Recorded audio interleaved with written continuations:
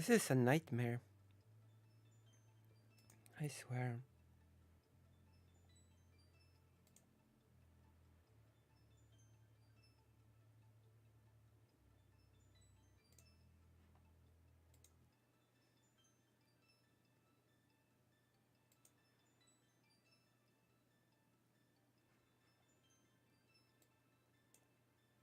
Hello.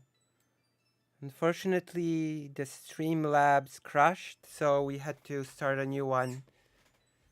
Twitch should be back as well now. Ugh, I have to fix this somehow. I don't know. Feels like a big problem. Feels like a problem. I will have to do some, I don't know, do something about sooner or later. But don't be afraid to donate. Don't be afraid to donate just because this happened. Okay? Don't be scared.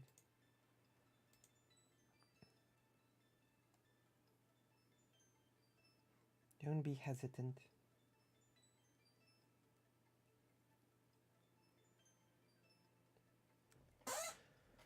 Okay, we're gonna continue with the President Sunday debate and see where it goes.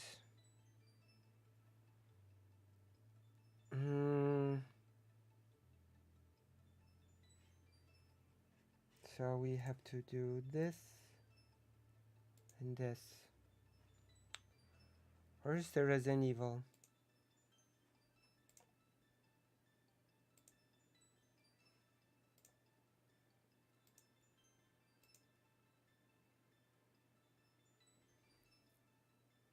Huh.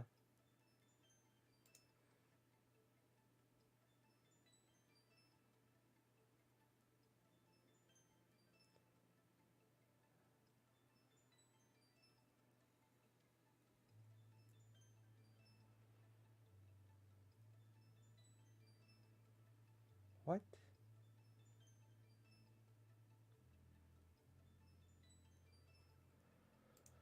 It's so strange. I could have sworn I had it here.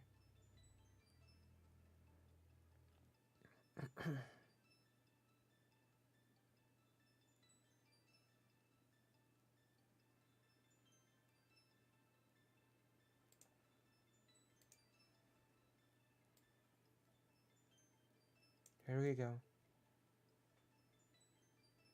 We have the game now and we have everything back now. So we are back. Thank you. Thank you all for being here.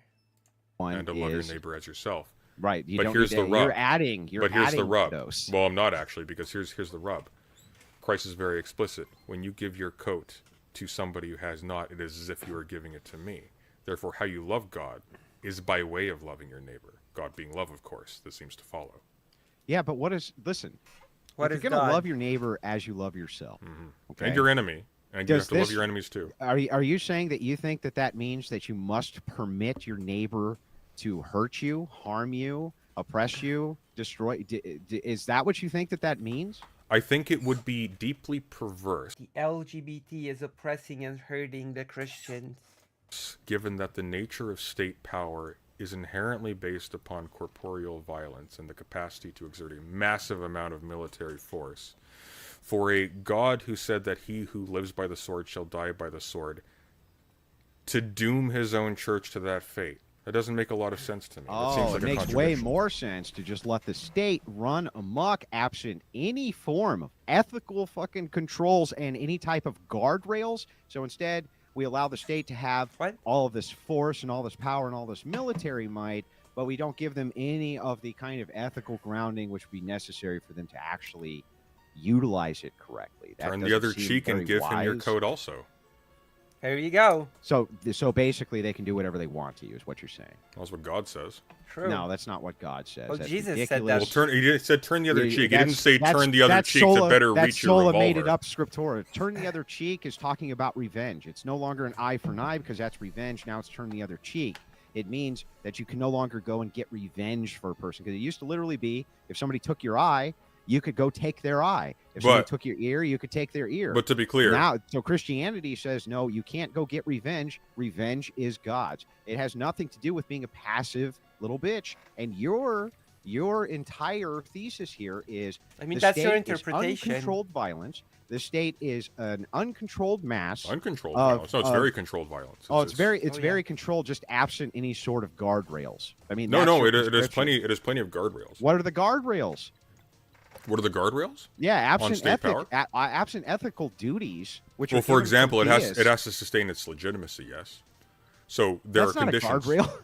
Well, Yeah. it is a little bit. It can sustain its legitimacy with a machine gun, It can, yeah. and does often. But The it can guardrail it can is- fail to do so. This is why, Yeah, for it- example, like very very old and powerful states have fallen to insurrectionary action. Yeah. So what? What I'm saying is that it can What do you also mean, maintain so its what? legitimacy with a gun. It can maintain its legitimacy with propaganda, but Mhm. it definitely mostly maintains its legitimacy with force. True. And so, if you're going to have a It's state like the church.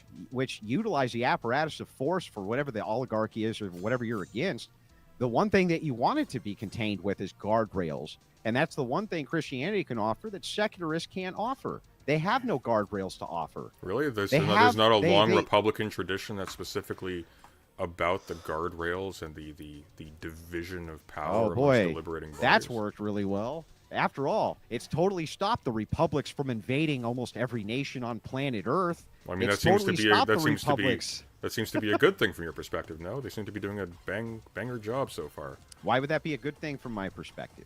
Because That makes you- no sense. Well, because you rate success by the ability to essentially, given that states are ruled by force and are defined by force, the ability to militarily conquer the world. Why would Right. that has nothing to do with my position. Saying that people Well, that's are what going it means to form- take. That's what it means to take power, Andrew. No, it doesn't. It doesn't mean to take power that you must necessarily invade other nations or have some kind of imperial device behind what it is that you're doing. None of those things are necessary for you to maintain Well, power. you're trying to take power where you have no power. How is that unimperialistic? Why would that be imperialistic? Then I guess Well, that we would be haven't- we reduced haven't to nobody specified- can ever have power. Well, we haven't specified a nation right now either. Yes, like we're talking from two different countries, same continent maybe, but like we haven't specified that. No, I just nation- want the A America nation to is be a governed by natural more. extension of a tribe. Is it? no. Yeah. How do you figure? What? Because you can the way that I see I'm it sorry, what? anyway. How do you figure? It America to is be a governed by. But like we haven't specified that. No, nation- I just want the a A America. nation is a natural extension of a tribe. That's not true. That's not true at all. It Gotta is be a governed by natural more. extension of a tribe. No. False. Is it? No. No, it's How do you not. figure? Because you can the way that I see it anyway, going back from the historical standard, everything from Greece on was a series of nations and small states. City-states were basically nations. They were nations unto themselves, but the world was much smaller. But by So all nation, these surely, by things- nation, surely you don't mean a melting pot, though, of people who are only associated by way of a formal identity. Yeah, we're not just talking about people. Sometimes they're melting pots. Sometimes they're not. So, okay, so help me understand this. You could so you Exactly. could have, like, for instance, Yeah. you could have an ethno state like Japan, I guess. I don't give a shit. But if you had a state that had a coalition of different ethnicities in it, I don't give a shit about that either. Yeah, I look sure. at what's the unifying glue behind these concepts, not behind, kind of these arbitrary standardized. Well, the metrics. unifying glue These are that not keeps nations. these diversely comprised entities solidified as a single type of thing across the board is going to be an administrative structure that has a monopoly of legitimate physical violence. What you're effectively proposing is making sure that Christians who are specifically charged with turning the other cheek and not harming the people around them and prioritizing That's revenge. and That's for prioritizing revenge. well slow down and prioritizing the salvation of souls over That's correct. Japan is not an ethno state, but I don't expect Andrew Wilson to understand that. Also, Japan was not a unified nation for a long time. That's also another thing. wealth and prosperity and safety First and of all, security that's on this earth. reversed. What I'm What is saying is that if Christians are in power, right, not But only yeah, correct. Japan is not an ethno state. are they able to create that sort of restraint on the state which you would deem as being necessary, But on top of that, what I'm saying is that when you're talking about turn the other cheek, you seem to think that it's some sort of passive thing. It's Oh no, not you got me passivity. backwards. You got me backwards there. See, I'm not saying that they wouldn't be able to put a restraint on the state. What I'm saying is that being in power, they would now be in the position to defend the state itself against the Good. people. Yeah, what's wrong with that? Well, what's wrong with that is now you precisely have Christians who are now charged with killing people and damning them That's to not eternal revenge. hellfire. That's not revenge. Who cares It's if not it's revenge to enforce morality. That's like saying if you have a cop who's a Christian, he's in the wrong Well, I occupation. didn't say it was revenge. Why does it matter if it's revenge or not? Because that's the passage you're alluding to, which makes it the crux of your entire argument is turn the other cheek. And turn the other cheek is about revenge. It doesn't It's not specify. about It passivity. doesn't. Exactly. Well, it doesn't actually specify It's just revenge. your interpretation. Just because you interpret it in a certain way doesn't mean that it's the one and only interpretation across the board. Which does it? It doesn't say the We have reason why to we have strike an you. entire holistic for this that we understand. The Old Testament's referenced by the New Testament, and this is specifically. Well, the turn the other going cheek against is New Testament. it- It doesn't. Yes, but the New Testament is referencing the Old Testament eye for an eye, and what it's saying is the eye for an eye. Well, your was eye's about not in your cheek, right? That was about revenge, and so Well, he the eye- says the eye instead for- of the eye for an eye. now it's Yeah. about revenge. All church doctrine from all Christian, almost all, even Protestants know that this is true. That this is not for passivity purposes. That's some weird liberal garbage for them to be able to say, if I hold a gun to your head, you have to turn your head so I can hold the gun to the other side of your head too. That's what they utilize that passage to mean. And of course it doesn't mean that. It's never meant that. Well, I mean, it wouldn't be That's very why he said compelling sell if your it cloak, meant that. I agree. sell your cloak and get a sword. But the passage does not specify revenge. And eye for an eye is a judicial. It's a matter of retributive justice. Turn the other Revenge. cheek. Turn the other Revenge. cheek. Turn the other cheek. Is a response by an individual subject. It doesn't say if the magistrate is struck on the cheek, turn the other cheek and offer it to them also. It says, you, average Christian man who has no Exactly. authority to enact revenge, even under like an ancient barbaric rule of some kind. So I don't think that's true. And I agree. And more to the point, once again, I agree with President Sunday here. That is such a no. I just no. to go back to my previous. How in the world could you try to argue this point when you have hundreds of church authority throughout the entirety of the church's existence give specific explanations that turn the other cheek does not mean passivity or to allow yourself to be abused or that you're not allowed to have any power in society? They are very specific that this was about the reference to the Old Testament and about revenge. Well, I would an eye retort. for an eye was you take my eye, I take yours. That's revenge. Well, I would Turn retort. the other cheek. Turn the other cheek is Yeah. saying you don't respond to an unequal use of force by immediately going the kind of revenge route. But it Right? doesn't Doesn't say mean and you can't and defend and low. yourself. But it Things doesn't. like this. But it doesn't say, and he went onto the mountain and told his disciples, if the nations of the earth use a disproportionate amount of force against you, only then do you not turn the other cheek and Right. and fight back in your defense. What he specifically says is pretty consistently allow your this is actually the example of the apostles allowing themselves to be stoned without resistance, allowing themselves to be imprisoned without resistance. Yeah, those are martyrs. Well, that's you're called upon to be a martyr, sir. Yeah, and some of the best Right. Christian saints. Do you think they were martyrs? Do you think that Christian saints who were warriors who put entire towns to the sword? Do you think that Saint Helga, who went and burned down an entire city for giving offense to her husband, who's a saint in the church, do you think that these were passive people? Because they weren't. I would retort with the Book of Revelation. Depart from me, ye never knew me. That it will be said to many. Like, I mean, the bare fact that these people have been inaugurated as saints Yeah, once again well, by let me a formal respond institution that also has from claimed the the name Bible. of church. That the doesn't gates of strike me as very the gates of compelling. hell will never True. prevail against the church. Indeed, Uh-oh. and The that gates is that of is the hell essence. will never I prevail agree. against the church. I agree 100%, Andrew, but that's the essence of my argument because Christ is very specific. Those who live, aka survive, by the sword will be killed by the sword. Ergo, if you win by taking over the swords of the earth, you have condemned, according to the words of your very God, your church to an ignominious death along the lines of a heathen warlord. No, you haven't. That's ridiculous. The Christians have had entire nations and empires which they have been in control of. Where they've been in charge of the sword doesn't mean that they have to use the sword for President Sunday knows the Bible better than Andrew. Uh-oh. Uh-oh. Oh, no. President Sunday is a better Christian than Andrew is. That is righteous sad. means. You're talking about a distinction. Well, I mean, surely it does. You're because talking any- about a distinction in external unjustified violence versus enforcement for justified violence. There is justified violence, and Christians will never tell you that there isn't. And enforcement is justified violence. Well, you're speaking to Of one course- just now. of course and enforcement is. I'm referring directly to the words of Christ specifically.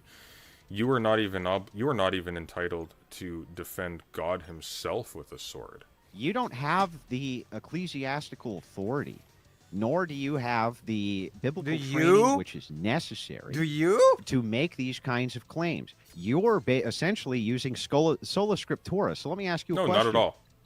If you're not using sola scriptura, then give me an external reference from the church which backs up your claim.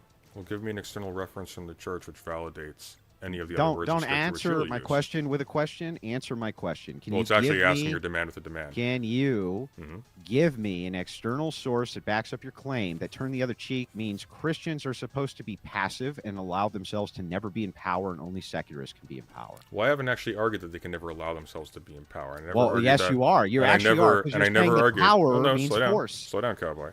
I never argued that they need to onboard any of these attitudes. I simply said that there is nothing in that passage which indicates that this is specifying revenge. The two passages that I cite, the one The where you're supposed to church turn has the already two passages. determined this. Well, it determined this church has according. determined Well, this. here's the catch: is that the church has determined it according to what metric? Because the Wait, church, to be what clear, metric are you using? well, the church, to be clear, is I one of- mean, is Jesus' two things words. simultaneously. What It is, authority external yourself are you using? the church is two things, yes. So What it's authority the, external yourself are you right now using? nothing, just my brain. Nothing. My Nothing. brain You're and what I've using read. Nothing. What are you dude, using? Nothing. Right now, I'm telling you what the Orthodox Church canon says on this and what the saints say on this. Who- And the Catholics will but careful, completely agree that this careful. is true. Careful. I'm gonna Okay, quiz you. I'm I'm gonna quiz you. Okay. Cover your eyes. Cover your eyes. Why?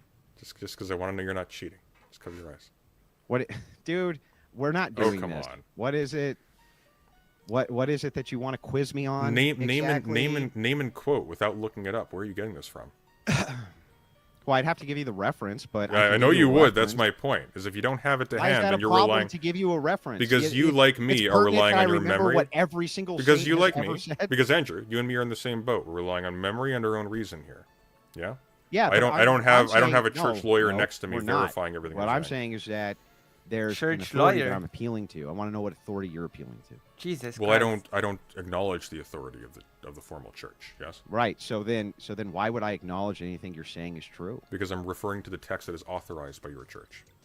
Uh-oh. Okay, so the text is authorized by the church via Indeed. the interpretation of the church, But I don't not need to via sign the on. interpretation of President Sunday. Well, I don't need to sign on, for example, to the coherence of the church's interpretation to point out that the text that is authorized by your church as the major source of its doctrine doesn't jive with what you're saying. Absent interpretation, there's no reason for me to believe your interpretation. You don't have any authority. Well, it's actually kind of the opposite, though. I'm not interpreting something. You're supplying an additional interpretation. You're not interpreting it? Well, I am inevitably interpreting it. Okay, It's yeah, not in you're English. interpreting it. So I don't know what the But fuck I'm you're not. talking about. Well, because crucially, you're saying that it specifies revenge. But if there's no content there that specifies revenge, then I'm not interpreting that, yes? Yeah, eye for an eye, tooth for a tooth. I What do you interpret it think in the that most. means? Well, eye for an eye and a tooth for a tooth don't occur in that specific passage. That specific passage says There you go. turn the other cheek. Yeah, what does eye for an eye, tooth for tooth mean? Tooth for tooth mean? Well, does that that's a statement setting a retributive standard for justice, right? So revenge. Well, retributive, not necessarily revenge. Well, what is retribution? Before you continue, I forgot you Gentlemen, existed, I just want Zen. to hang on. I know. Just want to inform you guys. There's only about 5 minutes left in the Oh. dialogue. What? If you want to stick with this point, the revenge topic, you can. Or if there's any last minute points that Yeah, I'm either trying you to wanna figure hit, out. I'm trying to then, figure yeah. out like to get to the underpinnings God of damn it, it was this. just getting good. It seems like the only criticism which you have. That it's over. Hello, right. fake color. And by the way, why don't we go? it's And over. I'll actually send this to you. I'll actually send you some of the come on. interpretations here, so that Okay. because you have no authorities that you're appealing to. You just say, I just read the text, but I'm not using Sola Scriptura either. Even though you're using Sola Scriptura, you have to be. Well, Otherwise, how are you exegeting well, it? hang on. Sola Scriptura is the notion that you derive God's truth from the Bible alone. I'm not saying I derive God's truth from it. What I'm saying is... Well, whose truth? Beg your pardon? Whose truth are you deriving then? Thank you, Pilot. Yours? Whose truth? Well, I'm not deriving a truth. What I'm You're saying not. is that according to the letter of your book that is Mm-hmm. authorized, there is a contradiction here. Now, in the absence of a specific... There's no contradiction. But there is a little bit. There's none. There is a little bit, because Christ is very particular. There's not. There's Well, no hang on. contradiction. If I can just finish my sentence. Christ is very particular, and he's also very general. He doesn't say, those who live by the sword, according to the incorrect doctrine, shall die by the sword. He simply says, those who live by the sword shall die by the sword. Categorically. Why was Christ running people out of a temple with whips? Because they were treating the house of God as a marketplace or something like that. Yeah, it's super weird though. Shouldn't he be turning the other cheek? No, first of all, he's God No. in the narrative. But secondly, and revenge is the Lord. Secondly, there's a distinction between engaging in, let's say, reinforcement of a norm from the vantage point of someone who has ultimate authority, and reinforcement of a norm evoking ultimate authority without proof by one person who has been ordered, according to that person's own account, by that ultimate authority to turn the other cheek. See the problem? No. Can you explain the problem? Well, the I problem, actually don't. boy. I actually Well, don't. the see it. I problem- don't the problem is understand. that according to church- Why did he tell an apostle to buy a sword? why did he tell an apostle to buy a sword? Why did he tell him to sell his cloak and buy a sword? Well, I'm quite don't sure. know? I'm quite sure I don't know. Yeah, you off the don't top of know my head. because this self-referencing book that self-references itself over and over and over again Yeah. has these long line of thousands of interpreters, which had created the canon, and they interpreted it so we actually know what it means, and we don't have to actually use President Sunday's version of "I read this text though, and this is what I think it means." Why would I think that anything you say that it means when clearly you don't even Well, understand? Judaism is so much better with this. There's no canon in Judaism. There's no one true canon in Judaism. Which church father says it's appropriate that there is an exclusion for Christians to take state power? You can talk right now Hang to. on. Wait. Yeah, go No, ahead. it's a very simple question since you're speaking with authority, external to yourself. Mm-hmm. Which church father says that Christ is specifying those who live by the sword will die by the sword only applies to those who seek revenge? That's not what the position is. That's a straw man. Okay, or the other one, turn the other cheek only applies to revenge. Yeah, so that was a direct, and you'll find this inside of the various canons, inside both the Orthodox Church. Well, not the canons, but the various teachings inside the Orthodox Church Canons. from the Saints, and you'll find it inside of And the if I Catholic look- Church, even the Catholic Church. If I look, what I will find is not just a condemnation of revenge, but a specification that this passage only refers to revenge. Yes. Well, it's not only. Well, that's the catch, though, Ansher. No, there's no catch. But there's a big catch. There's a What's really the big catch? rub there. Chat. The Okay, big rub let's there go. is that you're relying on violence done to someone who strikes you first being acceptable, provided it's not done as an act of revenge. However, Christ doesn't specify that you are only unable to retaliate under conditions of revenge. that would be a yes? point against you.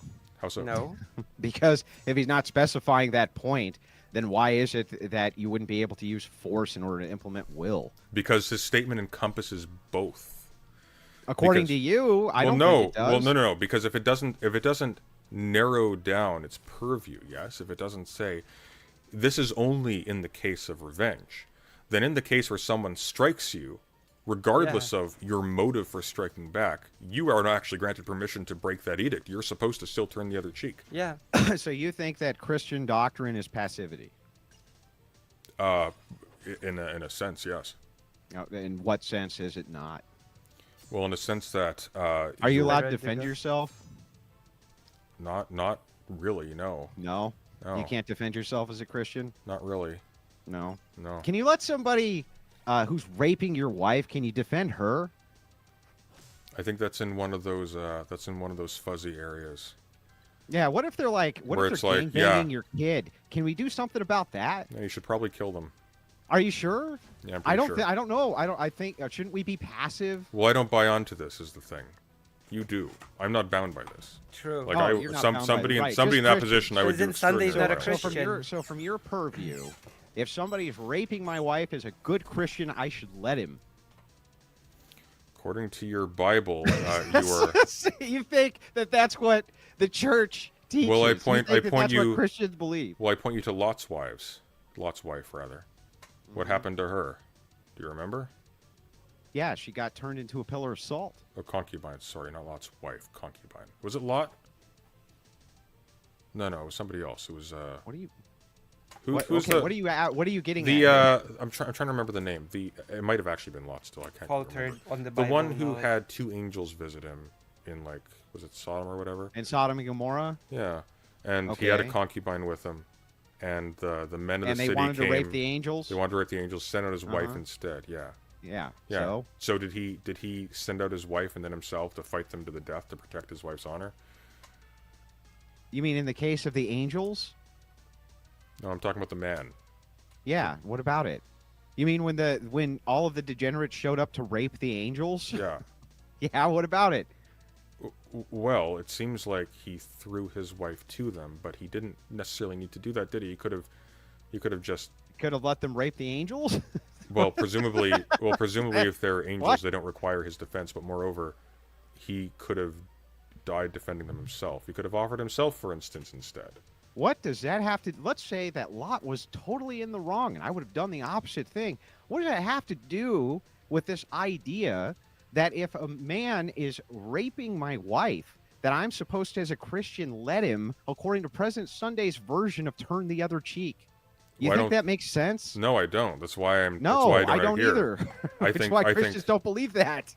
Well, yeah, you don't believe the words of your own God because they don't follow Because we through. have church authority, which interprets it, and the reason we have that is so guys like you Does it can't interpret say it? your wife needs to get raped by Well, me slow while down. you sit there passively Well, and take it. Well, I wouldn't though, is the difference. But here's the thing. So, church authority, which interprets it, does it interpret it or does it generate it? Like, by what process does it interpret it in an authoritative way that you find why does compelling? any of that even matter? Well, it matters a what little should bit. matter is Well, it matters, whether or not you I can can make tell you a why. moral argument.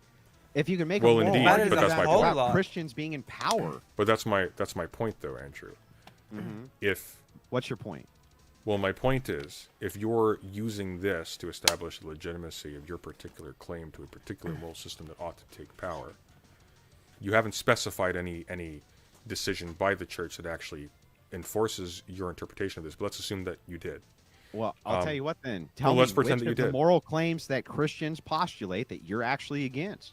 That Christians postulate, Yes. they are diverse and contradictory. There's a lot of disagreement on these things. Okay, give me one of them. Well, for example, the passivity. Oh. One is a How do you like the debate? point. There are Christians indeed who abide by that. That you No, should no, actually bro. turn. There's Sorry? secularists who abide by that. I What's your agree. point? That's not a point against Christianity. I that wasn't Isn't it? making a. some I wasn't. Christians are Well, I pacifists wasn't. or some secularists. I wasn't making a point against Christianity. Yeah, but I'm asking you to give me a criticism against an actual agreed upon moral ethic of Christianity. What are they? What is Well, your I actual would invite issue you. with them? I would invite you to name one. It's not even clear. There's no universal assent among Christians as to what even the How about Christ thou is. shalt not murder? Can we start with that one? Sure, but that's Okay, not that's what not is- agreed upon though, because for example, It's not. well, because murder is variously interpreted as being like the killing of a human being. Period. Unjustly. Well, that's begging another set of questions. What is True. justice? Yes. Yes. is So let's justly? get into What is justice unjustly? from the purview of a secularist. Isn't it eye for an eye?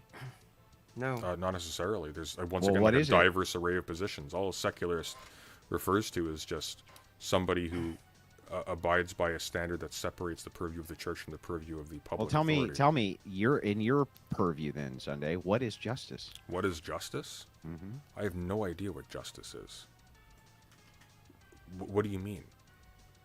Like when you say justice, is. I am justice. well, when you say justice, are you talking about an order inherent in the universe? Are you talking about a set of edicts given down by God? Are you talking about No, I'm a set of saying that what conditions under which action- society can function? What with I'm any asking longevity? is, if you take an action and you say that this action is just or unjust, Yeah. what do you mean by the term just, or what do you mean by the term unjust? Well, that's going to depend on the answer to my question. Yes, because if I mean that an answer is Why would your position depend on an answer to your question? because I'm aware of multiple understandings of justice going back several thousand Well, I'm asking years. for yours, So, for example, well, not somebody else's. I What's don't, yours? I don't possess one because I'm not arrogant enough to invent one off the top of my head at 32. So you have no sense of justice. I have a tremendous sense of justice. Gets me in a lot of Oh, trouble. well then what is that? What is that? Yes. I am have Batman. a rage True. response to Fight Calico exhibitions Fighter. of True. gratuitous cruelty and hypocrisy that makes me make very bad business decisions as a content creator. And why is that unjust to be cruel? Objectively, Hello, Sophie. Even But- subjectively. even subjectively. Well, I mean, I can give you an explanation that I can drum up after the fact, but it's a disgust response fundamentally. The reason Okay, so comes then if afterwards that Christians are, explains the disgust if response. Christians don't like homosexuality based on a disgust response, then it would be just for us to stigmatize them. Well, depends on what you mean. I wasn't claiming that my disgust response was equivalent to a proof of divine or superhuman justice. If you're going to claim that it is, you can, but you have to justify that. You have to No, get... all I need to do is adhere to your social standard, and if your social standard for justice is disgust, then you But shouldn't my have any social standard for problem. justice wasn't Then you disgust. shouldn't have any Wait, what? problem with No. why I No, feel no, you disgusted about a conflated thing, two only things. that I do. No, you've conflated two things in a very basic way. You've confused, for example, a quote-unquote sense of justice with an extolation of an actual justice. What as does a principle in the world. extolation mean? As in, Should I get more sassy? In the chat. In the chat, right? Yes, Lucy should get more sassy. Or, no, Lucy is just perfect the way she is. Right in the chat. Should Lucy give you more sassy? Is Lucy not sassy enough?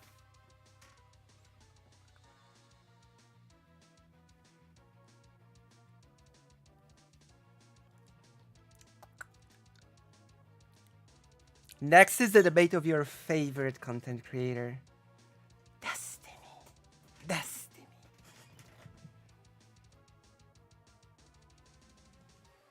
Destiny. Get more sassy? I'll try. Lucy can adjust her sassiness as needed. I'm naturally sassy person, so I'm biased towards behaving that way. Lose sassy. Yay. That's right. I'm gonna watch your favorite content creator next. Destiny debate. We have free debates. Free debates. Oh my god. Oh my god, free debates. extolling Okay. that there is a thing called justice that is a measure of things in the world. Yeah? So, like in a Platonic sense, justice is things being in their proper So place hang on, and to not praise impeding highly each or other. glorify? Beg your pardon? Extol, to praise highly or glorify? Maybe that's the wrong word, but we can go with that, sure. So if it's to extol, to praise highly or glorify, then you just said that you... I think you're not talking expound. about- Expound is the word I was looking for. Expound. Okay, that's why I asked you what extolation was. Yeah, yeah. So it's not Thank you to for give that. high praise to. So then It's if you're not to talking give high about praise to. justice and you're just expounding on justice, I'm all for that. What is justice to you, President Sunday? What is just? No. What I was saying pretty specifically was that me saying that I have a quote-unquote sense of justice that is based upon a disgust response to certain types of actions, which may or may not be the product of like deep reflection over a long period of time. That So is what not. is it? Well, hang on. That is not by itself expounding a measure of justice that is inherent in the world and objective. Dude, I don't want to hear what it isn't. I want to hear what it is. But I haven't proposed one. Yeah, that's why I'm asking. Same to be. I had a good Christmas, but it ruined my routine and sleep schedule. I had a great time for Christmas at the mental ward. You know, it was a great time. Yeah, so if you If you have propose one. one, no, but you're dodging the question that I asked you. If Bro, you're going you to, have to- if you- you're Bro, going to propose, if you're going You to can't propose, answer no questions. hang on. If you're going and to then propose, ask an infinite I amount. have I've answered answered every one all you've of asked. your questions. If you propose, You have not answered the question of what every justice single is. every single one. I have. I don't know. But No, if you're no, if you're then answer it proposing, again. but if you're Because proposing I that, don't know what it means. No, that's not true. Eastern Europeans are never sarcastic. That's not true. That does not happen. Eastern Europeans are nice and cute like me.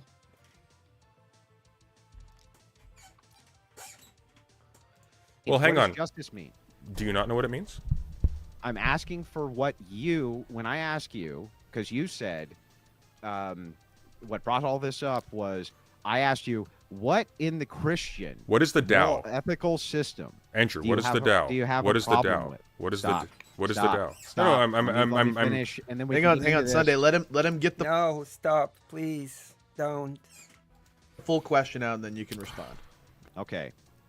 So the question, what started all of this, Mhm. okay, was I asked you, what is your criticism against thou shalt not murder? Okay. I have no criticism you- against thou shalt not murder. And you said to me, well, this brings up a whole big can of worms. It's this whole irreducible complexity. No, no, no, thing that no, no. always seems to- You're Let me confused. finish, bro. I'm almost done. Then you You can didn't let respond. me finish. That's because I was in the middle of talking. I'm sorry I cut But you off. so with was me I, and you talking. cut me off too. That's the back and forth part. Yeah, but very that's quick. Everybody cuts everybody off. It's not nice. That is not what President Sunday did. President Sunday did other various standards as to what constitutes murder and what doesn't. That is what President Sunday said. I'm No, almost no, but done, just I'm a almost very, done. All just right, a very hang on, pointed- hang on, both of you, hang on. Andrew, make it 20 make seconds. it concise so Give me that, 20 so that seconds. Sunday. No, because I that's want what to was let gonna him. say, 20 seconds. Zen, 20 I want to let him talk at length. I just want to make a quick point of correction. ahead. The argument was not that I have a challenge to thou shalt not commit murder. You were providing that as something that has universal assent. Hello. I was challenging that notion. Because the nature of murder can differ radically depending on your notion of justice, so on and so forth. That's what led See, to I told you there are different standards as to what constitutes murder and what doesn't. this part of the conversation. As you were, please proceed. No, that's not what happened. No, So that's bad framing. I will not proceed. I refuse to proceed. Explain yourself, President Sunday. If you don't, I will not proceed. What happened is I asked you to give me an actual argument against Christian morals. And you said, well, why don't you bring one up? And I said, okay, how about thou shalt not murder? Let's get into that. Yeah, you can And you rewind. said, You're well, very particular about that. and you said, well, right, there's a lot. And I said, it's unjustified. That's what it means. An unjustified taking of a life is murder. And you said, well, what is justice here?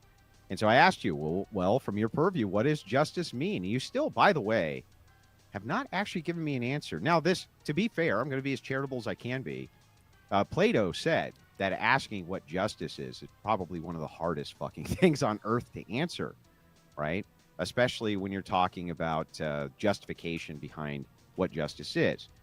Okay. So to be as charitable as possible, you can say, I don't know, but don't evade.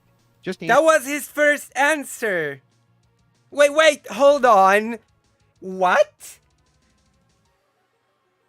That was his initial answer. He said, I don't know. Do I have to rewind the video? He literally said, I don't know.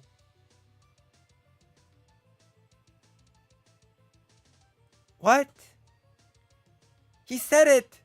He said it. That was his first answer. It was, I don't know. Where are we? I'm gonna revive. I'm gonna review. I'm gonna rewind it. 13415. Answer me about arcane. I swear. Point of. I want to. Hang on, both of you, hang on. Andrew, make it 20 make seconds. it concise so Give me that, 20 so that seconds. Sunday. No, because I want to let him. 20 seconds. Zen. 20 I want to let him talk at length. I just a challenge to thou shalt not. Challenging that note. That's what led to this. Oh, that's bad framing. And you Rewind. said, You're well, very particular about that. and if I taking of a life is murder, and you said, well, what is justice? An unjustified taking of a life is well, right? There's a lot, and I said it's unjust. And you Rewind, said, you're well, very particular about one up, me an actual. So the conversation, as you were, please, for radically depending on your notion of justice, challenging that notion. You were providing not that I have at length. I just want to make a quick point of correction. The argument was not that I have a challenge to thou shalt not commit murder. You were providing that I have. I just want to make a quick. No, because I want to let him. 20 seconds. Both of you. That's the. that's because I was in the middle of talking. Huge. Finish big K. Let him. Christian. What is the Tao? Moral, ethical, all this. You, me. Well, one. Yeah. If you pose an object, that is not by itself time. The product of response to certain types of a quote. No, what I was saying. I'm all for that. What is justice to you, President Sunday? What is justice? No. You're On justice, I'm all for that. Of high praise to. So then, expound. okay, that's why I asked you. You just said that you. I think you're not talking expound is the about to praise highly or glorify. wrong word, but we can go with that. Sure. Glorify. Platonic sense. That is a extolling Okay. that there is Installation mean. as an extolling of and used for example. If No. you're You discussing about a conflated thing, two only things. that I do. Standard for Problem. justice wasn't Then you discussed should. And if your social stand like that. You have to No, get all- if it's a quick on a discussion. comes So then, if afterwards that Christians are, explains if, the I have so to- then if Christians he don't said like I don't know. homosexuality, the reason okay. So comes then, if afterwards that Christians are, explains the if discussed so then if response. Christians don't like homosexuality based on a discussed response, then it would be just for us. Effectively to it is I have a rage gets me in a lot of trouble. Oh well, then Top of my head. Example where I mean we mean take an action, and you said that what conditions action? under the universe. When You you say what- what do you mean? Like I'm when asking you to tell me say what justice, is. what do you mean? Mm-hmm. I have no idea what justice is. There we go. There we go. It's justice. What is justice? Tell Authority. me, you're in your purview then, Sunday. What is justice? What is justice? Mm-hmm. I have no idea what justice is. He just said, I don't know. What do you mean? And now he's not satisfied. But later, he says, Arrangement of things in which things didn't. Not murder. Let's get into that. Yeah, you can And you said, rewind. You're well- very particular about that. And you said, well, right, there's a lot. And I said, it's unjustified. That's what it means. An unjustified taking of a life is murder. And you said, well, what is justice here? And so I asked you, well, from your purview, what does justice mean? And you still, by the way, have not actually given me an answer. Now, this, to be fair, you have. He has. He said, I don't know. I have no idea. I'm going to be as charitable as I can be. Plato said that asking what justice is probably one of the hardest fucking things on earth Andrew has a very short memory. to answer, right? Especially when you're talking about justification behind what justice is. So to be as charitable as possible, you can say, I don't know, but don't evade. That was the first thing he said. I have no idea. Andrew, Just answer me directly. that was what he said. I don't know. I have no idea means I don't know.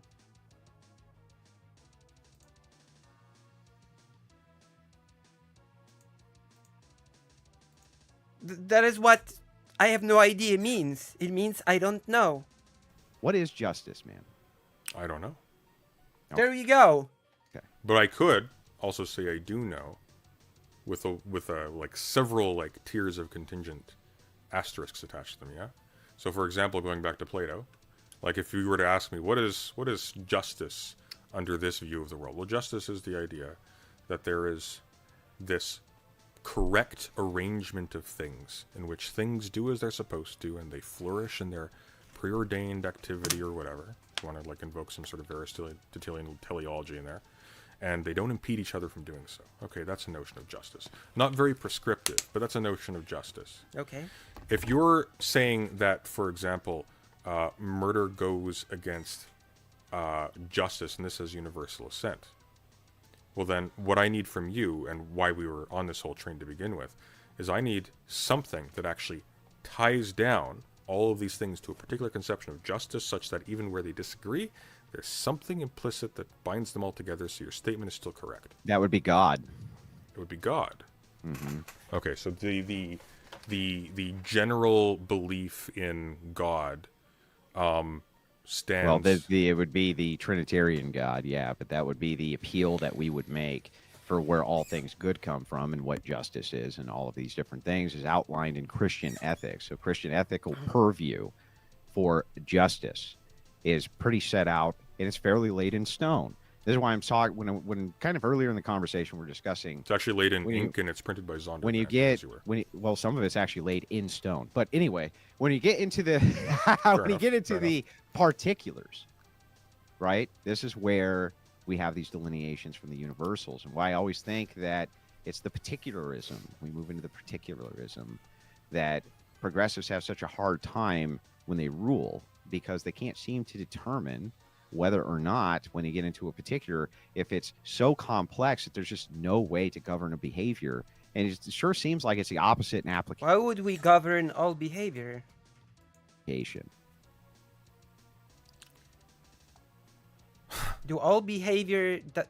Does all behavior need to be governed? I guess that should be a question to be answered, shouldn't it? Do we need to govern all behavior? Well, I suppose where to go from here then? Why don't I just put the ball in your court, Andrew? Justify your notion of justice. I just did. Well, my justification is God, and the justification for God is the God. precondition for knowledge, is a requisite of God existing. Ooh, but that's a little tricky, though, isn't it? If I don't think so. Well, if the existence of God is a prerequisite for knowledge, by what metric have you ascertained knowledge of that fact? Through divine revelation. Divine revelation. Mm-hmm. Where? So on your end, right? Well, where? No, please elaborate. On your end here, as you make this statement, for whether or not I can ascertain knowledge at all, do you think that there's any such thing as something which is true? I think I asked a question. And I answered it. Now I'm asking one. So I'm asking you, is anything true? Is anything true? Mm-hmm. What do you mean by true? I mean, it's something that... See, great minds think alike, don't they? I'm just President Sunday, but more cute. You would consider to be a justified fact. A justified fact. Mm-hmm. As opposed justified to... in the sense of... As opposed to an unjustified fact? Damn. If something That's getting complicated. We have justified facts, unjustified facts, and neutral facts. To my senses and do you have experience any to validate justified... it. Oh, just very quickly, something by justified you mean I have something external to my senses and my experience to validate it. Nope. No? I'll give you the actual philosophical term, just so we're not bypassing each other. For the actual definition of true, since this is largely becoming a pedantic debate. So, when you're talking about... Has this guy ever said anything about progressive religious people? Because we exist. Well, you know, you're either progressive or religious. There is nothing in between. Sophie, you don't exist. You're not real. You're not here. And if you were real, and if you were here, you would donate. I'm sorry. I'm sorry. That was awful. That was horrible. I'm sorry. I apologize for this. About a metaphysical truth. Okay. When you're talking about, let's see, belief, thought, propositions, things like this. Is logic true? Is logic true? Yeah. Well, So I mean, does A always have to be A? The law of, let's say... It'd be very difficult to have a logical system where no term had a yeah, but very difficult doesn't mean anything. Is it true? Is A equal... It's the law of identity Does, true? Yeah, law of identity. Does A always have to equal A? Is that objectively true? It's objectively a condition of speech, certainly. Is it true? Could there ever be a condition... Could there ever be a condition in which you and I could have a logical debate where A could equal anything other than A? No, but I mean, you understand, of course, though, that the root of logic is specifically the word used to denote speech, yes? Logos. So what it The actually logi. is... No, I dispute what you're saying. I think that the logi has much more than just the ability to delineate speech. So I'm asking you again, though, the 3 laws of logic which exist, okay? Yeah. Are they true? Are they true? It does. There's Yeah. a difference. Blueberry, Well, here's thank the you. problem. You use logic in order to Your just... gift counts as the best. Don't know. Thank you, fake Alakai Parker, for the $14. Boo. Why are you booing me? Why are you booing me? I'm poor and ill. You'd probably say something about your religion having been corrupted by degenerate leftism or some such garbage. Yeah, Alec pulls through with the monies. Thank you. As always, thank you.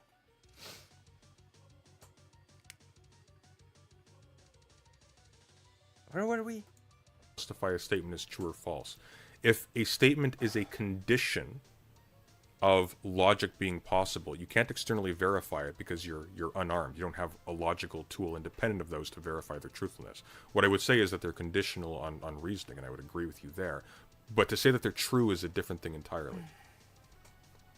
Yes. Yeah, so I'm asking you if they're true. Well, how would you establish that they're true? If you refer to their conditions, there's a pragmatic reason for Just assuming asking they're you true. if they're true, bro. Well, I just told you. I don't Wow. think it's a thing you can ascertain. You Because can't I don't- ascertain. Can you ascertain that anything is true? Can you ascertain that anything's within a logical system? But the problem with the law of identity is that it's sort of axiomatic and foundational to any logical system. So you can't really use a logical system. I boo you because you didn't want to talk. What do you mean? I said we can talk today, and you said you didn't want to. What? I'm gonna go to our DMs. Don't worry, I'm not taking DMs. Can I miss? Oh, Discord froze. I have to restart Discord.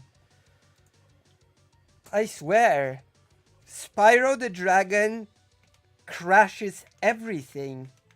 I have no idea why.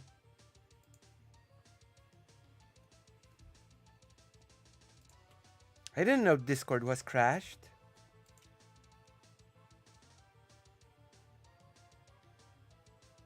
I didn't want to... What? I don't remember that. What? I'm gonna check her DMs. What? I'm restarting Discord, which crashed. Or rather froze. Show.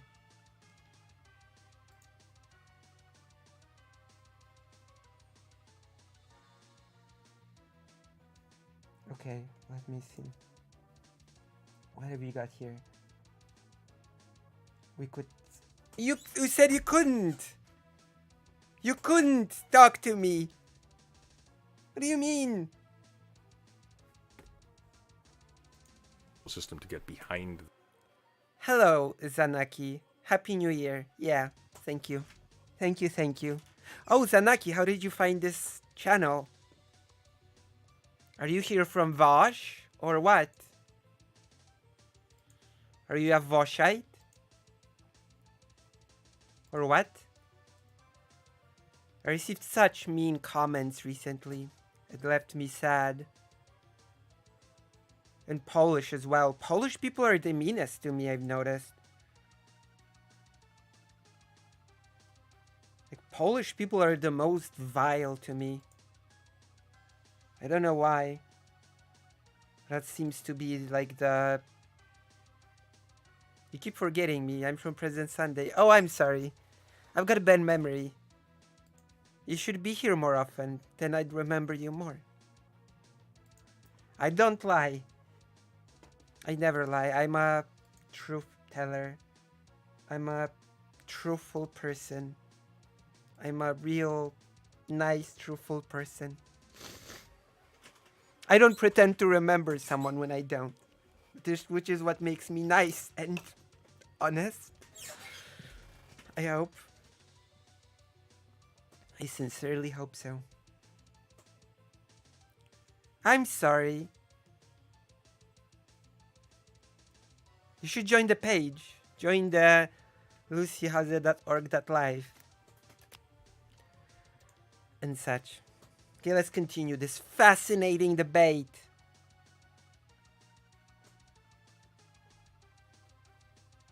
I'm not here enough.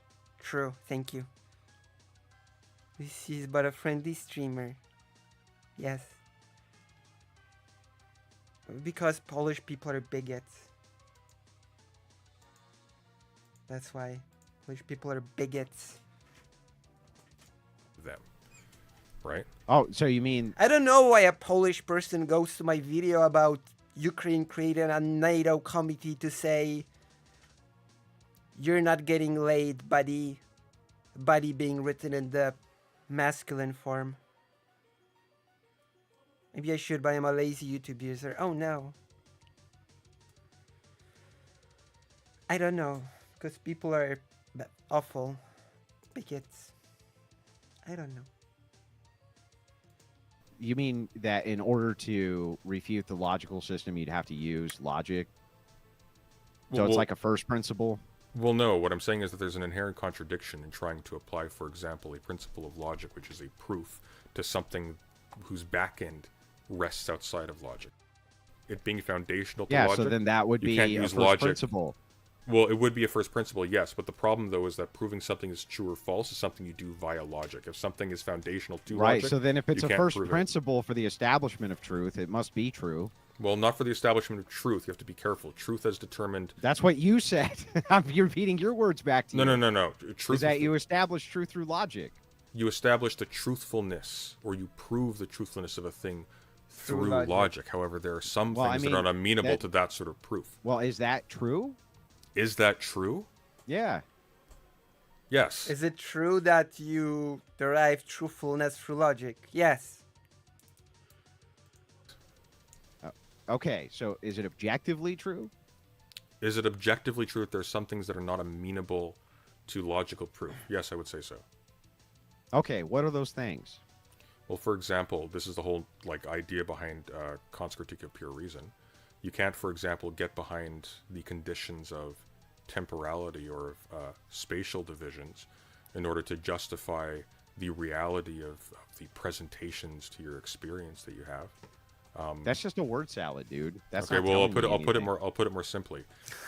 You can't, for example, remove from your experience the extensions in space and time that give the objects in your world the legibility that they have in order to prove the existence of those things in themselves independent of your experience. This would include God, by the way. How would you know that without the law of identity?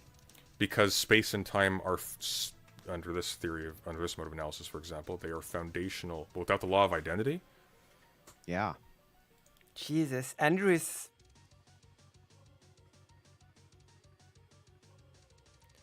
Andrew seems to like he actively doesn't want to understand and it's so tiresome. Oh my goodness. Oh my goodness, Andrew. it's irrelevant to that. No, it's not irrelevant to that. Well, no. The space and time would still have to be space, and it would still have to be time, right? Well, no, they wouldn't, though, is the thing. Because the point Well, is then that I these... would love to hear how they couldn't be. Well, because they're foundational to your experience and to your thought, right? Yeah, so then that would mean that they're still the thing that they are. Well, not necessarily, because they could, for example, have extensions beyond what you're capable of reading and experience. So True. it could be, for example, that there is such a thing as time, and there is such a thing as time that is inflected in your experience, but you have no way of knowing what that connection is, or what the actual contours of the thing. So if there's such a Outside thing of as your time, experience which are. is connected to your experience, then that time would still be itself, and it would still be connected to your experience, which would also be experience. Well, you're asking essentially, it's the brain in a vat problem, right? It's like if Not you're... really a brain in a vat problem. Well, it is I'm a just little bit, asking you, because... if the brain in the vat, can it be anything other than a brain in a vat? Well, that's the thing. If you've already accepted that your experience can be simulated by something external to you, whatever you are, and you only know, for example, of the idea of a brain and a vat and the relation between them via your experience and your memory, then yeah, it very well could be. You've opened the door to a wide range of possibilities that may be inconceivable. None of those things which would lead up to whatever the false reality is would still be anything other than what those things are. Can you say that one more time? Whatever the conditionals would be that would lead up to whatever this false reality is, which you perceive, all of those things would still be what they are. Maybe. How do you know? Well, how could they be anything other than what they are? I don't know. I'm open-minded about it. Wouldn't that be a contradiction? How would that be a contradiction? Because if something is not what it is, then that's literally a performative contradiction. Well, no, because we're not talking about what it is. We're talking about what is presented to you. So, for The example, law of identity is what it is. Q has never watched The Matrix. Everyone is familiar to this concept nowadays. the law of That identity A is what is it is. A and always will be A. It can't be anything other than itself. So the question Yeah, again but becomes, all the presuming conditionals which lead up to this Sure. must be whatever they are. Yeah, but that's a pragmatic argument fundamentally. Because yes, it must be presuming itself, presuming we can make any positive use of language that relies upon terms meaning themselves, so that they can relate to each other as difference. Well, the But terms you are haven't. just But you relating- haven't. the- wait, but you the haven't. terms relating to themselves are relating to themselves because they're identifying the thing which is itself. No, we identify them as themselves. Yes. Because they are themselves. They can't be what they're not. Well, there's such a thing as illusions, for example, right? Yeah, but they're illusions. They can't be anything other than that. Yeah, but they would. Okay, but the point I'm getting at here. Now, well, answer to this then. How could you have this discussion? Everything that you have said has affirmed the law of identity. Every single thing that you I have agree. said has affirmed the law of identity. No, How I in the world agree could you with say I it's not agree with that. objectively true? Well, I agree with that, but what I'm getting at here is the condition of speech and argument categorically being the law of identity. Obviously, to use that in order to prove the law of identity would be arguing in a circle. We have to presume it. But Oh crucially, my god. us having to presume it is not a back way of saying that therefore it's obviously true in some extra human You don't have to sense. presume. What about Ukrainian Orthodoxy? it. But you do. Go It's ahead and foundational. argue It's a without first the principle. presumption. How would you do so? Yeah, you can't. You can't. But that's But my point. that doesn't mean that you have to presume that We it's agree true. with each other. I'm I'm just a few saying that steps it ahead just of you here. is true. Okay. Let's get to the God part, okay? We're gonna, Yeah, gonna let's circle get this to drain all God. night. Okay. Well, so the thing Okay, I is gotta is get some that water. when we're I gotta get some water, and because my throat is, I don't know, weird. My throat is just weird like that. So I'm gonna get some water. And when I get the water, I'm gonna, you know what I'm gonna do. You know what I'm up to. I'll be right back. Don't go anywhere. Get your friends in.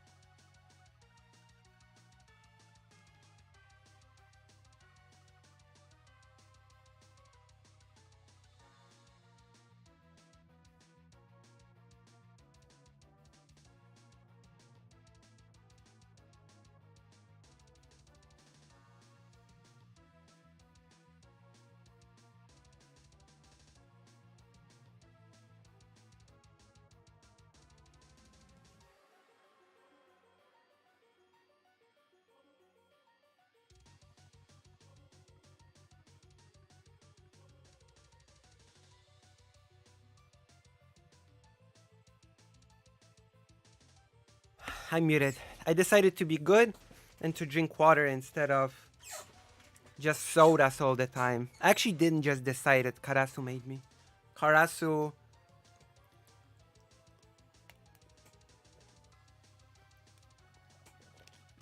demanded that I drink water instead of soda, so I had to, you know, listen.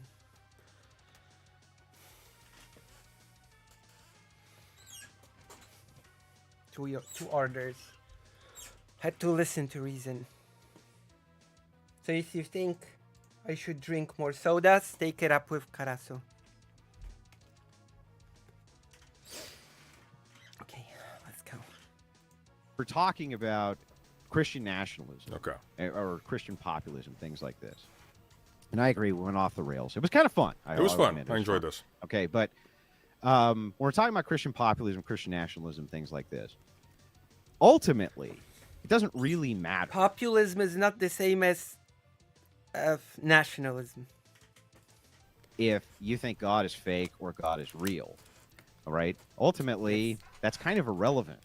What I'm really looking for is to whether or not you can argue against the effects that are brought in by what Christianity brings in, even if the God part of it is totally false. To me, that's seemingly the most irrelevant part from your position. Well, I mean, I got two responses to that. The first is, if all this is not true, let us eat and drink, for tomorrow we die. But secondly, If all this is what? Also, you're white. That's the second response. I used to drink more soda, but I recently started switching to orange juices because it's so much healthier and I need to improve my diet. I'm eating this. That's not healthy. big pardon? No, I didn't hear what you said. I'm Oh, sorry. If all well, of this well, is what? as if all of this is fake, then let us, as the apostle said, eat and drink, for tomorrow we die. If you find me a debate opponent for today that I can debate, that will call into my show to debate me, then do it, and I will debate. But leaving that aside, We're gonna do a whole stream, which will be called the preparation to challenge either Loner Box, or we can also challenge Destiny to a debate. Because it seems like both of these people don't believe that the Holodomor was a genocide. So we can challenge either of these people. Who should I challenge? Loner Box or Destiny?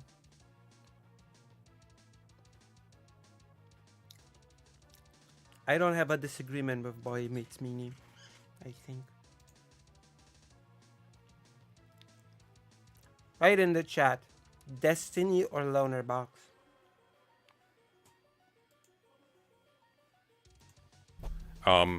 if it is the case that it is irrelevant to you whether or not, like, the metaphysical claims undergirding the promise of No, salvation. it's not irrelevant to me. It's irrelevant to the position of Christian nationalism. Fair. So let's, if it's irrelevant to the position of Christian nationalism, whether or not the promise of salvation has any truthfulness to it, whether or not it has any like reality, whether or not in fact you're as doomed as everybody else, regardless of what creed you follow. Destiny would be funnier. My immediate question is, why Christian nationalism? I'm not then? so Why not sure. invent a new creed that does away with all the inconveniences and all the inconvenient That would be history? our first conversation. And I'm pretty sure Destiny does speak to small people. So there's actually a non-zero chance that he would debate me. So, I don't know. Would it be funnier?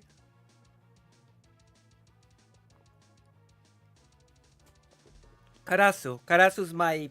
What's it called? What's the word? What's the English word? Producer. As my producer, who should I talk to? Destiny or Loner Box? He just wants to use the religion as a tool to cause fear. Or it's hell for you. True.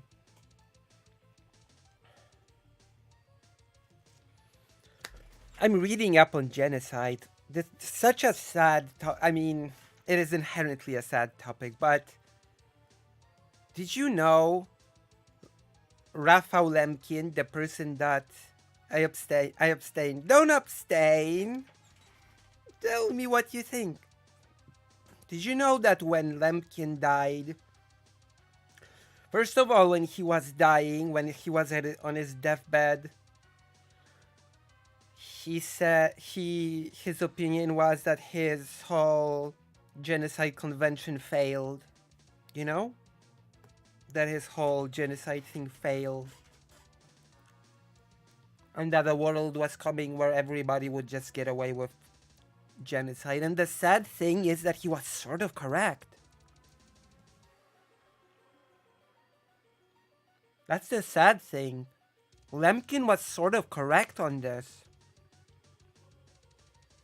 It's really depressing. And the other thing is that only 6 people came to his funeral. 6 people came to his funeral. Even though he created such an important thing as the Genocide Convention, he created the word genocide. 6 people came to his funeral. That is so depressing. So sad.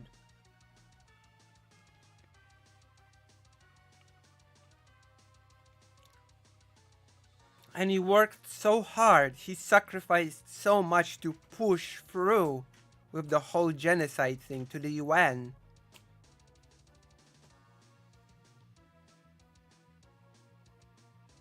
God.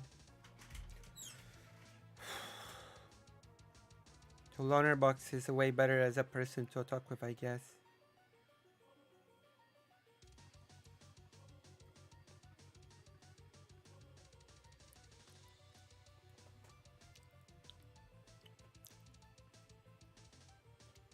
The point isn't genocide existing. The point is that there's a failure to properly prosecute or even charge those who are responsible for the genocide. That's the failure.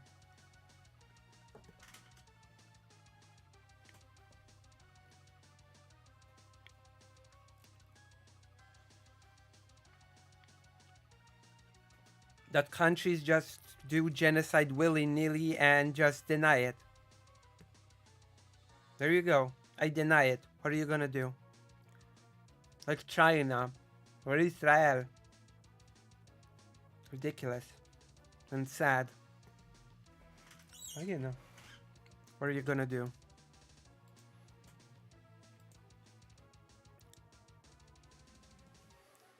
Yeah, Lonerbox at least approaches people and debates in good faith. Like, it begs the question, sort of. Like, it makes me question why would we even prefer the UN definition over the others of genocide if its legal power is questionable in many cases.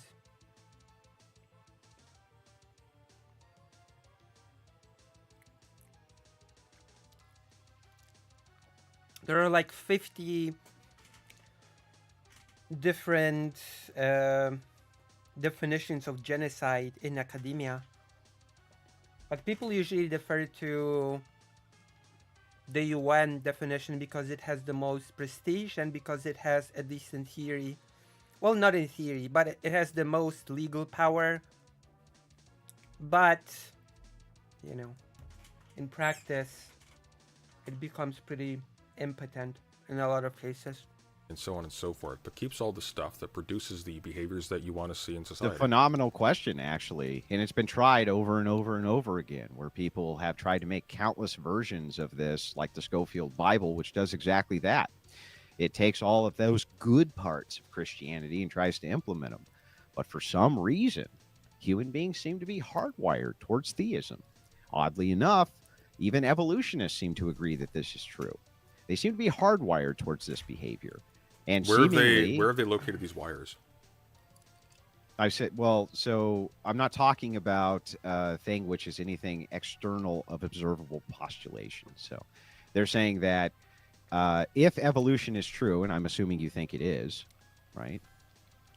Or real or whatever metric of truth you use, you think it's true enough. Okay, so if you do think that evolution is true. Oh, absolutely. Absolutely. Sophie. I mean, how many of the perpetrators of the Bosnian genocide were brought to justice? Or the Rwandan genocide? Or the Rohingya? Yeah. Mm-hmm.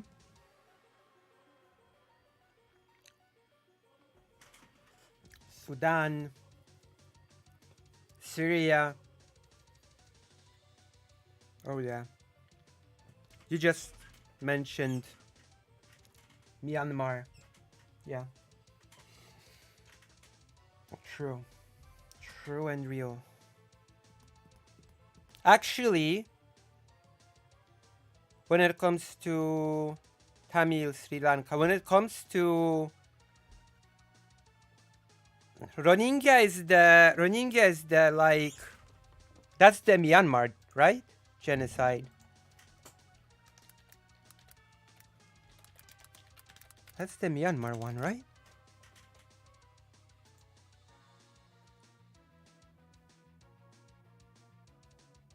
Yeah, that's Myanmar. So there is actually a case going on right now. There is a case going on when it comes to the Myanmar one, because Burma apparently charged Myanmar with genocide against the Rohingyans, and the thing is apparently the thing is ongoing. Apparently it wasn't dismissed. That one is apparently, supposedly,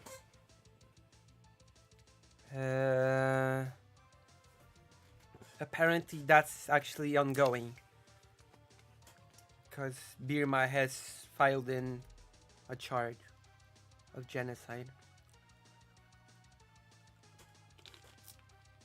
And it's one of the countries that ratified the convention.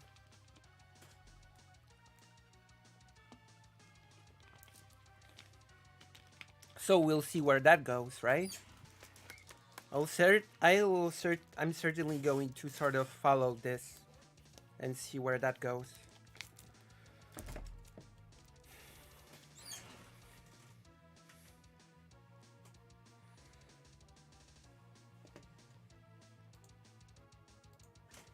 And there are some insurrectionist freedom fighters in Myanmar. Myanmar is a very messy place right now. Damn. Myanmar is quite messy right now.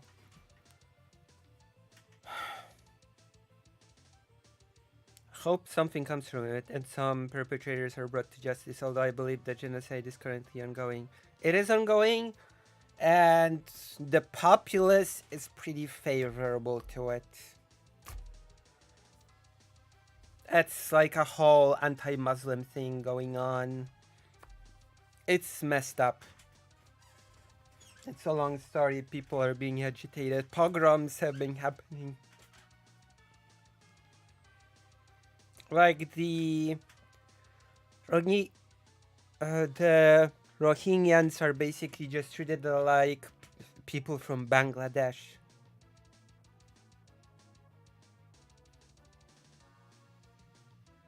In case of Sri Lanka, they decided the circumstances no longer there to investigate even for war crimes. That sucks. I will have to look into. I'll have to look into the Sri Lanka thing. We'll have to look into some texts about the Sri Lankan one. But that really sucks, you know? It really sucks when that happens. And that just proves what I said, that the convention proves to be impotent in many cases, you know? It was supposed to be this big thing that would not allow for countries to just do what they want, but yeah. But in reality, self-interests of countries simply won over that. Like, for example, the US did not ratify the convention during Lemkin's lifetime because it was actually afraid that it would be scrutinized for its treatment of black people. And rightfully so. So, yeah. It's a whole messed up thing.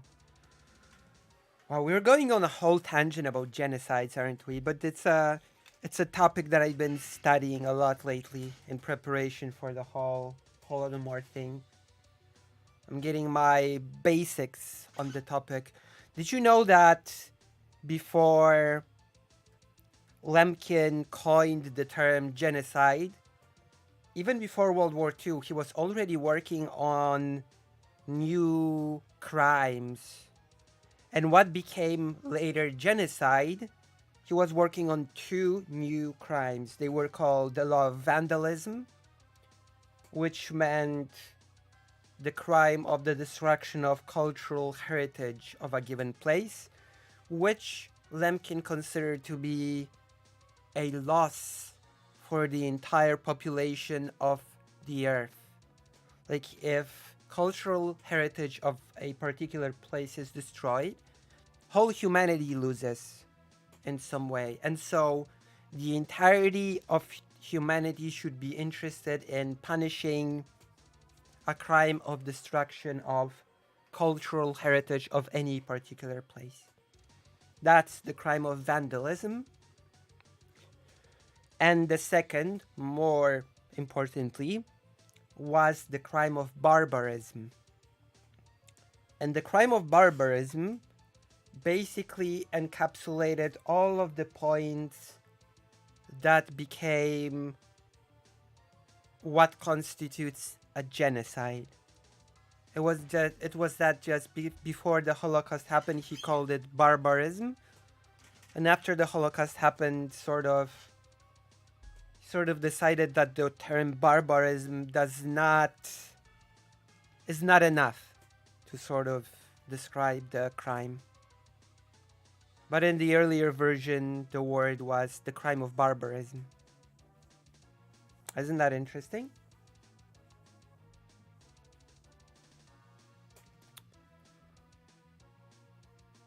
And then it becomes genocide. Genos, people, and side, icide, like homicide.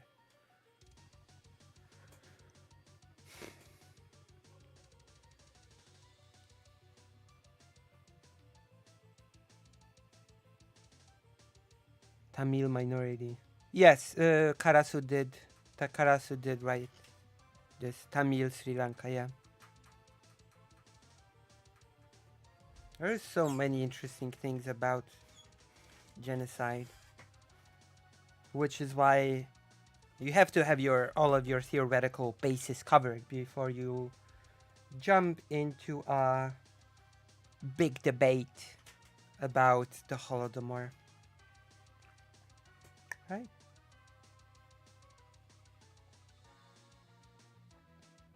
I believe so.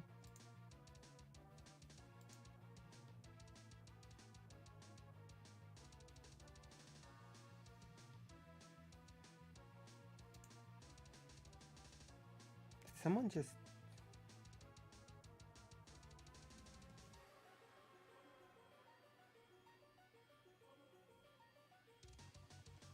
Someone hit me?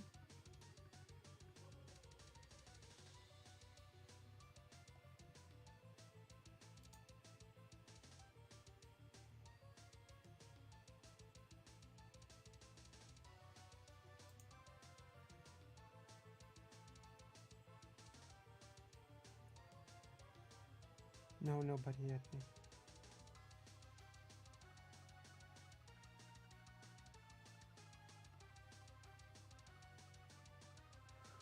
Okay, let's continue. In case of Sri Lanka, they decided to, yeah. You, by the way, Then just out of curiosity. Mm-hmm. No. Okay. No. So if you do think that evolution is true, then we must have evolved to be Christians through natural selection. What? No, that's not what it means. That's not what it means. It means, at the best, it means that we evolved to have some sense of religiosity, not to be Christian in particular. That's a little bit of a leap, Andrew. People didn't evolve for their specific religions. Sinhalese majority had been targeting Tamils. I have to read about this. I'm too ignorant about these things. I have to read about those genocides a lot more. I feel like I'm a lot too ignorant about these things. That's not how natural selection works. What? True. Selection, right? Through natural selection. I thought there was a whole book called Acts in which specific actions were taken that caused the conversion eventually of an empire that spread a creed throughout the world, often at the edge of the sword and with a large amount of technology. And that would be natural selection, right? No, that would not be natural. What? Oh God, Andrew Wilson does not know what natural selection means. That's the weirdest and dumbest thing I've ever heard. It is so good example how cultural genocide enters into physical genocide. Yeah?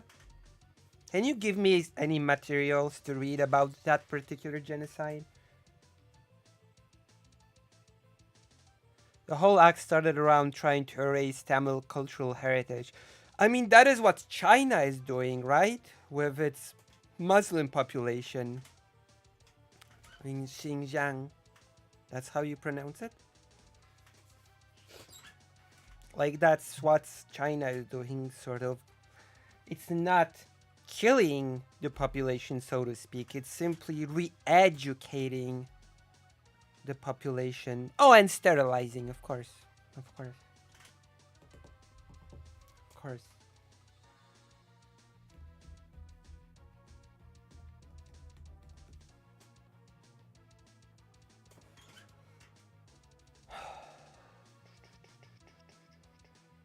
I have to read about it.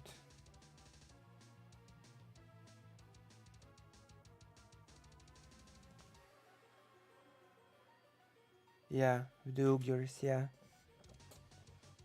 The Uyghurs, yeah. And that's a super example of the convention being just impotent. Super. China is so super example of that.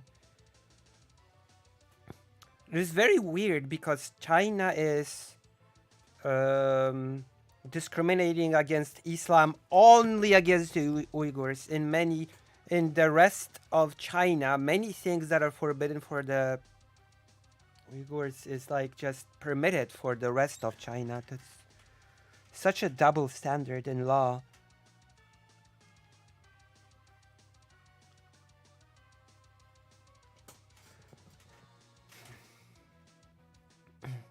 Was burned in the Nova Library with the oldest Tamil documents kept there.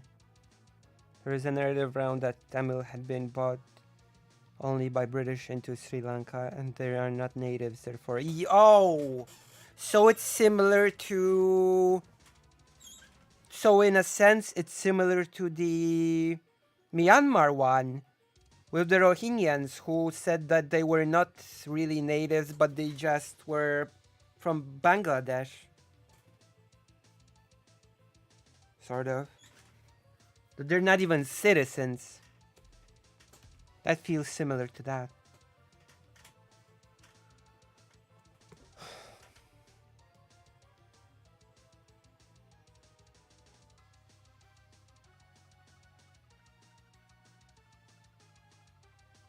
There's also something about China and Uyghurs that Uyghurs had been a good ally to Chinese Empire before. Kind of. Oh. You should be free. Free to separate from China, to be honest. But that would screw up the Silk Road, wouldn't it, for China?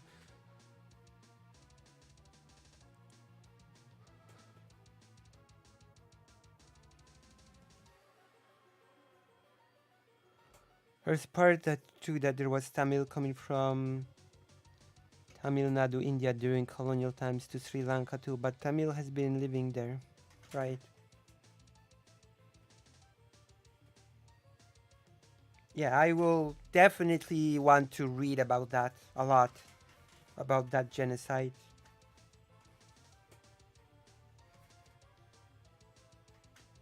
Because, well, there are a couple of reasons. One reason is just because it's just interesting to know, and it's important to know. And the second reason is to understand how different types of genocides happened, how they developed, and sort of what forms they took, you know? Because genocides happen very differently from case to case, as I've learned.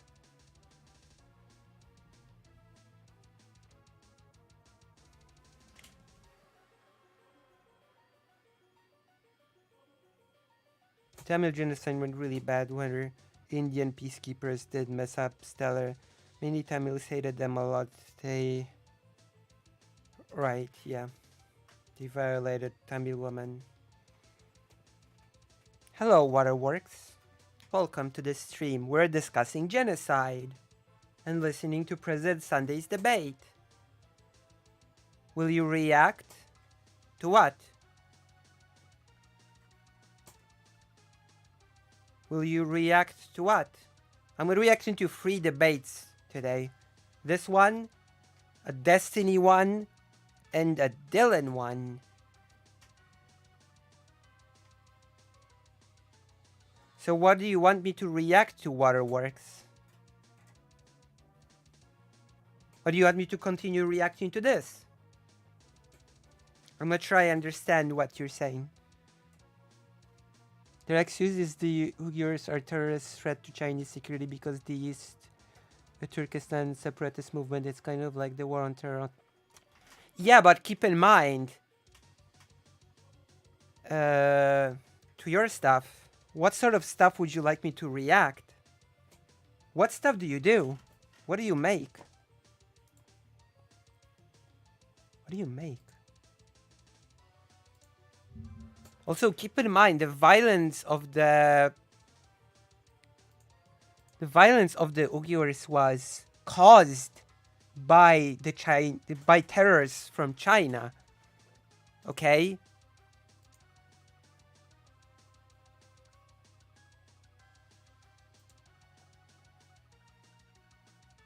What do you want me to react to here?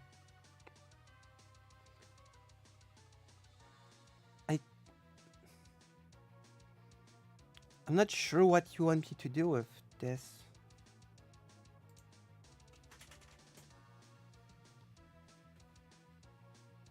Do you react to comedy? I mean, I can. Video of stuffed animals. I'll check your channel and see, okay? How many subscribers have you got? 52. I guess I can react to a few of the things.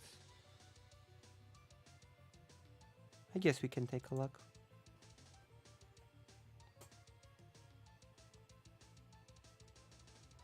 By the way, terrorism is a lot of time used. Tamils had been targeted due to danger of terrorism.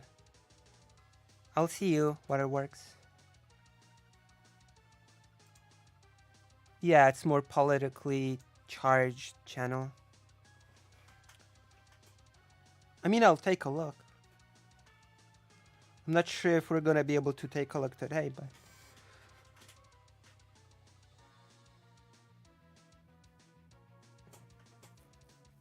I'm not sure what it's about, but we'll...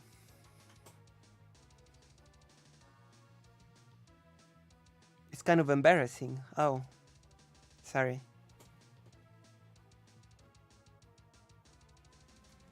I mean, we can lighten things up with some comedy.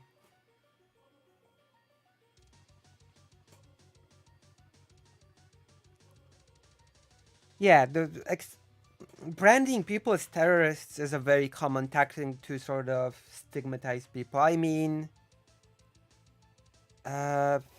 look at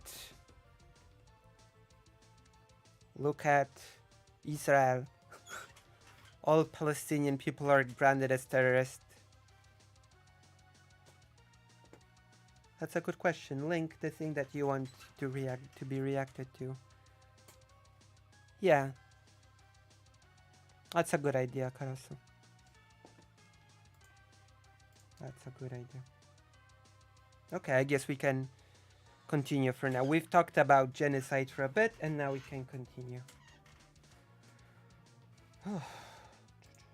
Would that be a natural selection? I think the whole idea behind natural selection is that the environment selects for what traits are passed. Well, the environment does not select, per se. The environment shapes, sort of, you know? I think Thunderfoot, the creator, said it pretty well when he said that the genome is plastic to its environment, or something like that.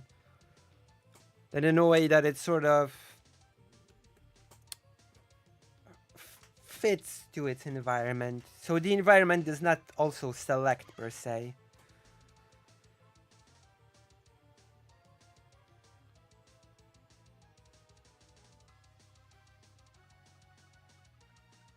Yeah, yeah, I agree with Karasu. Yeah, absolutely.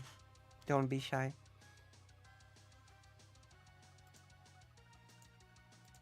Part So of the which ones are? environment. We're not external to environment. Well, I agree. You're an excellent interactionist.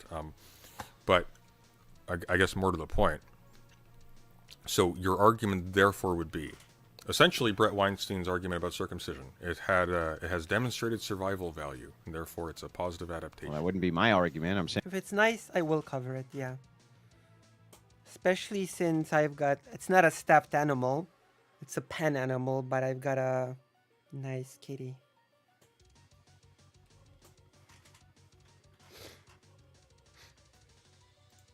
that from the perspective of the evolutionists, and this is true, that you must have evolved to be a Christian via natural selection. If natural selection just means that the kind of weak are culled out and the strong end up surviving. Now, this is kind of a bit of a reductionist way of looking at it, but I think the principle is basically sound. Okay, so when you're looking at kind of anything that doesn't survive, right? That's natural selection. Anything that doesn't survive, whatever remains, that's natural selection. Well, it seems to me that is a bit reductive. Yeah, that's not exactly how that works. That the distinction between natural selection and intelligent design is precisely that one is not conditioned by the interventions of intelligent agents. So as soon as you're talking about something that happens in the context of people making decisions and scheming and organizing in society, you're not dealing with natural selection. What's so natural about that selection? It seems like that's like saying if wolves like get together to take down a rabbit, that's not natural selection. It's not. No. When wolves get together to hunt a rabbit, it's not natural selection. No. That's not how that works. You're onto something there.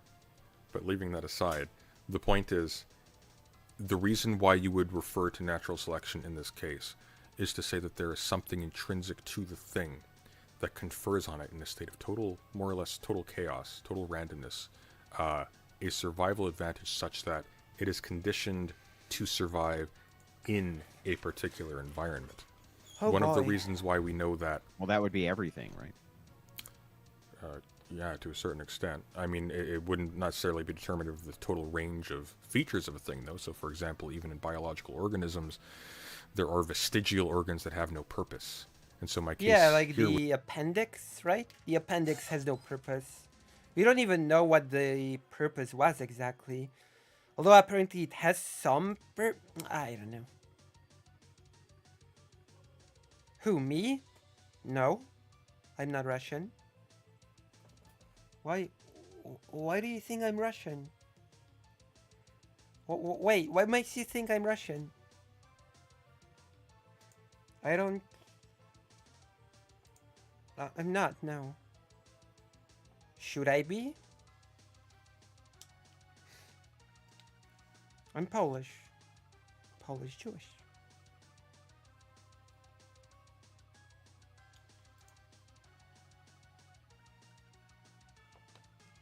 Like...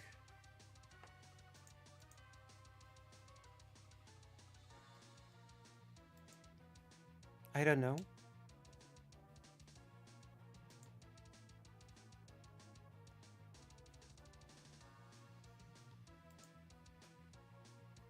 It said Russian mine karma and the thing.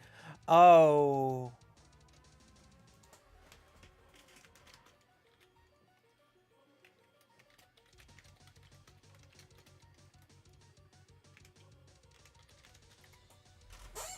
No, that's... Do you know what karma means? It means when someone does a thing and sort of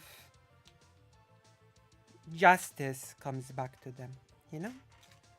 It means with like when a person does a bad thing and sort of the consequences of what they're doing come back to them, if that makes sense.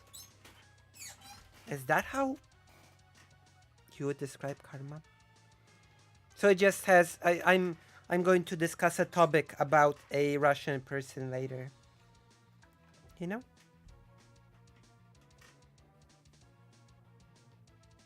Yeah.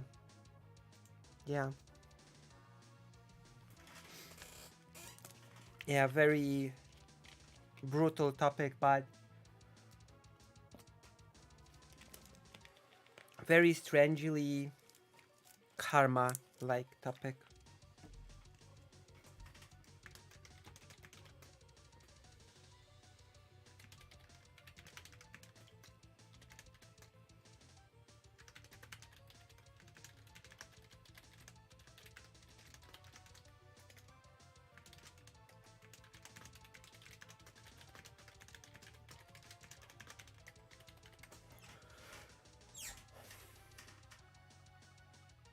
Karma is what goes around comes around. You act good, you get good fortune. You act bad, then you get bad fortune.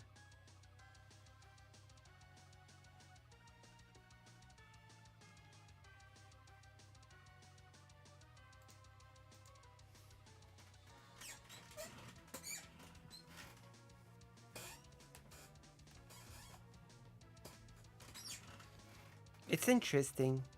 It is? Yeah, I think it's interesting as well. Do you find what I'm reacting to interesting? The religious conversation? Are you finding this interesting as well?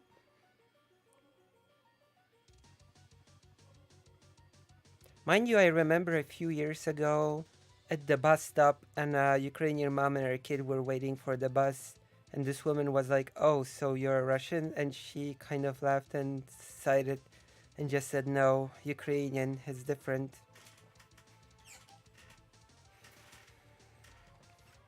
Where did that happen? Did it happen in the US?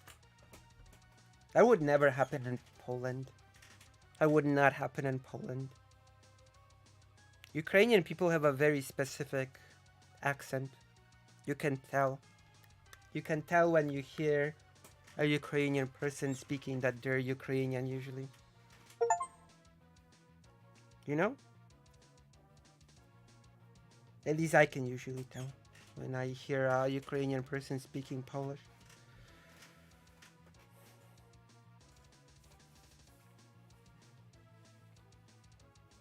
The UK, damn.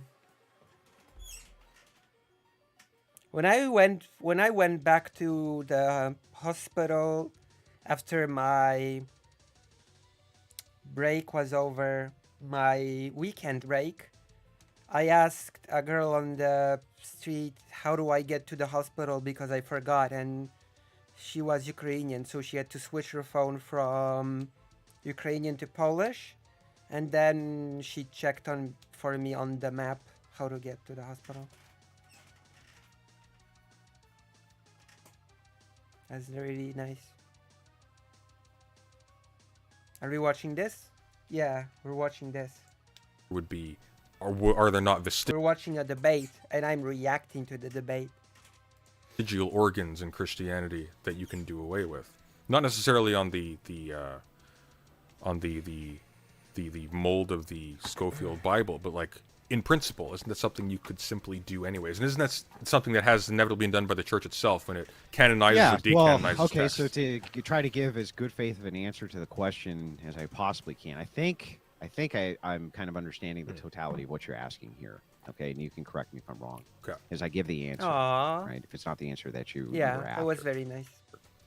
But if you're asking, is there anything within Christianity which can be cut out? That's what you're saying. Is there Yeah. anything which is an externality which could be cut out? Well, a core tenet of Christianity is essentially the freedom of choice. You have to choose Christianity, or else, absent the choice of Christianity in the actual embrace of it, to be a Christian, which is why Christian nations generally are very tolerant of other people. We don't force people to accept. Oh, come on, Andrew, you know better than that. That's not true. You know that, better than you know, that. Christ is your savior. That would be a contradiction, but that doesn't mean we can't enforce moral codes. You're so full of surprises. Um, You're a thoroughgoing liberal this entire time. No, that's not liberalism. That's what, What I'm saying is that we're It not is. going to make. It's not. We're not It going to. is. We're not going to Oh, make I love President Sunday. the force Not romantically. claim that you must believe this thing, otherwise that would be contrary to the religion itself.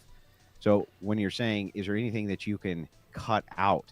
You could live your entire life as a secularist, absent Christianity in total. And that's what's going on with many people now. I just think the result of that seems to be really bad, ultimately. And also, it doesn't really answer the question of why Christians couldn't enforce the moral codes that they want to enforce or be in charge. Well, I guess that is the question, isn't it? Because once again, like, the conditions that you characterize as your success have already once obtained, and the result that you think is so bad is its result. How do you evade that? Just leaving all that. True. How do you square that circle, Andrew? How do you square that circle? You cannot. Andrew. Back stuff aside. I don't Andy. understand. Maybe rephrase the synopsis there. Oh Sure. boy. So you've already had a situation which the overwhelming majority, and you've even proposed that the Anglican Church was essentially the same as the Catholic Church, and for all intents and purposes here. No, I didn't. Did, but well, okay, whatever. The point is, I didn't. the I point gave is, a you had complete global Christian hegemony of some Mm-hmm. stripe for a very, very, very long time, and yet nonetheless, it gave rise not just to liberalism, but to all of its after effects that you're decrying now. How do you avoid that again? Let's say you win. And How do you avoid again, that? the methodology is not whether or not Christianity may go through further upheavals. That would be like you saying, I'm going to abandon the worldview of progressivism because there could be upheavals which lead to conservatism again. That would be insanity. Well, I mean, weirdly makes no enough, I think that'd sense. actually be a very strong case. If, for example, I take conservatism to be an ideology that is detrimental both to human morals and maybe to the conditions of life on this planet, I think they are. I think there would actually be a very, if for whatever I think so too. They're pretty detrimental. reason you managed to actually determine that with certainty, I think it'd take an extreme degree of arrogance to claim that. But if you could, I think it'd actually be a I very, could. very strong argument in favor of at least temporarily abandoning progressive ethics. Yeah, but I mean, this is theoretical both ways. So you're saying if theoretically some sort of Christian upheaval could happen again, Yeah. isn't it worth abandoning the worldview because there could be some unintended consequences? It's like, no, that would be true of any worldview you could point to. Well, And I none mean, of them are if- going to abandon the worldview that they see as being the correct one because there could be some unforeseen consequences or upheavals or weird shit that happens within the purview. Weird I mean, shit. that's kind of insane. It's like trying to adjust for unknown knowns. Well, It's what like, if they're- you know, well, what like if they're- Rumsfeld what if said, they're right? It's a not- known unknown? Well, these aren't. What are the unknown knowns? As opposed to what? The known knowns? Are you guys interested in video games? Of course, look! I have a video game here in this small window. That's a game. It's called The Sea of Stars. Look. Video games are great. Video games are the best. Oh yeah. I'm playing one right now. The boss is almost done, so I don't wanna get the cutscene while the thing is going. You know what? We might actually just finish off the boss right now. And then continue the debate. I'm gonna correct it in the editing. I'm gonna edit this stream myself. Somio Static would go mad if he'd have to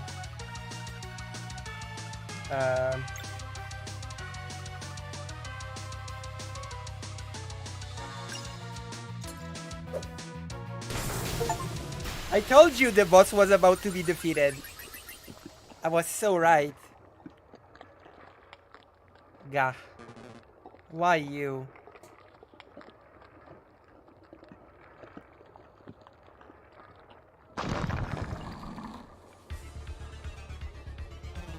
At last, it is awake. Awake and angry too. Quick, if we run now, there is still a chance. Run? Ha ha ha. The dweller has your scent. It is too late to hide. That's exactly what we're counting on. Fools, straight into the belly of the beast. Fools.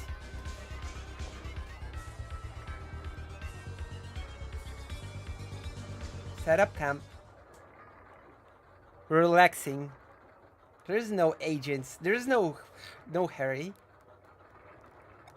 The big fight is coming. Make sure you're well prepared. We'll be fighting the dwellers soon. I know you can do this. I'm ready. Hey, what do you want, a story? Maybe? No. With the watchmaker's key, we can make it to the dweller, but remember, I cannot help you in that fight. Asshole.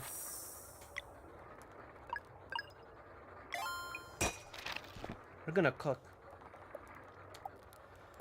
What can we cook? Party. No, we can't make.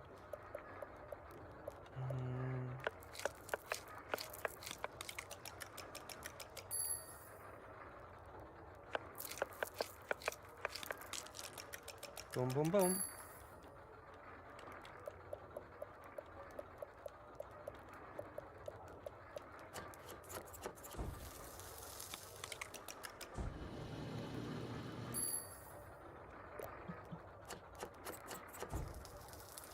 See, have you seen Destiny Alex Jones debate?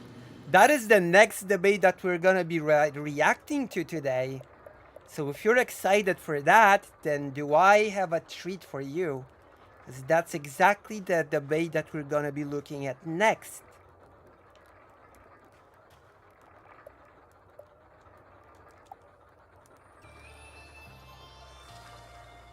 Your games are the actual best. I just got Super Mario Wonder. Wait, that's on Switch, isn't it? Yeah, Nintendo Switch. That's a really good console. Sadly, I do not have a Nintendo Switch. But if any of you donate, I could potentially get one. No, I think I'll just borrow. Oh, my best friend is gonna promise to lend me a Nintendo Switch. I'm gonna take him up on that. I'm almost close to beating it. Oh wow, you're good. But it's one thing to beat a Mario game and it's a totally different thing to 100% it. Like, beating a Mario game is just the beginning. You have to get all the stuff. You have to 100% the game. Beating is just the beginning. Or something.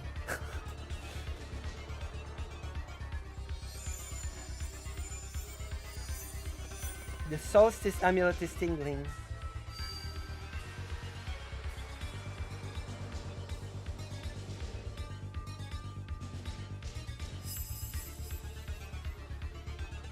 Okay, we've got the Eclipse. Let's hurry.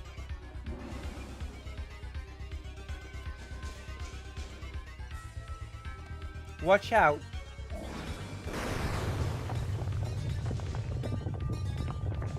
It's coming again.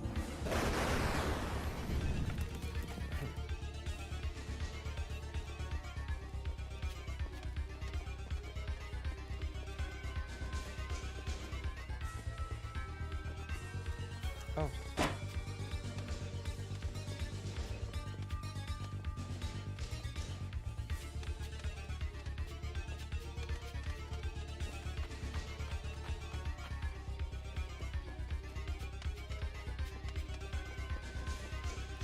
Would you like to have a look at my wares? I would.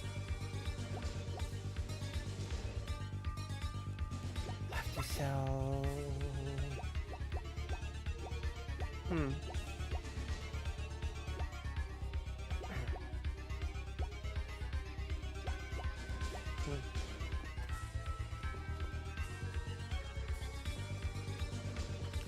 Let's look at some Sega Genesis game.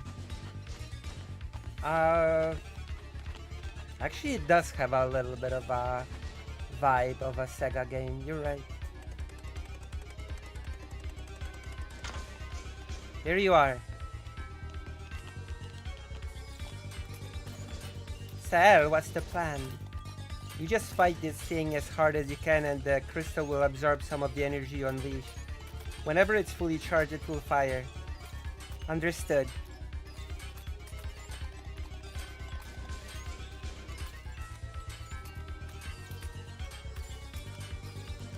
Sega. We'll clear the way now. Good luck, Solstice Warriors. Oh, we're gonna have so much fun with the debates.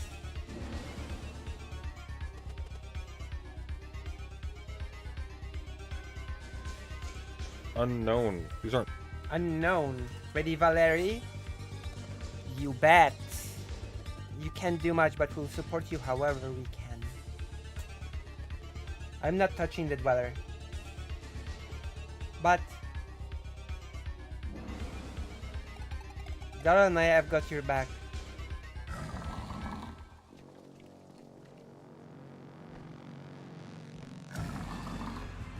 It's okay.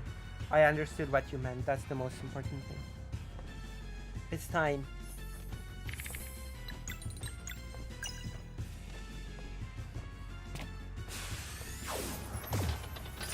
Uh-oh.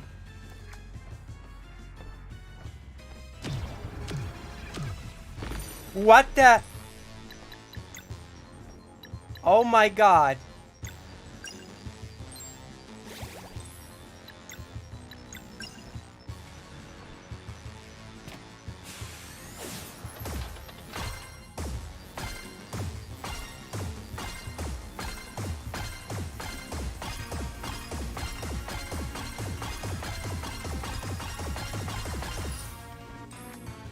Oh my god.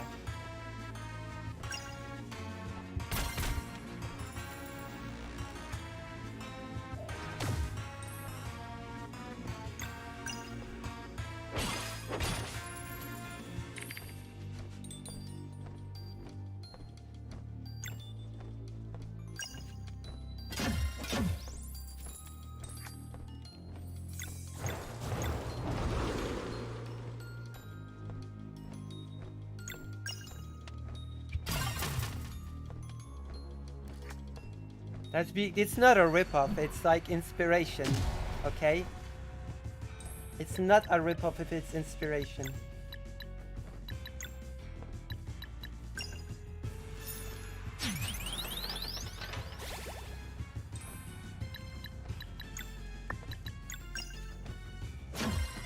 Whoa.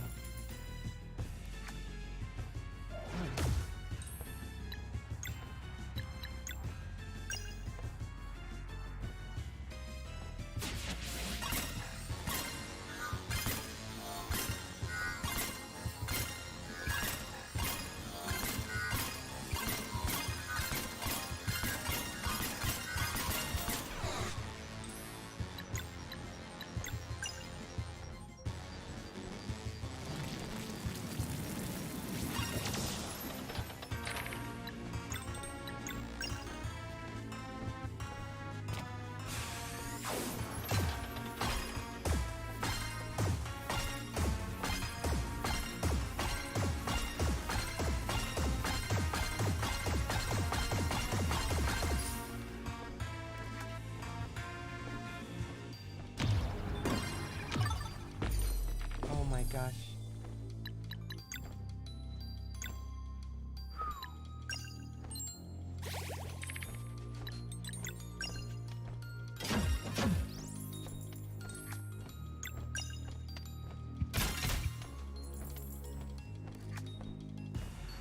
That monster is tough.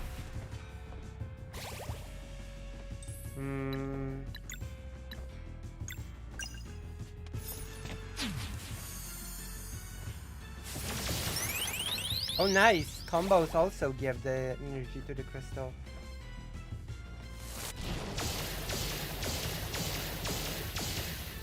Yes! Alright! Oh, that's what I'm talking about. Did you see that? Nice. That's what I'm talking about. That was good.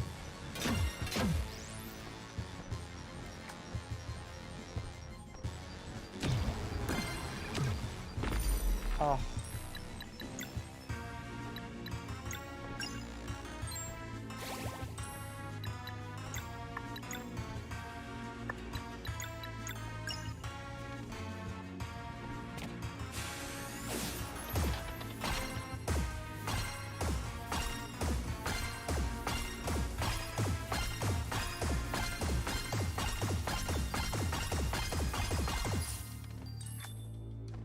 He's angry. True. Skill. Ultimate.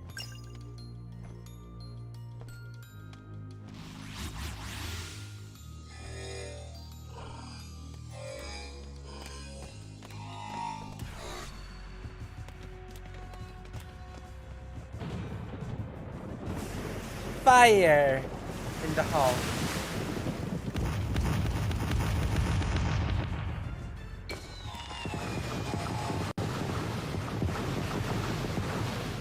Wow, that didn't do much.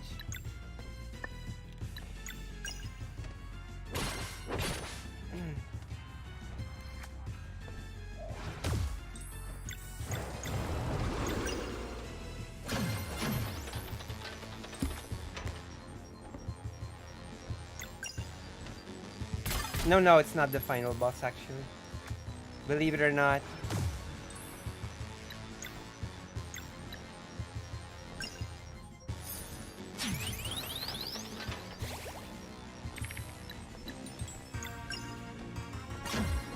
Believe it or not, there's stuff after this.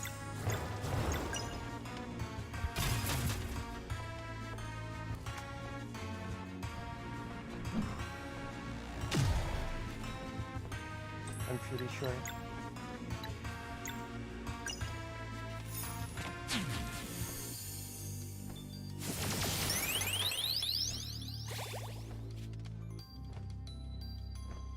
Yes! There you go.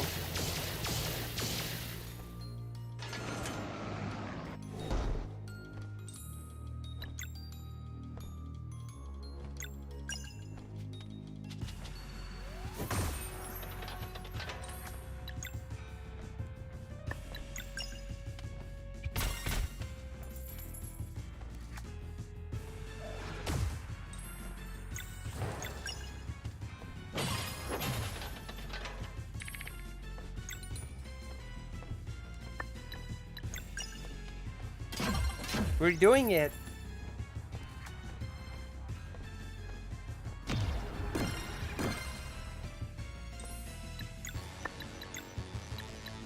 Nice. It didn't die. Whew.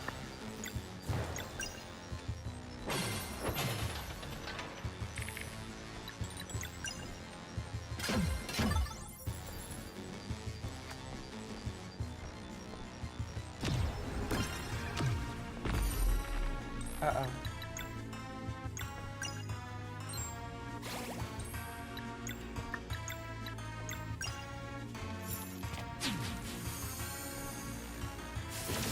I think we're about to beat the boss.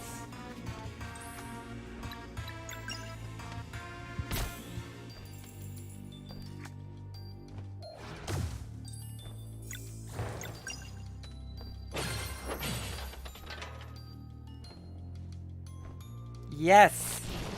Excellent. How much HP does this boss have? Gosh. Uh-oh.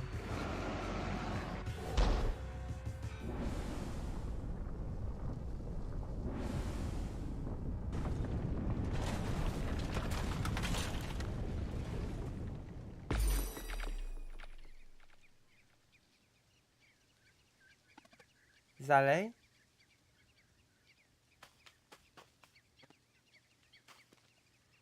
Ooh, good thing my backpack took most of the hit. I'm okay, you should find Zale. The crystal broke, but the dweller remains. I don't know what we can do now. Zalei. Let's keep fighting. Damn! What a situation we've got on our hands.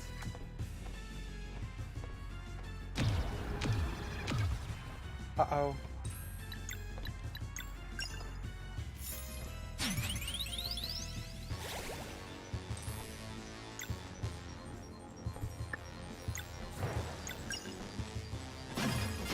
We're not gonna win like this.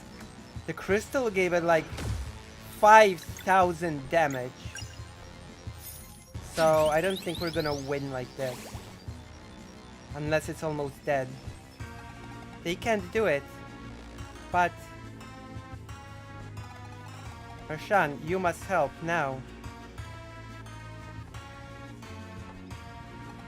Well, there are rules. I can't touch a dweller. Hey, that's not fair. We've been nothing but nice to you.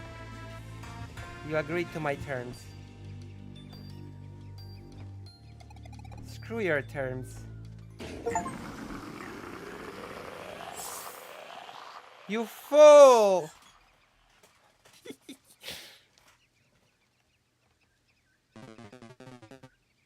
Screw your terms. Good. Oh, you have really done it now.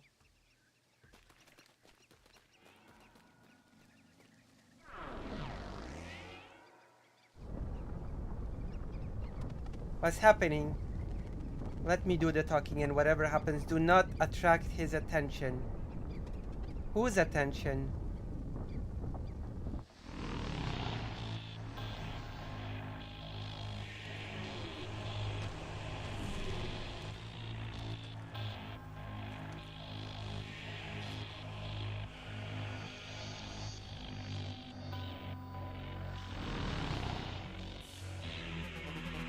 Our Lord returns at long last.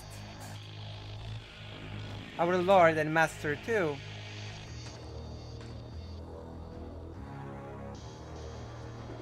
I thought we had a deal.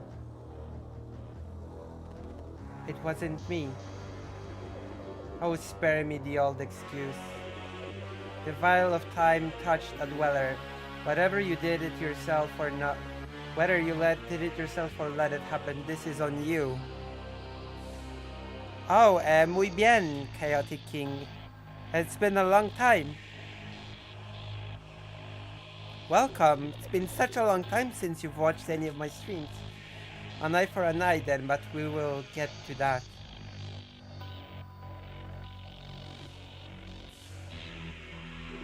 Dweller of Strife. How? Fleshmancer. Master, we... One? Yes, Master, I am honored that you remember me. Almost done, yeah. How could you stay alive for so long? Surely you spent plenty of time outside of the castle. Sacrifice. Sacrifice and dedication too.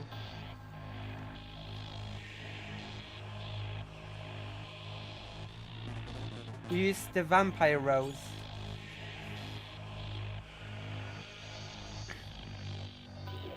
The vampire rose. Tell me, does it hurt? All the time. Interesting. I commend your dedication. Master. Still resurrecting a dweller.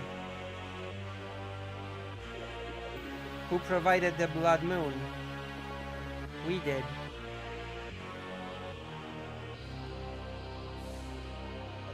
You have my thanks. What is your wish?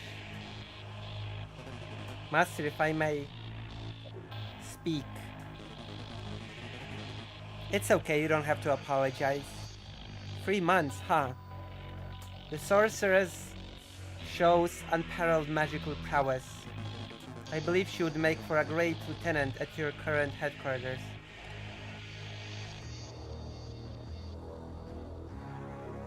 And what about the other one? He prefers to forget and demands only confirmation that he will never have to fight these Solstice warriors again. I see. I am not losing the Dweller of Strife again. Acolytes. Master, are you prepared to serve for all eternity? We desire nothing more.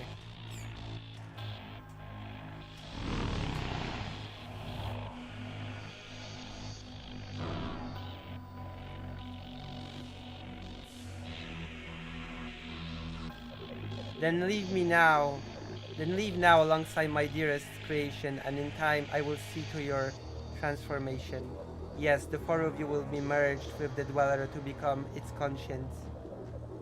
In the distant future you shall return together as one, the king of a new race. Thank you, Master.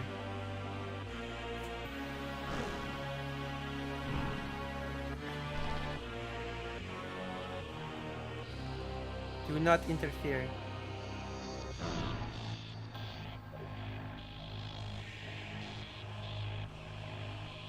It's okay, Chaotic King. What's important is that you are here now. Also, you can join the page now. Look. Chaotic King, join the page. You can now join the page. I reached 1,000 subs ever since, you know, from when you watched.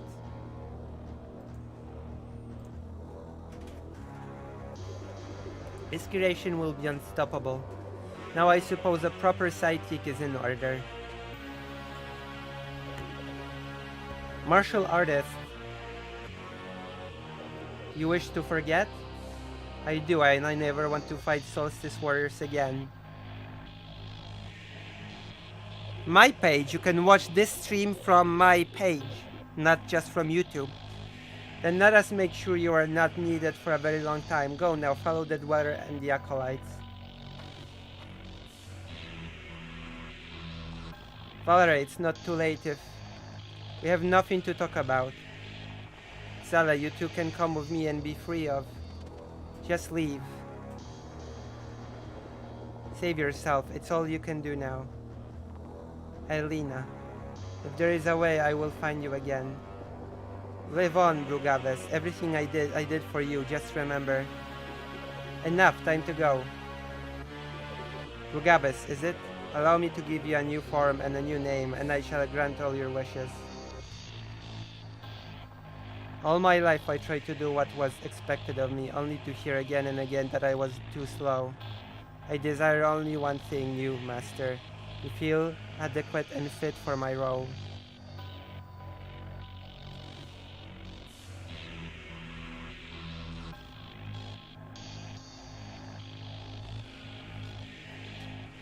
Because you can donate to me, and you can, if you wish to donate to me, no company will take a cut from the donation. Oh, not to worry. When I am done with you, you'll be the fastest there's ever been.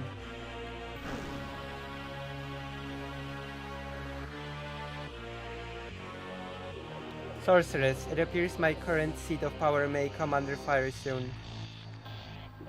Help me defend it, and I will make your ruler that world when I leave. Do those terms suit you? They do. Then allow me to give you a new form and a new name, and I shall grant all your wishes.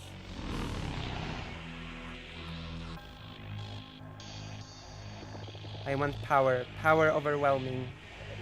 Perfect. Go now, and I will be with you shortly. Power overwhelming. Now, where was I? Get behind us. An eye for an eye, then Rasha. A single hit, that's the deal. Why, afraid they can't take more? You're worse, you're nothing but a loser. Garl. Ha ha ha. Watch out.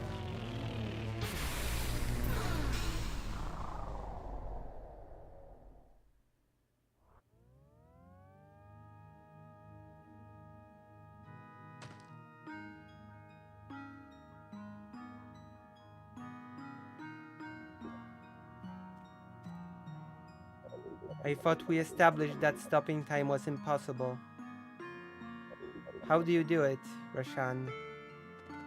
It isn't really stopped. I had an epiphany while experimenting with time loops. Time could be brought to a near complete stop by creating an infinity short recursive sequence. Genius.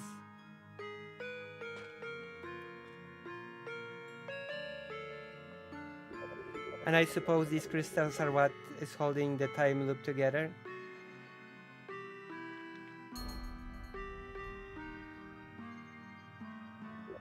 They're beautiful. What do you call them?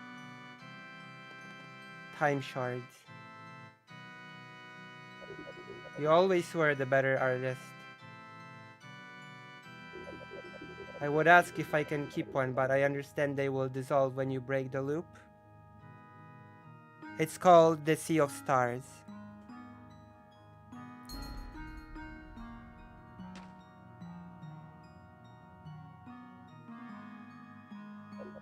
So how have you been? Sulking in your archive for a few centuries again? How much is enough, for all? Have you still not regard for the pain and suffering you leave in your wake? Oh please, do give me that lecture again. These Solstice warriors, why are you traveling with them? They are not ready to ascend. We will see. You think they will come after me? Did I earn a slap on the wrist again? You took over an entire species. Ha, you know as well as I do that these lives are lost anyway once you recompose the timelines. Still procrastinating that one, I noticed. One more wrong will not make this right, Frorl. Their suffering is real. And so is mine. You know what, I agree. Let's skip the usual debate. But to answer your question, yes, I do believe these two will drive you out from your current stronghold. Oh, don't make me laugh. Even if they somehow made it across the Sea of Stars, the sorceress would be my champion. And as I am sure you could tell, her potential is limitless. They can do it, I am certain. Now would you look at that? Roshan wants to pit innocent children of the Solstice against their former mentor. And somehow I'm the bad guy. You think that you could stop me with a snap of your fingers. But no, you chose to cling to the silly belief that this all turns to good someday. Enough. Ha ha ha. Hee, as you wish. Boink. Boink. Thanks for the chat, partner.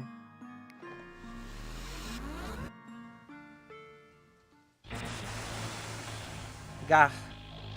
Carl. No.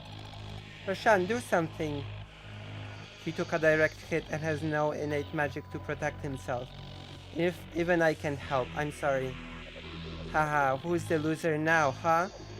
He'll be dead in a few moments. Any last words? Garl, no.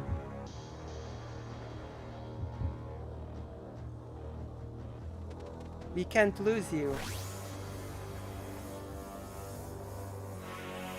Huh? Saleh.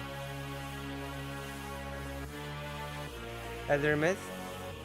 There is something your friend must see before he passes. But it is time. Let it in. Embrace your power, your true power, and bring Garl to me. The Elder Mist, we have to go right now. What? That's way too far. Garl is dying.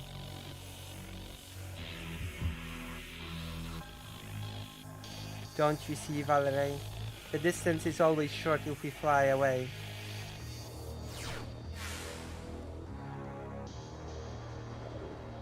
Solon. Saleh. Ah, okay, I understand, Chaotic King. So you really were the spark after all.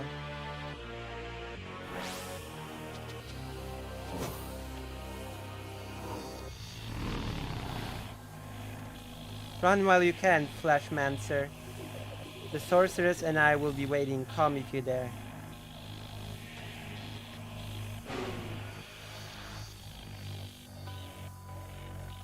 Garl.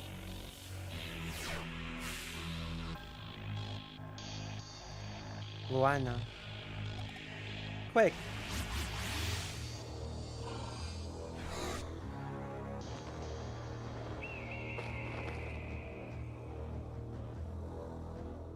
It's okay, Chaotic King. If you have to go, you have to go.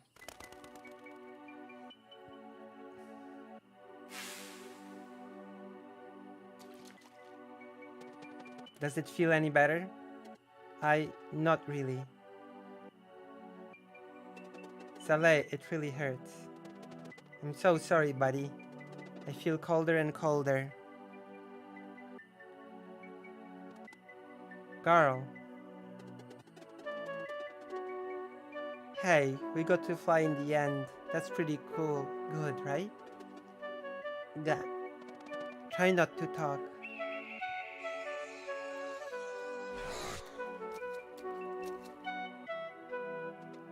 So, you'll go after Erlina and the Flashmancer?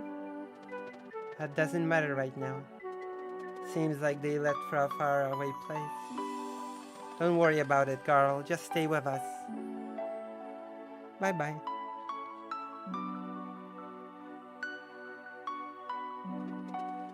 Wish I could help you get there. I wish I could help you one last time. Ah, when death is near, the unresolved chapters of one's prophecy beckon. The way to help may be in there. Allow me.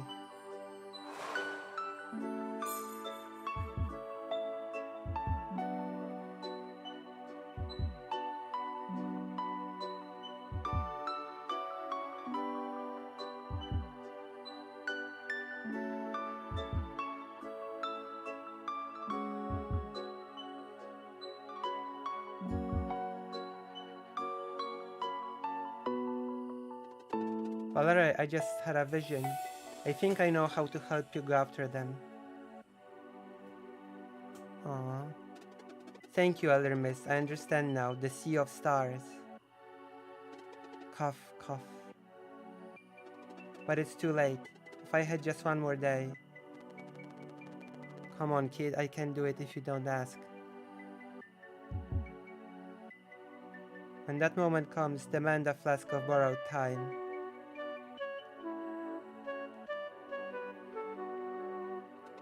Rashan, I demand a flask of borrowed time.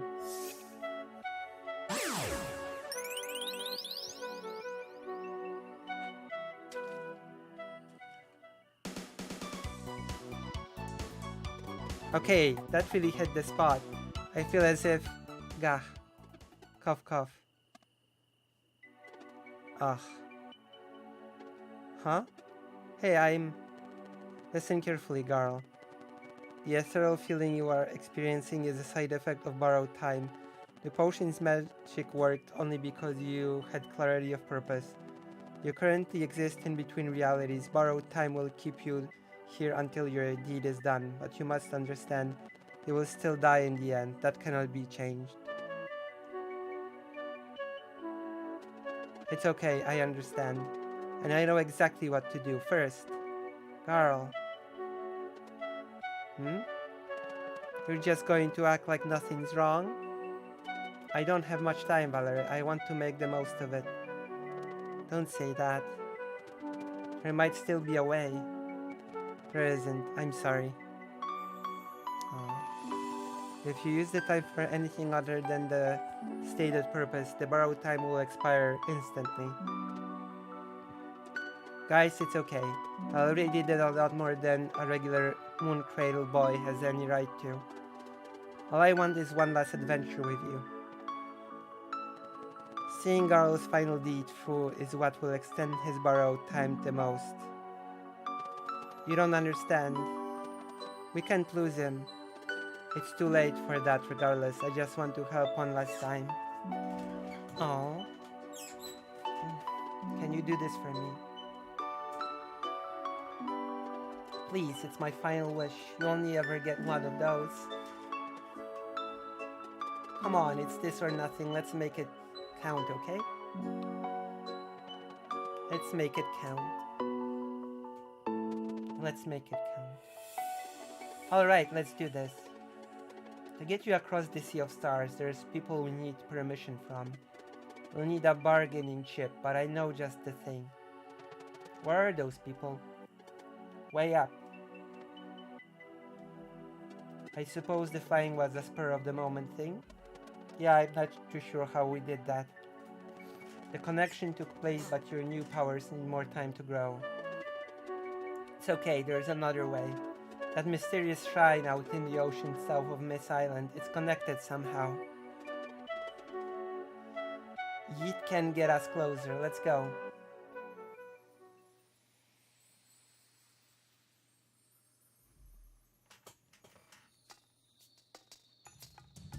Yeah.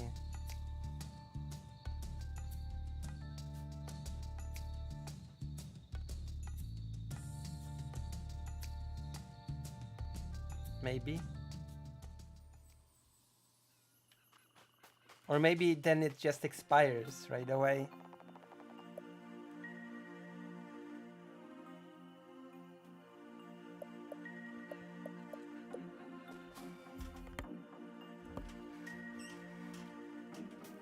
You have to write on the Discord what you want to be reacted to.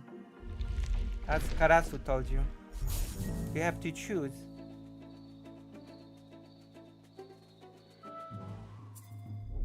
I still have to finish the debate reaction.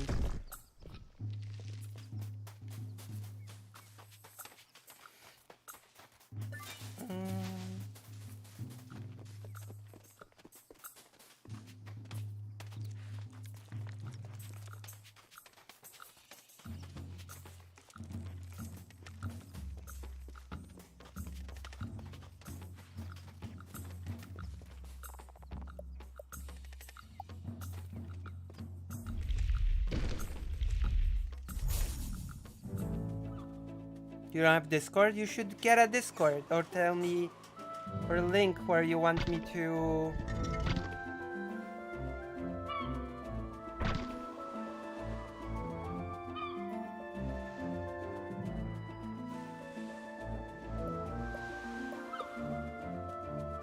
Okay. To save the game. Somehow.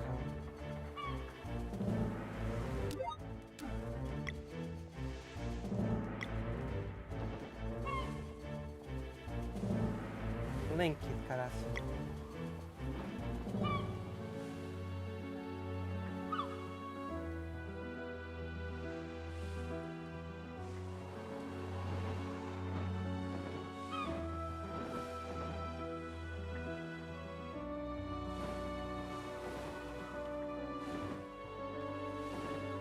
Alright.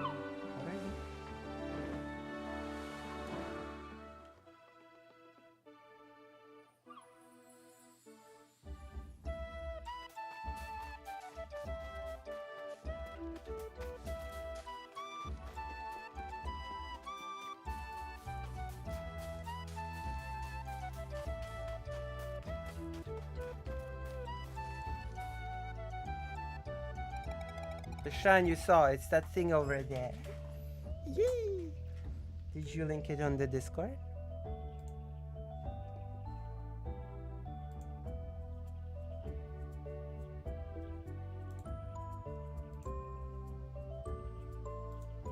We are reacting. Okay, let's see. Known, sorry, these aren't unknowns. Like,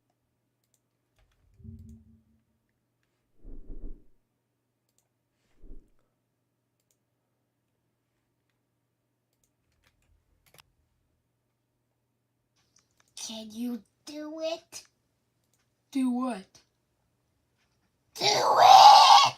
Okay, Kitty. That's Are you scary. sure you want to do this? Yes, I'm sure. Okay.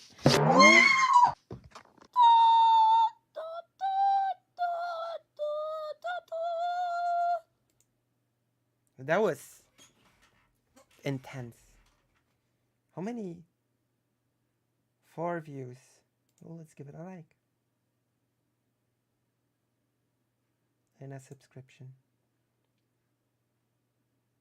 Oh, I cannot comment. Wait, what? You said not to watch that video. Yeah, early stream. Good, we're gonna finish early. Hi, sorry, I like it.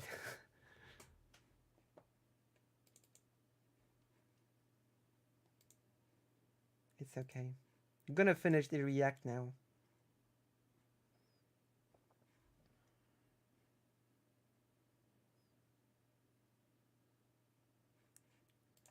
Like this They isn't are something. unknowns. Well, no, because this isn't something that hasn't simply happened in the past. This is something that's happened in the past, which we have the clear memory of. So even for example, Oh, okay. Well, then abandon secularism because they may make something more powerful than nuclear bombs, and abandon science because of that too. What?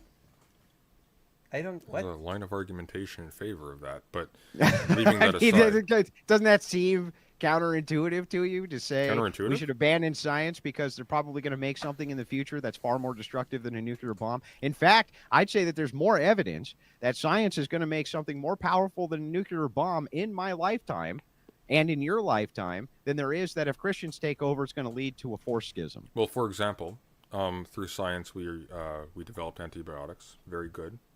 Reduced our rate of death considerably. But by the Right, same so- token, so we you're also saying that created even we if also there's created consequences- we also Yep. created well, not just unknown consequences, though, known consequences. So, for example, Yeah, there so may- you're saying that you ultimately within your ideology there can be so much that Oh, are Lord. good or that you think is good that will lead to good that even if there's unintended consequences, it's still worth doing. Not exactly. I'm actually using this as an analogy for yours. Because given what you said about Christian nationalism, for it not really mattering whether or not God actually exists, or whether the reports about What a Christ's long doings in the debate. Bible are true, etc., whether or not like that is actually 1,000 essential. years of Let's death. use that language instead. Whether that's essential for it being a good move. Move. If we know from history that it produces, or can at the very least produce, results that are detrimental to the goods that it does justify itself by, then it stands to reason that either we need a way to evade these, or there's something flawed in the system. Yeah? You mean through the purview of ecclesiastical authority and the safeguards which are put in? Yeah, those safeguards are put in, but you're talking about, again, this would be the same criticism towards science. You would have to use the exact same criticism here and say, because so much science is methodologically flawed, and tons of social science for certain is, and then in applied science, that you're probably going to create something at some point which is so fucking destructive it could wipe us all out. Well, We not should just abandon the pursuit altogether. well, maybe the methodology's fine, but maybe as a consequence of circumstance, this thing produces something that actually results in the termination of the possibility of doing more science in the future forever. If we kill ourselves because we've created a bunch of bacteria that are resistant to all of our treatments, or if we destroy our atmosphere, or if we Science nuke is just ourselves out of religion. existence, With extra steps. that would not be a hooray for science, would it? That would be Science is religion with extra steps. With vials and maths. oh, if we had the capacity to retrospect at that point, maybe we should have restrained ourselves a little bit more. Maybe there Yeah, were decisions right, that we but- made in hubris that were a But bad then idea. the criticism would still apply, which is if you're making that same criticism towards there could be unintended consequences which may lead to a fourth or fifth schism or sixth schism or whatever, then you would still have to Well, apply not even the a same schism. to the yeah, Not okay, even a well, schism. whatever the I'm just saying. How whatever about the how about unintended- full on apostasy across the board? How about the total dissolution of belief in those things? Because all of their eggs. That's were put worse into than the entire decimation of humanity via science. If you're a Christian, it ought to be if you believe in that, because that's the damnation of the majority of Hell humanity's will never souls. prevail against the church. That's what Christians know. What's So we know the gates of hell will never prevail against the church. So we know for sure. We Well- know that there's an eschaton. We well, know that's- that well, there's that's an the- end to it all. We understand all of this. From your purview, though, the criticism that you're making towards me actually applies to you. Actually, which is, if the scientific pursuits that you're after are the most capable of creating the most damaging things to society I'm not after possible, those. God, why no. don't you abandon science? Yes, but the scientific pursuit will lead to this anyway.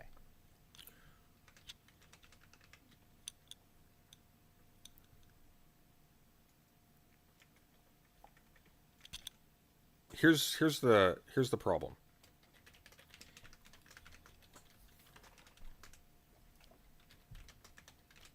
How do I want to put this? Give me a sec. Let me formulate this for you.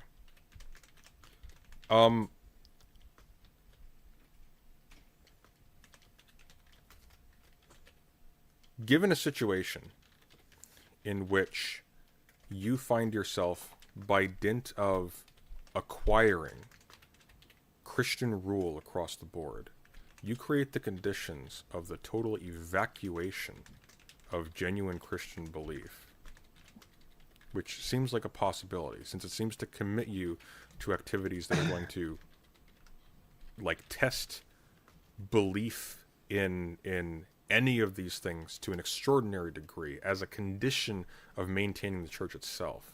This has happened. It has. It was called Arianism, Yeah. where most of the church became. Well, I guess you're here's talking the question. I guess here's the question, Andrew. If the gates of hell prevail against it, Damn. was it ever really the church? And are you certain that you're actually endorsing what is the church? Well, if the gates of hell prevail against it, I guess I would be wrong. My faith would be incorrect, and I'd have to adjust from there. But so far, it hasn't. But what if there are very clear indications being given in Point to fairly, those indications. they who live by the sword will die by the sword. If the church lives by the sword, it will die by the Church sword. isn't living by the sword by making moral enforcement. That's not living by the sword. How do you They're enforce talking- morality? They're talking specific. Well, you would use force, but that's not Well, you would use force, which is living by the sword. Dumbass.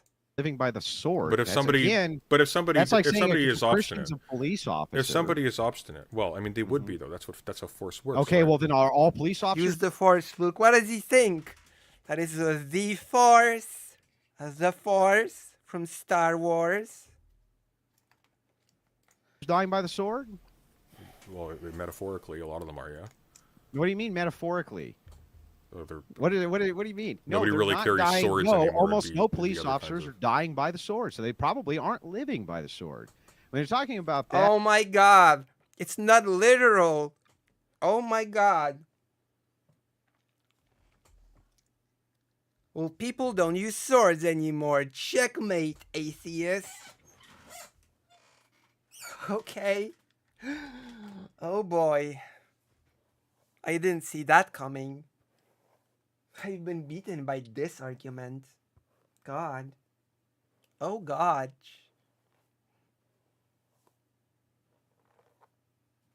No more swords. Checkmate. Checkmate. they're specifically Checkmate, mate.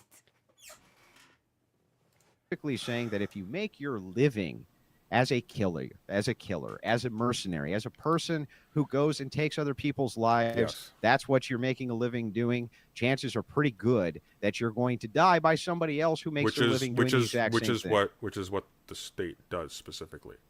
And if you tie Christians to the rule of the state, then No. the fall of the state is now tied to the So fall we of have to Christianity as distinguish. well. No. Yeah, so we have to No. distinguish these two things. And I'm sorry, I didn't mean to cut you off. No, that's okay. So we have to distinguish these two things. Enforcement of morality is not living by the sword.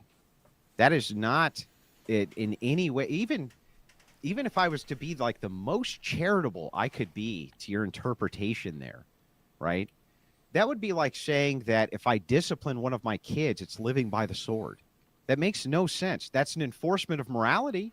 In this particular case, I am the state. You don't have to use force to discipline your kids. That's a little bit of a self-report, isn't it?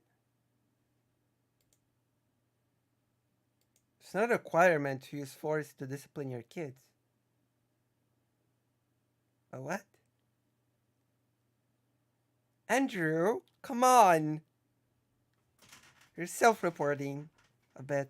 State, right? They literally are Wrong. at my whim Well, not whenever exactly. I choose. Not exactly, no, because exactly. as a father, I think you would agree, you would put the existence of your children over prolonging your own existence, yes? Yeah, but I think that Of course, but a the- state doesn't do that. Yeah, but a Christian hierarchy does do that. They put the flock first. That's the whole point. And so No, what? Are you kidding me? Hadrian Black, I wouldn't be surprised if that actually happened.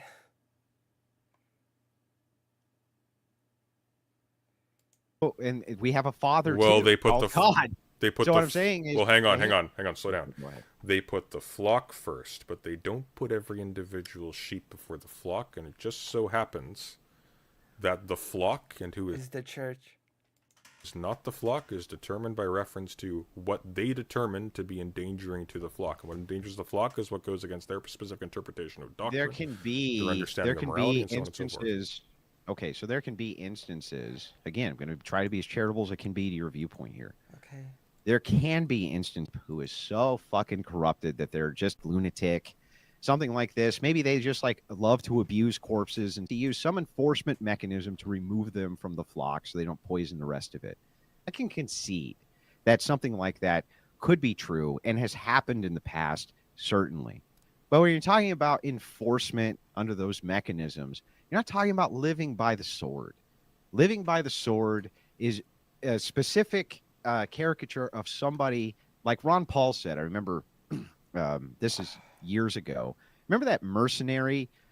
He got what was that guy's name? I can't remember his name. But he got famous because he was a world famous sniper, and he ended up going on a shooting range. Chris Kyle? Yeah, Chris Yeah. Kyle, right? Chris Kyle. He went on a shooting range, and he ended up the guy he was with shot him. Yeah. Right. And Ron Paul, he says, "Those who live by the sword die by the sword."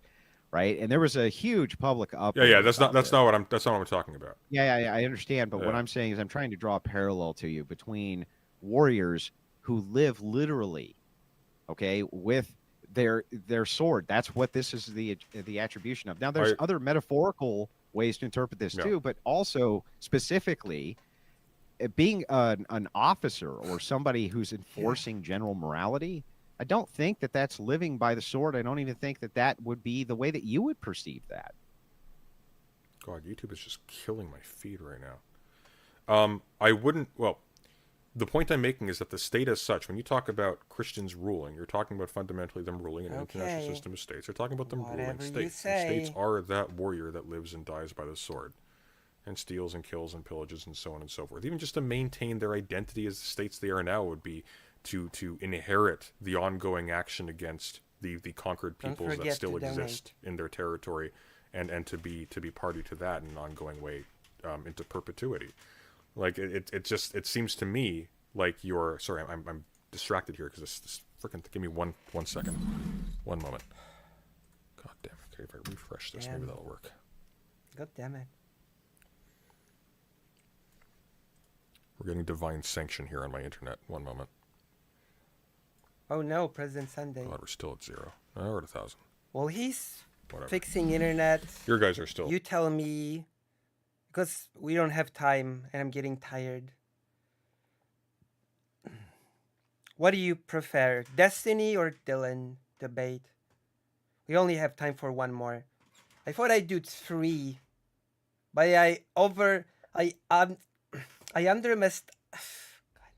I underestimated how long this one is, and I overestimated my power supply. So, which one do you want me to do? Destiny or Dylan? Write in the chat. What did Dylan debate? Some two weirdos. That's all I know. Dylan? Some two weird people. Dylan. You don't like Destiny much, do you? Okay then. Oh, you're still connected, right? Okay. Yeah, we're good. Yeah, we can still hear you. Okay. No Okay, love you- for We're a little choppy, Destiny. but we can hear you. Okay. This is just really frustrating. I think there might be a Destiny's a windstorm poo. outside. It seems to me Destiny. like what you would effectively be doing by getting Christians into a position We'll go with of Dylan. rule in the present Well, state sorry, system Vodka, you have been is beaten attaching Christians against decisively, their own ethical so- values to a set of practices they would have to engage in order to maintain themselves once in that position of rule that would ultimately in the long run be completely deleterious not just to the Christian church's own good and you will internal like ethos it. and to its Oh, own God. ethical commitments such as they are Will I like it? but would probably also as a consequence worried. of that really brazen hypocrisy result in future generations completely abandoning it as has happened historically. Yeah, that's an assertion, though, and we're It's a quibbling projection. right now. I think you're we're rolling quibbling some right dangerous now dice and here. fighting over whether or not this is actually going against any type of ethical code of Christianity. I would have to refer you back to your own words, where you said earlier in this debate that you think that Christianity to taking you HRT. means ethically. If somebody is sexually assaulting my wife, that I'm not in any way, shape, or form allowed to defend her from that happening or stop that from happening. In fact, I guess I should probably offer them myself next, right? And I don't think that this is the intent or that you even really believe that about Well, I don't believe Christianity. that. Oh, about Christianity? Once again, it depends on what you're referring to. Well, I'm referring to your belief about what you think Christians believe, because that was an absurd statement. I think that where this passivity comes from is from you kind of using this bad analysis. And again, I'm trying to speak to Yeah. you, at you, from your purview and my own, right? Thank you, Deftly Ill, for $10. Thank you, thank you, thank you. And it did not crash the entire thing because we're not playing Spyro the Dragon. Thank you. Thank you, thank you. But I think that you're using this kind of bad analogy of thinking that Christianity means passive, and it's not. It's not a tradition when of you say- pacifism. When you say that Christianity doesn't mean pacifism, Passive what I take aggressive, you to mean like how you like is to that be. there is a reasonable interpretation and embellishment on the text by a reasonable and authoritative group of people that allows, for example, all of these seemingly unreasonable statements, if carried to like some extreme degree, to be sort of modified so that under conditions, say, you're witnessing an innocent person being brutalized or raped or some such, you can intervene and even use lethal violence to protect them or what have you. I'm not disagreeing with that at all. However, the problem is if you're going to refer Yeah, to... that's bad framing, though. Do you think so? How would you I think correct? so. Well, because your framing is saying, you're actually saying, I do believe that this is what this means, but I think that you're interpreting it to mean something else because it's good for you. No, I'm perfectly allowing... All right, gentlemen, I'm sorry. Oh. I've got to stop it here. Listen, I extended the debate Oh. by 40 minutes past our scheduled time because our audience was so Demanded gracious it. and generous With to money. pay for that. And is that going to cut Oh. into our call-in segment? And does that make me a prick? Yes. But I would also extend the stream time if people would be generous enough to pay for it. regardless, we do have to end the debate somewhere. There's never a good time. If you take a So- second to say thank you to the moderator, I appreciate it very much. Yeah. And I hope you felt like you were treated well in the Crucible present Sunday. I do. Thank you. This was a fun conversation, and Yeah. thank you, Well, Zen. you'll Yeah, each get. you'll- donos crash Spyro. I actually, when I play Spyro the Dragon, donations crash everything. They crash Discord. They crash OBS. They crash the sound, and the game, of course. They crash everything. $100 to skip the series. Yes. I have theory to read to you. If someone pays me $100, I have theory to read. I will read it. It's called... Well, that's a surprise. But I do have theory. So...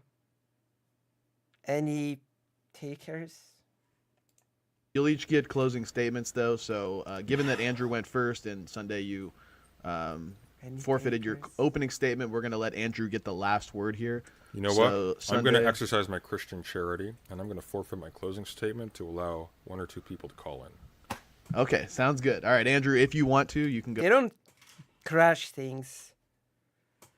Deathly Ill donated $10 now, and it did not crash anything. I have to play Crash. I have to play Spyro. Only when I play Spyro do donations crash anything. But yes, please donate. Please donate. Please donate. Was this debate worth having in your opinion, Lucy? Yeah, I think President Sunday did really well, actually. Yeah, I think it went okay. Yeah. I think it went okay, not thanks to Andrew Wilson, but I just think that President Sunday did so well that it was worth it. He made it worth it. I mean, he made good arguments. He made a good case. So yeah. Go ahead with your closing statement. We'll give you the normal time, 7 minutes. I am going full Nietzschean and taking advantage of my closing statement. So, Fucking based. come on, it's funny, fucking funny. Anyway, I think what's painful. Oh, you know. all right, so back to this. So I mean, this We're kind gonna of do went the all Dylan over the one place, but I think next. there's a fundamental distinction. I think that President Sunday, at least in this case, gets to walk away having a I different think Sunday perspective really did a good Godot approach. Yeah. on what he thought that Christian nationalism, futurism even was. So I think that that's going to ultimately be How good for dare him you. and helping him at least understand this side. I'd never actually heard an argument against any of the morality of Christianity. I heard some bad interpretations, which led to absurd conclusions, such as, you know, your wife can get sexually assaulted. You know, when it came down to theft, he didn't think that any forms of theft were. There's all sorts of different kind of rabbit holes we went down there, which kind of shows me that his interpretation of Christianity being pacifistic is it's just nonsense, right? None of that makes any sense, and it's never made any sense. Ultimately, I think the exchange was good, and I think it was good faith. But I'm going to kind of end with this in my closing.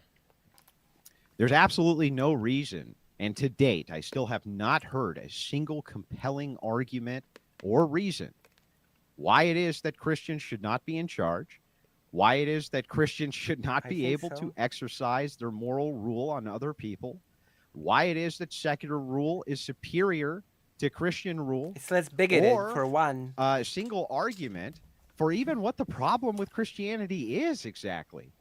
Not really anything. We kind of went through the Socratic method, and I was trying to be as good faith and charitable as I could, and I think my opponent was doing the same thing.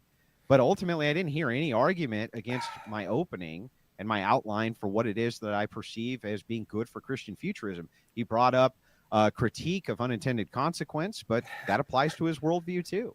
He brought up numerous critiques about force, but those also apply to his worldview. He brought up a critique that enforcement itself was living by the sword. Not only do I not think so, but I think that if we really did kind of a deeper debate just on that, we could kind of destroy that pretty quickly. So I see. Is that a ultimately, I challenge? didn't. Sounds like a challenge to me. Yeah, I would. Now, I'm not a Christian apologist. I'm a political debater. That's what I've always hung my hat on. Though Christianity comes up from time to time, and I do like engaging in those. But I'm not a Christian apologist. But I would take that debate because I think it's a slam dunk. But ultimately, not a single argument. Didn't hear really a single argument for why Not it a is that my single worldview one. was wrong. So maybe from Sunday's perspective, he just wanted to understand it more as a portion of the debate. Again, he was very, I think, charitable. I didn't feel like he was bad faith at any point in the debate. I thought ultimately it was a productive conversation. I look forward to having more of them. So from all of done. us here at the Crucible, I'd like to extend that to you Sunday, and thank you Cringe. for coming on. I appreciate it. I will take you up on that, I think. Well done. All right. Well, thank you for that closer. It's not very Nietzschean of you to give up 50% of your closing statement time. Well, I'm a Dowager, I Taoist, must not a say. Nietzschean. That was the Christian in me coming out. Right. Yeah. Thank you guys all who tuned in and sent your support, all the super chats, memberships. Very much appreciated. So Amazing. thank you guys for sticking it out. Thank you, Andrew and Sunday, for being I here. heard people criticize President Sunday afterwards. Want to let Very Sunday lively shout his channel debate. out real quick? Yeah, before we go, Oh, President Sunday, take a second. Shout your channel out one more time. I know you mentioned you're doing an after stream if people want to. Yeah, we can tell. We can tell because you didn't beat me, motherfucker. They can find you. Yeah, my name is Andrew Wilson. I'm the host of. Okay, we're done. All right. Next. I hope that second one is not as long as this one because otherwise I'm just gonna have to take a break and continue tomorrow or whatever. I'm still ill. I'm still, you know. But if you've enjoyed this, then you know what to do. You know what to do with things when things go like they go. Oh, you know what to do. Let's Ellen Burns live, right? Let's see. Iran bombing causes confusion.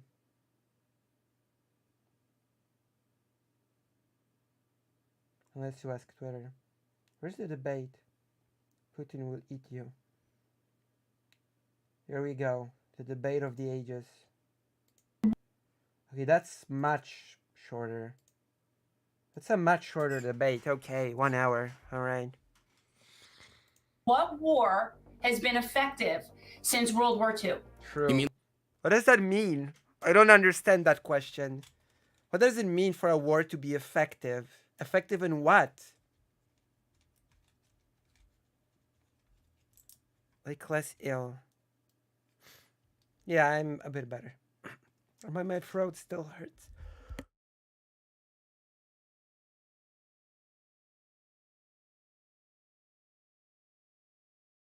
Oh my goodness. I still cough a lot. What does it mean for a war to be effective? I just don't get it. In like American involvement or just war generally? No. I'm The serious. Algerian independence struggle, I would Like, Glenn Burns, podcast streamer. Like, I just, what is an effective war? I don't, what? It's just, the question is so wrong on so many levels. say was an effective war by the Algerian resistance that led to the French being kicked out. That was the resistance. Okay, so that's good. But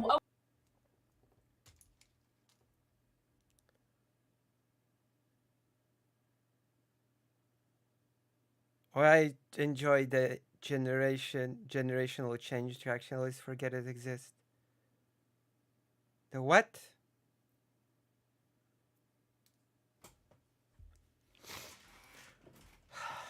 Stop it. okay, so then let's take it a step further. What war that we've been financing, funding? Like, it sounds like such Pokemon language. Ash used the war. Dylan used the war. It was very effective. Or this lady used the war. It was very effective. Like,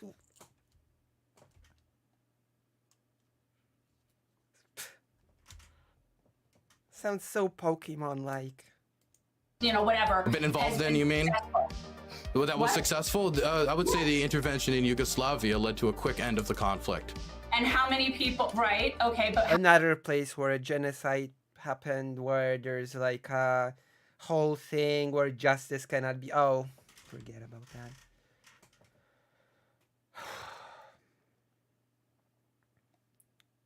how did we interfere though? And what did we do? And was it the same as this?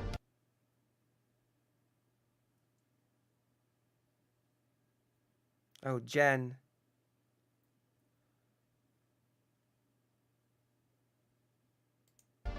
We're for good things and against bad things. We're against bad things. Yes, Oh, absolutely. wow. If there's one person who I think can attest to that and probably would agree that he is for good things and against bad things, at least I would hope so. I mean, we've never spoken with him before, but we're going to speak with him now, and we'll get a We've never met. just a little taste, just a little taste. Who are these people? Oh my god, who are these people? Yeah, a little bit. I've never heard of these people. Generational change. What is this?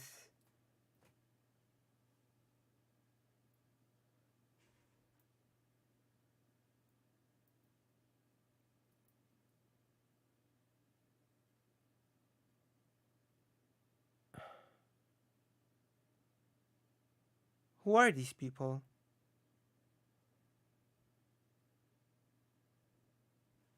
Boomer libs? They have decent politics, usually.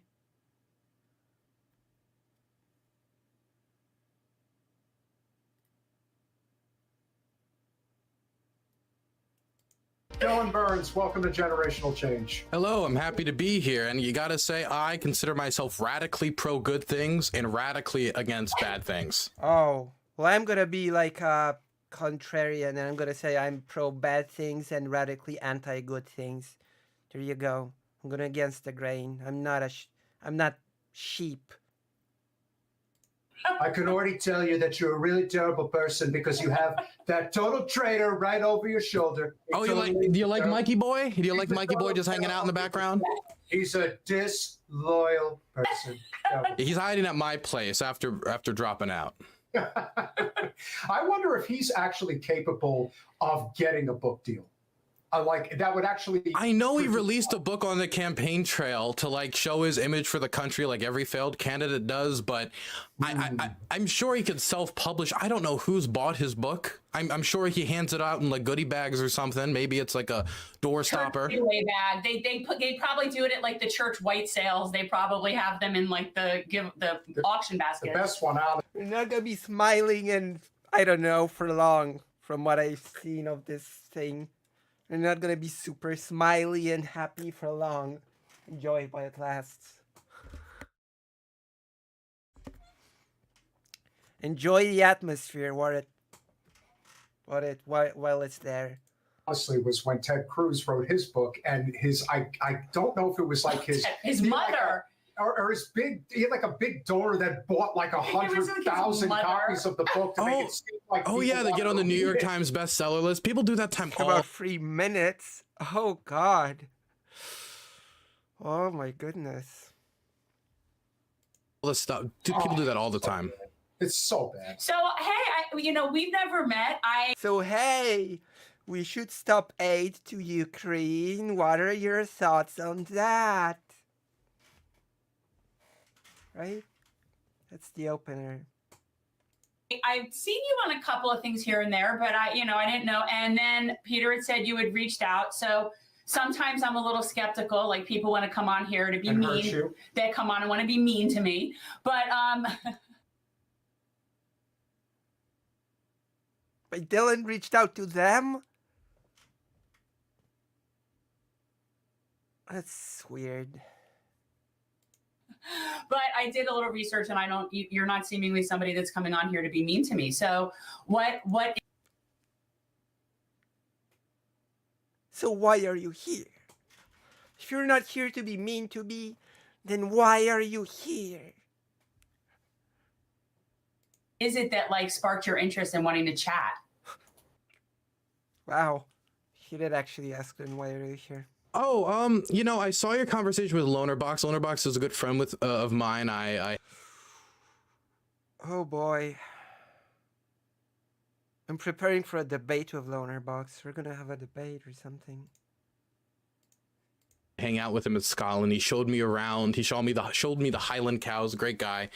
And when I was watching the conversation, and I'm somebody who very much wants the progressives to be more engaged in foreign policy conversations. I think foreign policy doesn't get much attention in domestic American media, even though America has so much influence on the world stage. I mean, the president coughs the wrong way, and it can cause an international crisis when we have military bases everywhere. We have extended deterrence with nuclear weapons covering over like 30 countries in the world. I think it's super. And yet, the US decided to cut aid to Ukraine. Well. Waning influence. important.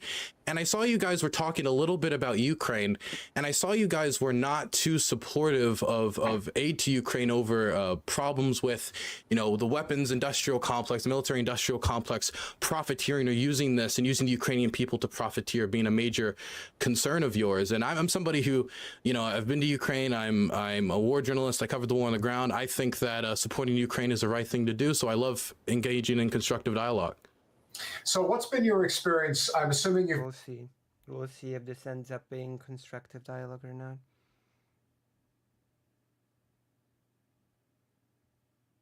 Dylan is literally like the only person who goes around and educates everyone on the war.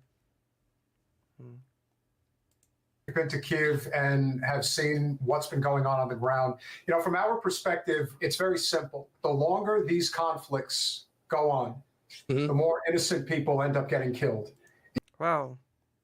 The less aid gets given, the longer the conflict will go on. In fact, if aid is cut,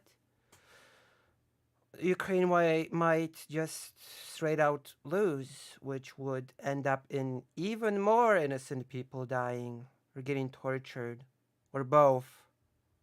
So, I don't know. And it's always done in the purpose of cannon fodder, as you know, for political gamesmanship, and it's also done for the purpose of making money. You know, that's how the war machine operates in the United States, and the way that, you know, from at least from where I stand, you know, you see the way that NATO conducts business. I look at every foreign conflict as an opportunity to gain. Well, the U.S. seems not to want the money anymore since it decided to limit aid. Well, right now there's no aid in sight at all, so I guess the U.S. does not want the money after all. I guess the U.S. industrial complex does not want the money after all, huh? Curious. Especially the Republicans are allergic to money, it seems.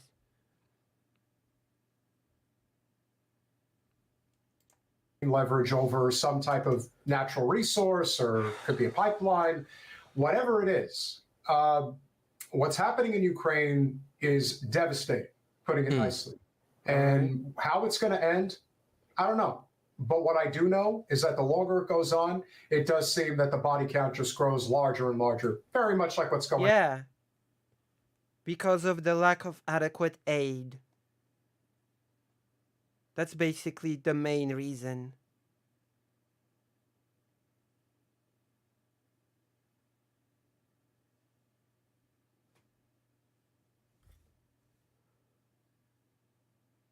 Oh. Damn. Going on in Gaza right now. That's true. Anytime you're talking about financing any war or buying weapons from any defense company, the discussion of like perverse incentives for these companies to manipulate the body politic of the United States is a discussion you should have. And I want to make sure that any time when America gets involved in supporting an ally, the interest involved isn't this guy in a business suit who doesn't have America or the Ukrainian people's best interests at heart is pushing this forward because they want to sell weapons and make money.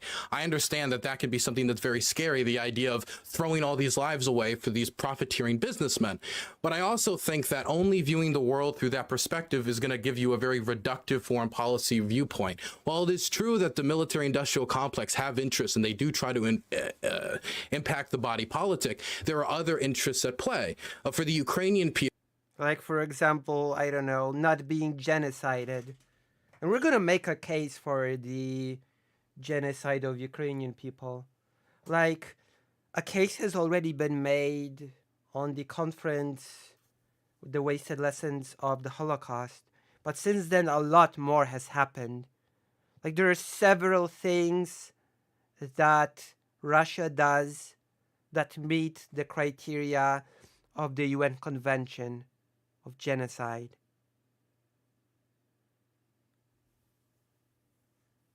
The biggest of all being the transferring of children from one group to another.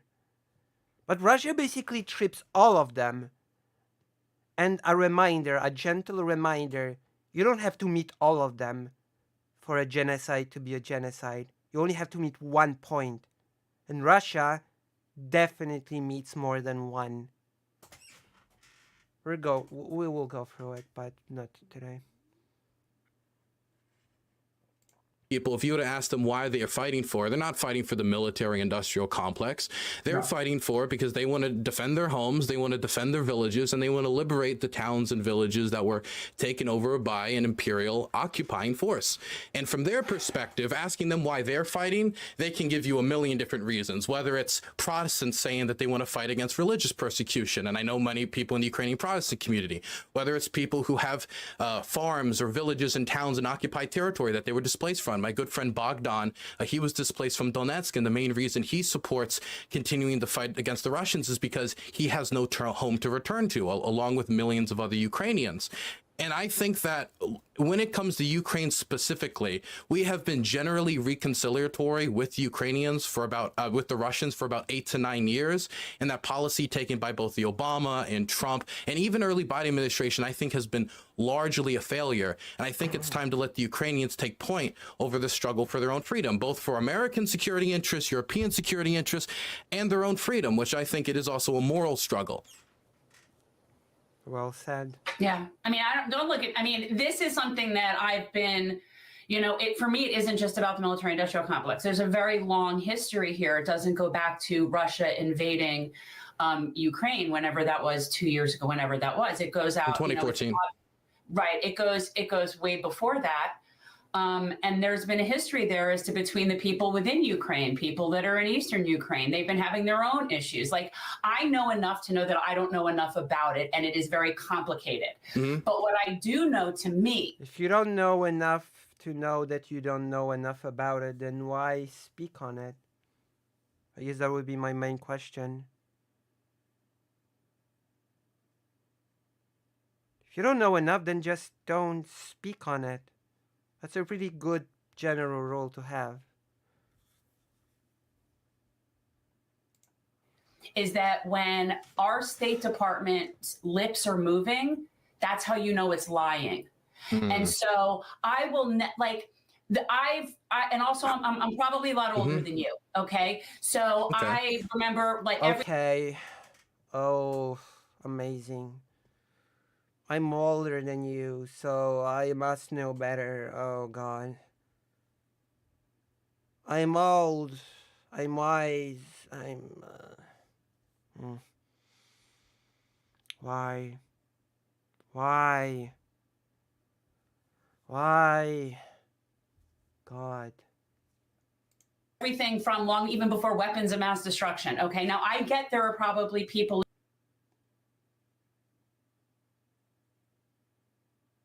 You were around before the nukes. Nuclear weapons are weapons of mass destruction, aren't they? What? How old are you? Hold on. Ukraine, everything from long, I'm probably a lot older than you. Okay. So Okay. I remember like everything from long, even before weapons of mass destruction. Okay. What? How old are you? Just how old are you? Am I misunderstanding the term weapons of mass destruction?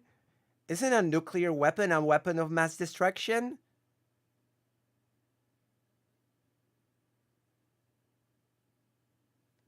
What? It's like the Polish ego debate with Vosh.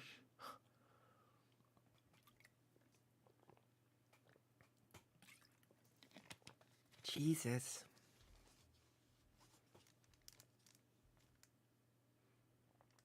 Oh no, oh wow, damn, personal experience.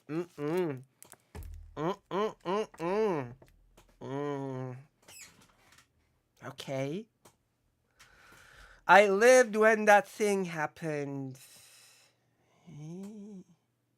Okay, that's cool. That's nice. Okay. Now I get there are probably people in Ukraine that want the support. I get that. And The I majority. understand. That's unfortunate. You know, that What? How unfortunate that the majority of Ukrainians want to be free. How sad. How sad that Ukraine does not want to be genocided. Tragic. Tragic. They're in this predicament. How tragic. But the reality is, my understanding is that there were agreements that were made within that region. Yeah. And Russia broke them all. As it does, always. That were not held to and not held, like people were not accountable for. Yeah. Russians and the Russian government. Yeah, correct. Russia broke those agreements. Yeah. And then invaded.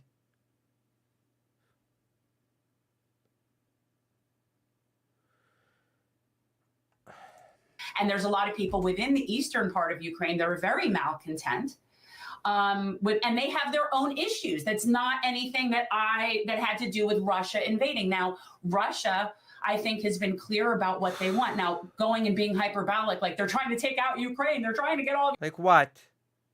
What part are you referring to when you say that Russia knows what it wants? Denazify Ukraine. Is that the thing that you're so clear about wanting? Or is it eliminating the Ukrainian national identity? Is it that one? Which is it? They said a lot of things were their goals. Protecting the Russian speakers that they're actively bombing right now. Oh, that goal? Which goal? Russia has stated many goals. They keep shifting goals as they go. So which one? Which goal? This is stupid. Maybe it's time to retire if you're so old. I'm sorry, that was horrible. That was horrible, I'm sorry. That was mean. No, they're not invading Russia. I mean, they're not invading Poland. They're Not yet, anyway. not. They were very specific, and I just think as I mean, they also said they wouldn't be invading Ukraine, if I remember correctly. So, who is not an expert on this by any stretch. I can see that. And we've had on people to talk about this. Like we've had on Who? military people. We've had on different people to talk about it. Which military people? Who did you have on? Who did you get on? Medea Benjamin, whose book I read about this, which was very, very informative. She goes back. I think it's a really bad book, but you. Oh.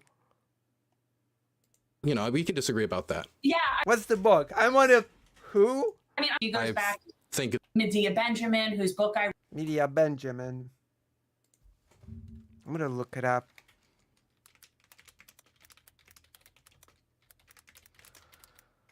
I think it's a really bad book, huh? Oh, what a title. War in Ukraine, making sense of a senseless conflict. Of course. Russia's brutal February 2022 invasion of Ukraine has attracted widespread condemnation across the West.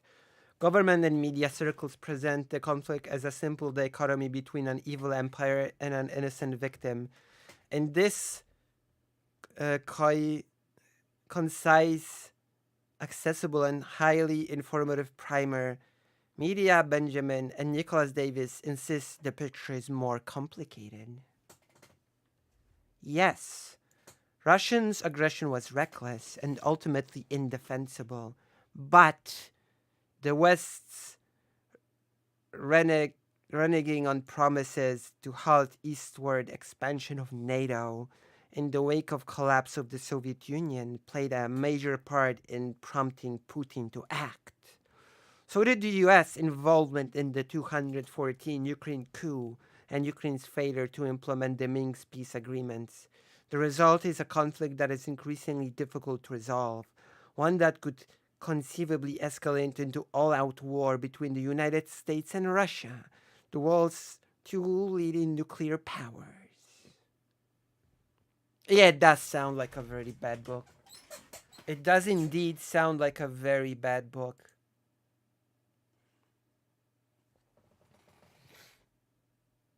Yeah. Sounds like a horrible book, to be honest.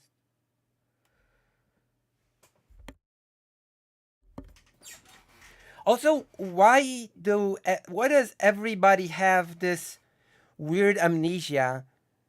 Did everybody forget about the special operation in Czechoslovakia in 1968? You know, the one when the USSR decided to invade Czechoslovakia because NATO was about to take over Czechoslovakia, when in reality, Czechoslovakia just wanted some more, I don't know, independence and democracy for itself? Have we forgotten that special operation? Which was explained away by NATO encroachment. Do we have collective amnesia about history, about the past special operations that USSR/Russia conducted because of NATO? Or does that not matter? Well, you should have. It was a big thing.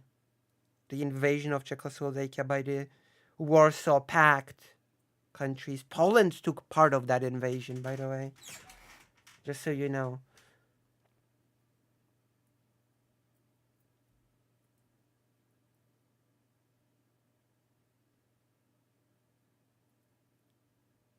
Like, come on. Come on. Get real. Please. I read about this, which was very, very informative. She goes back. I think it's a really bad book, but you know, It does sound like a really bad book, and I will probably avoid it. Thank you. If I read every bad book that is to be read, like I don't have time for bad books. There are many good books to read. Just too many books. Look at my shelves. I don't have time for bad books. I've already have enough good ones.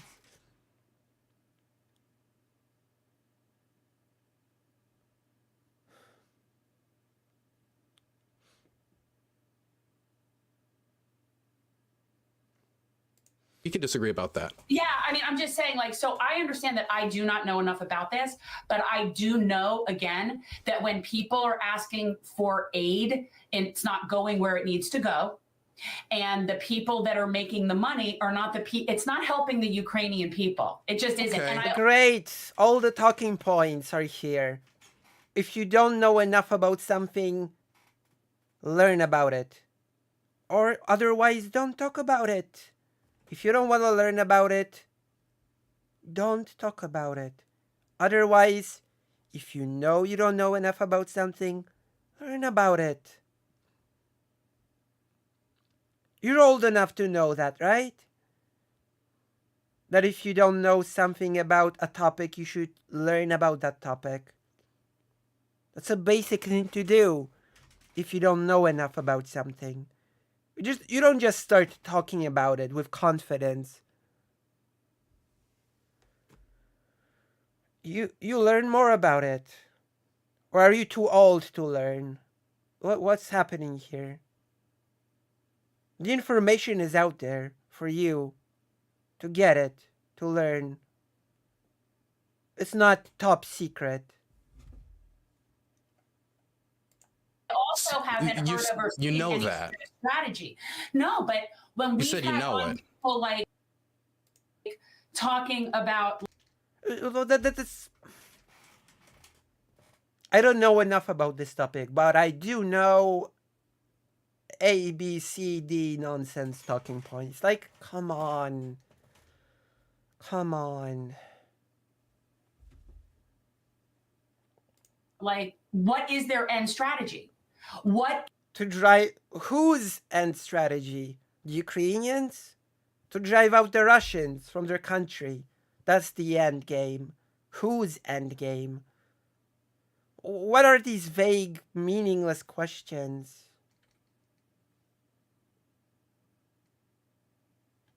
what is their plan? And Whose plan? The US government? The Ukrainian government? Russia's?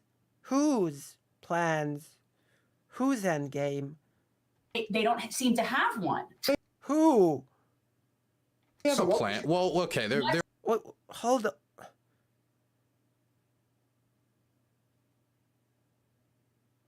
Be more specific, please. there's a few things I wanted to talk about here. As for the idea that when the State Department talks, it's lying. I remember this logic used at the start of the invasion by a lot of commentators to dismiss concerns that were brought up by the American State Department. That an invasion was gonna happen, right? A certain big commentator comes to mind, a very big one, very big leftist content creator. A relative of one of the Young Turks. That the Russians were going to invade in the first place. The American government was the first government to publicly say the Russians are preparing, our intelligence says so, they're gathering troops on the border. Even the Ukrainian government, I think to some extent, didn't even want to believe it because of what that could mean for the future of their country. But the American State Department was right. Their intelligence assessments were right. Why do you think they were right? Because they have good intel? What do you mean? What do you mean, why do you think they were right? Because they have good intel. It's the United States. What?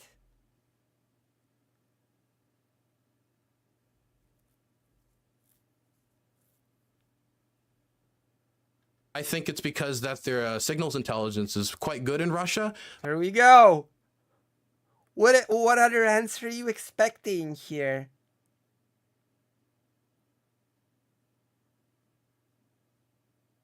What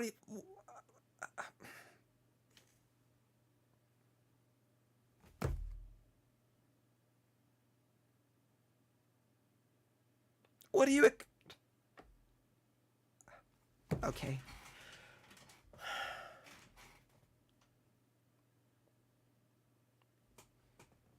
They're on persons and they're on the ground intelligence, so it's a little bit more shoddy. I think that's part of the reason why they didn't predict the outcome of what would happen when Russia invaded. Didn't know how. Do you think that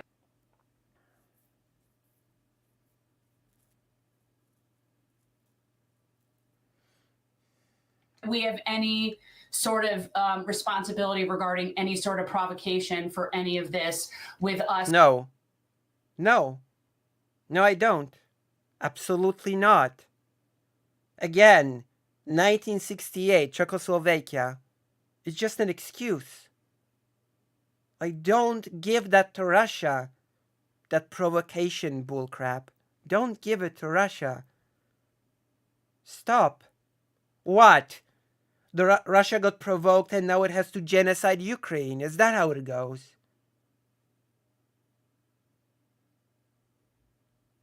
Is that how that goes? Oh no, we simply got provoked into this genocidal action against the Ukrainian nation.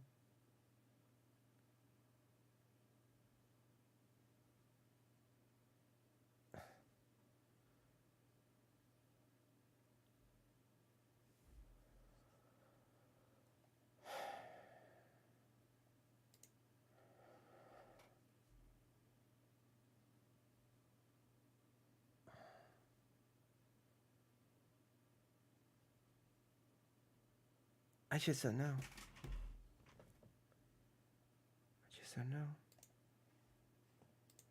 With NATO, with any of that? Like, do we have any Hello, Maya Mayor. Stop being white.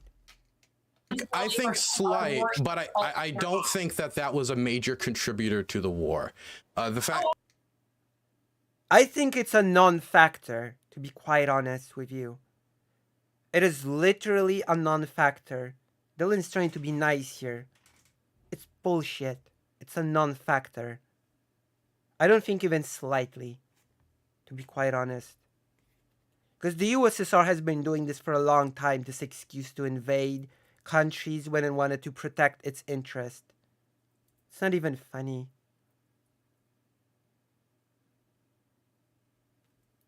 I don't think that was necessarily a contributor. I think they had a specific mission, Putin, and they had a specific mission. Oh, Barry! Oh, thank you, Maya Mayer, for the tier 2 subscription. I was just kidding when I said stop being white, but thank you. Thank you so much. Thank you. Thank you, thank you. What they were going to accomplish. I do think that the whole concept of NATO up their ass is definitely inflammatory.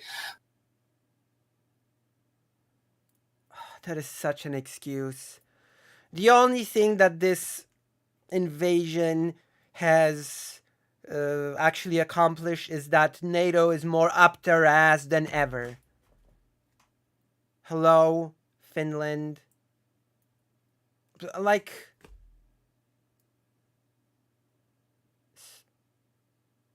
hello, Sweden. I don't know.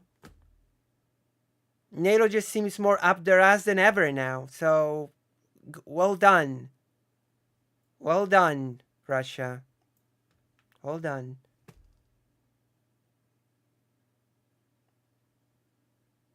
But I do think Can I comment on something earlier said? Boy.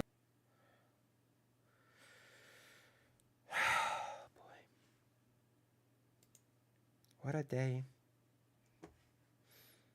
What a day.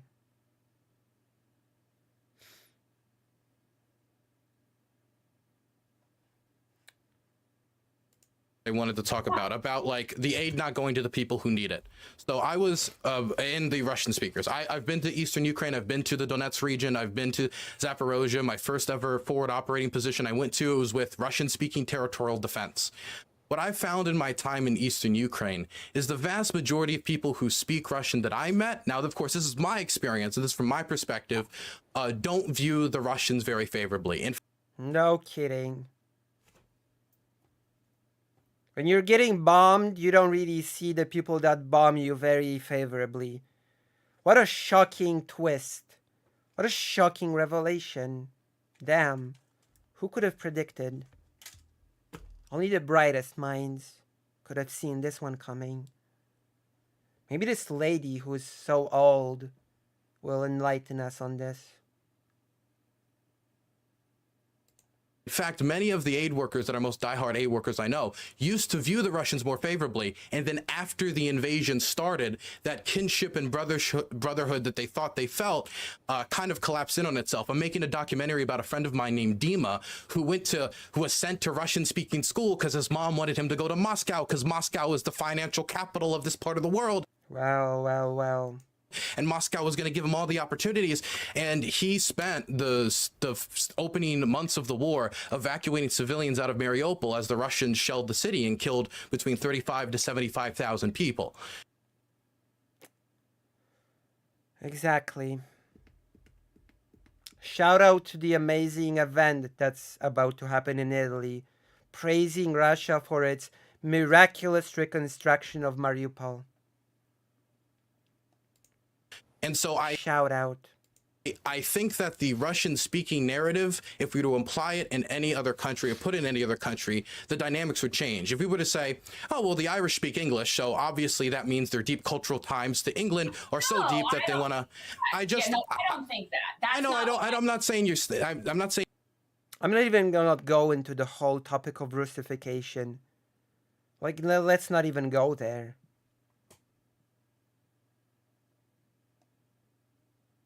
You think that what I just... Because probably if the word was uttered, those two would not even know what that is. There's a reason why there's such a stark difference between Eastern Ukraine and Western Ukraine. And that has to do with how the partitions went. It goes, I'll say it. It goes all the way back to how the partitions went. And which part of modern Ukraine belonged to Russia, and which part of modern Ukraine belonged to the Austro-Hungary Empire. Just want to put forward is we don't have any solid evidence that in the regions where Russia invaded, the majority of that population wanted to necessarily be part of Russia. There certainly is a Soviet, definitely a nostalgic Soviet era part of the population, because there's a very old population, both Russia and Ukraine, because they had a demographic collapse after the Soviet Union, who have a kind of, nostalgia for the Soviet Union, that time of stability before the collapse.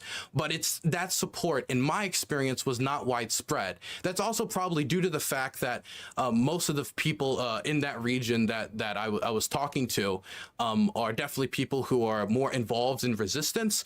But I think I only met one person I've been in Ukraine for 2 years now, covering the war basically nonstop. I've only met one person who was a waiter in, I think, Chasiv Yar, who had real support for the Russians.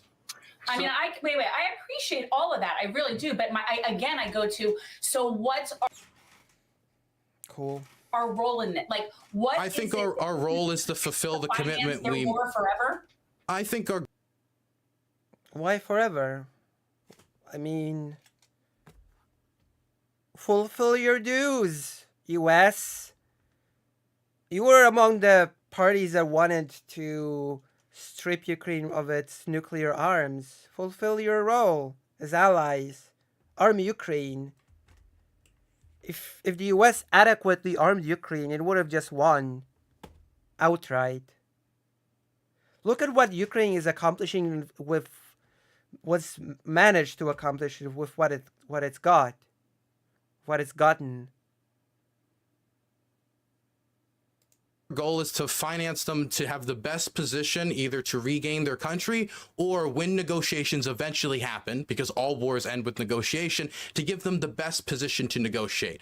Negotiating with the Russians, especially considering their track record, it's going to be necessary for the Ukrainians to have good leverage. And that's going to mean they have the ability to continue to defend themselves. If they don't, the Russians will take advantage of it, like they did in 2014. Of course, any negotiation that will end up with Ukraine giving up land will be basically like a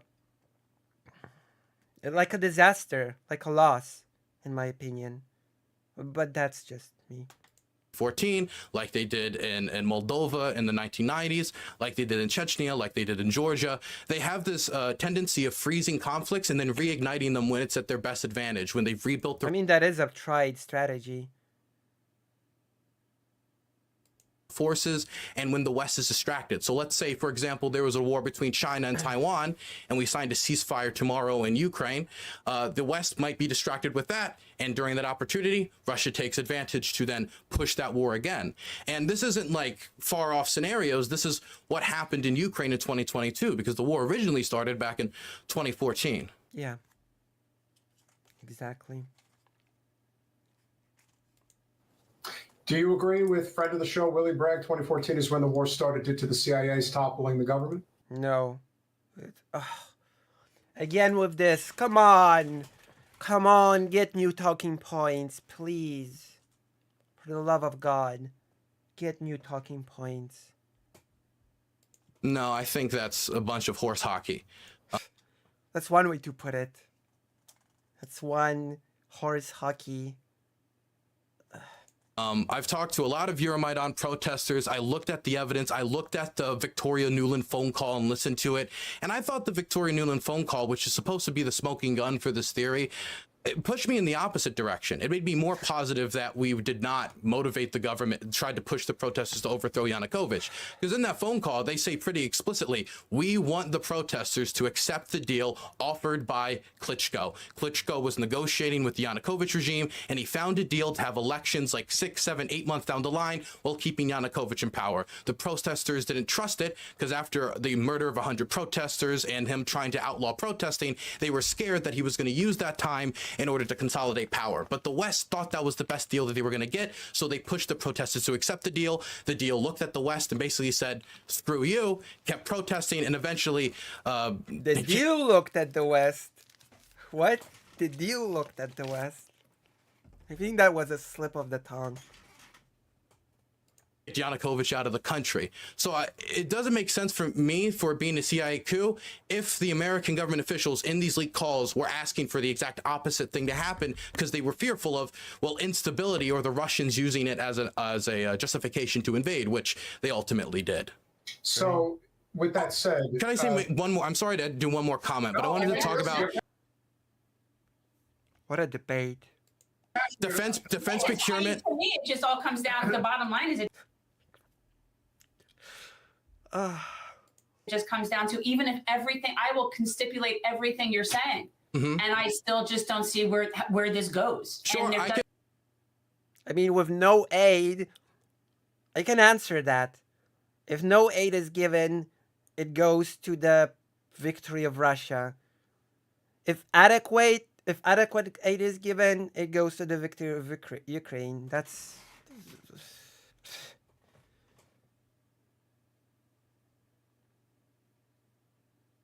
so terminating cliche time. I mean, you know. and military people have commented, like, it's just not going anywhere. So I and they're don't not NATO, necessarily so I don't see how agree we're with doing that assessment. He works for it.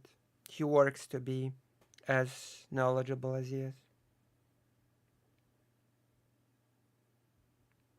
You don't get knowledgeable just by getting older, lady. You work for it.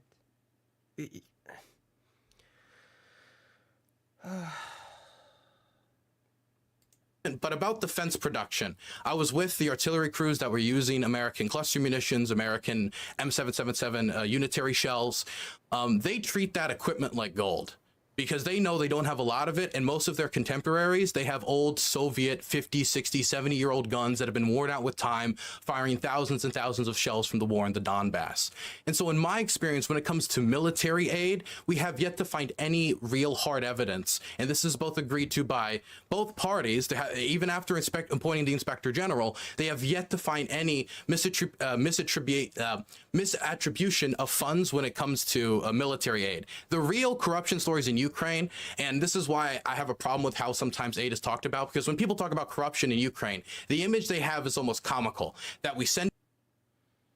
Oh yeah, I've heard some arguments about the corruption in Ukraine, how aid is sent and it just poof disappears into thin air. Over the tanks, and then they're all going to be like sent to some terror group, or we send over these important cluster shells, and the Ukrainian government, when they need them to defend themselves, are going to send them to all these terror groups. Real corruption in Ukraine is contracts, government contracts, where a buddy in the Ukrainian government gives another buddy through a shell company contracts for. That's a very classic way of doing corruption, by the way. Poland used to do it as well. Production of goods that they don't have experience in, and so they whittle all that money down, don't spend it effectively, and then enrich themselves. That's what happened in some of the rebuilding efforts in Bucha. That's what happened with I think some military jackets funds from the Ukrainian budget.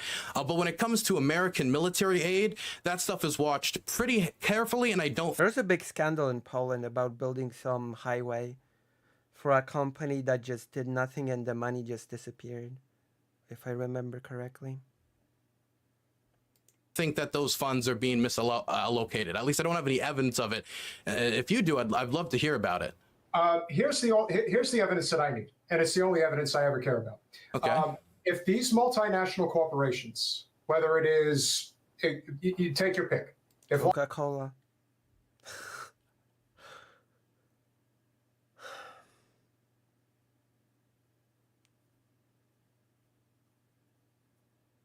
Lockheed Martin is involved, if Raytheon is involved, if General Dynamics is involved, and I'm only using them on the surface. I go much deeper into this. Again, I wasn't prepared to have Northrop Grumman or one of these other companies, yeah. Sure. Any of them. Point being is that their primary objective is to make money, and if the objective is to keep this going as long as humanly possible, if that means that they are in bed. Well, that seems counter-effective then, if the US is not giving any aid anymore. With, again, whether it's the Swiss banks, whether it's even the banks in Ukraine, frankly, whether it's even banks in Russia, the goal is to always keep this going. Now, how much is true about how much of a say Boris Johnson actually had, or could have essentially ended this thing within the first few weeks? Oh God, the infamous deal. They're going through all of the talking points. Let me guess. The US bombed the amazing deal that would have ended the war and everybody would have been lived happy ever after. And they said, no, this is not happening. We're going to win, whatever the fuck that means. Right. You know, It means pushing Russian forces out of Ukraine. That is what it means to win. No Russian forces in Ukraine, and Crimea liberated, and all of the other places liberated. That basically means what it means to win. this is where What do you mean, whatever it means? when I lived through Iraq, Oh my god. I'm so old. Look at me. I'm so old. I lived through Iraq. And by I lived through Iraq, I mean I lived when Iraq happened. Amazing. Amazing. I don't care what you lived through. Come on. and knowing what that was, and no two wars are the same. I understand that, but When I lived through Iraq,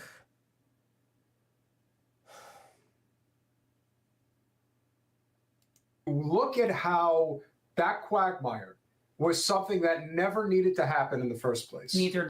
amazing. Don't you love when two totally unrelated and totally different situations are compared to one another? Totally incompatible situations that... What is the comparison here?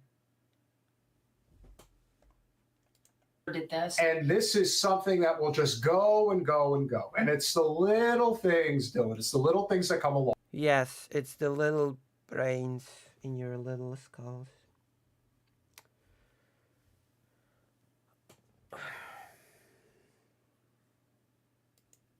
You know, I don't give a flying F about, you know, the people who want to play off this. Oh, it's the Azov Battalion, and that's why these guys are fighting. We gotta get rid. But you had to mention another tired talking point, of course. We should have prepared a bingo card for this one. Azov Battalion? Really?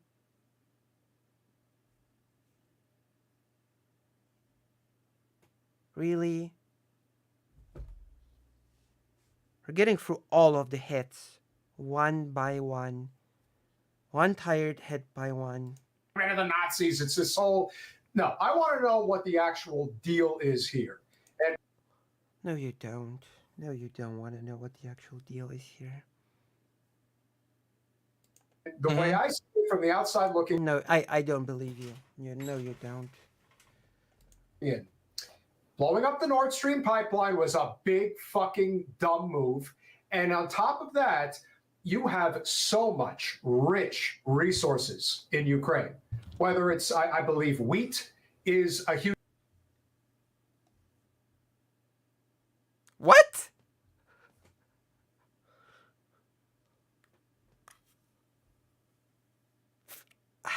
What?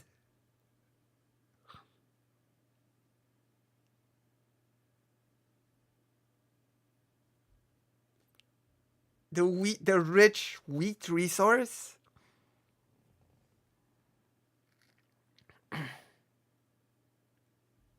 Huge part of this. Cobalt, I believe, in terms of a natural mineral. The wheat mines. The famous Ukrainian wheat mines.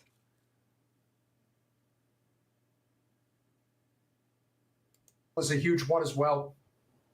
Most of these fights, from my observation, always comes down to dollars and cents. I think they mean that the rich soil is the resource in Ukraine.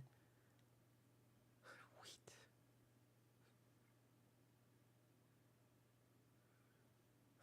Longer a war goes, the more money that is made and the more people that are killed. And that, to me, just from my perspective, again. And that to me, as an American who sits safely on my ass at home, is unacceptable. Okay.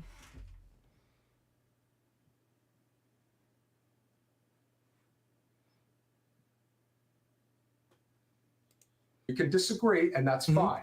But I don't think there is any conceivable way, based on 2 years of evidence, that this is going to end any Ukraine exports more than just wheat when it comes to the grains, doesn't it? different than it is right now, that there is a conceivable way that this could possibly change the course in terms of where the war currently stands. That's where I stand. Could I be wrong? Certainly. Mm-hmm. Oh, Dylan Burns does not look happy. He does not look amused at all. Not laughing anymore, are you? The jovial mood is gone. Forever. Time will And I respect the fact that you are over there, that you are on the ground, that you are willing I mean, you're not over there now. You're in the US right now. to put in that work. A lot of people pontificate from a very safe distance. Yeah! Look in the mirror! Mirror! Yeah! I know! Many people do pontificate from a very, very safe distance. I know. I've noticed. And the fact that you are willing to put yourself in harm's way, you have our respect. But at the same No, you don't. No. Stop. Please, with that bull.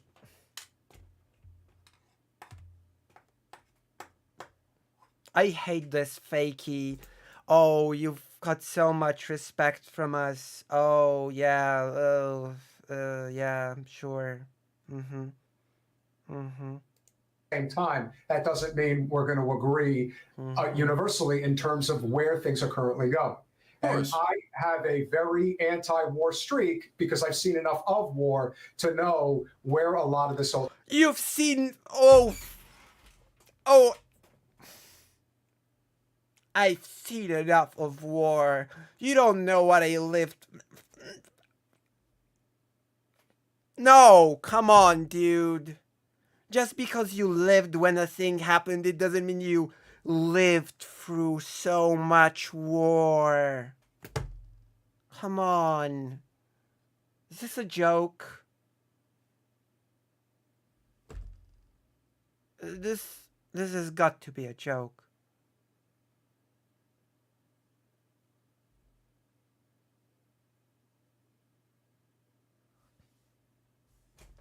Oh, you lived through so much.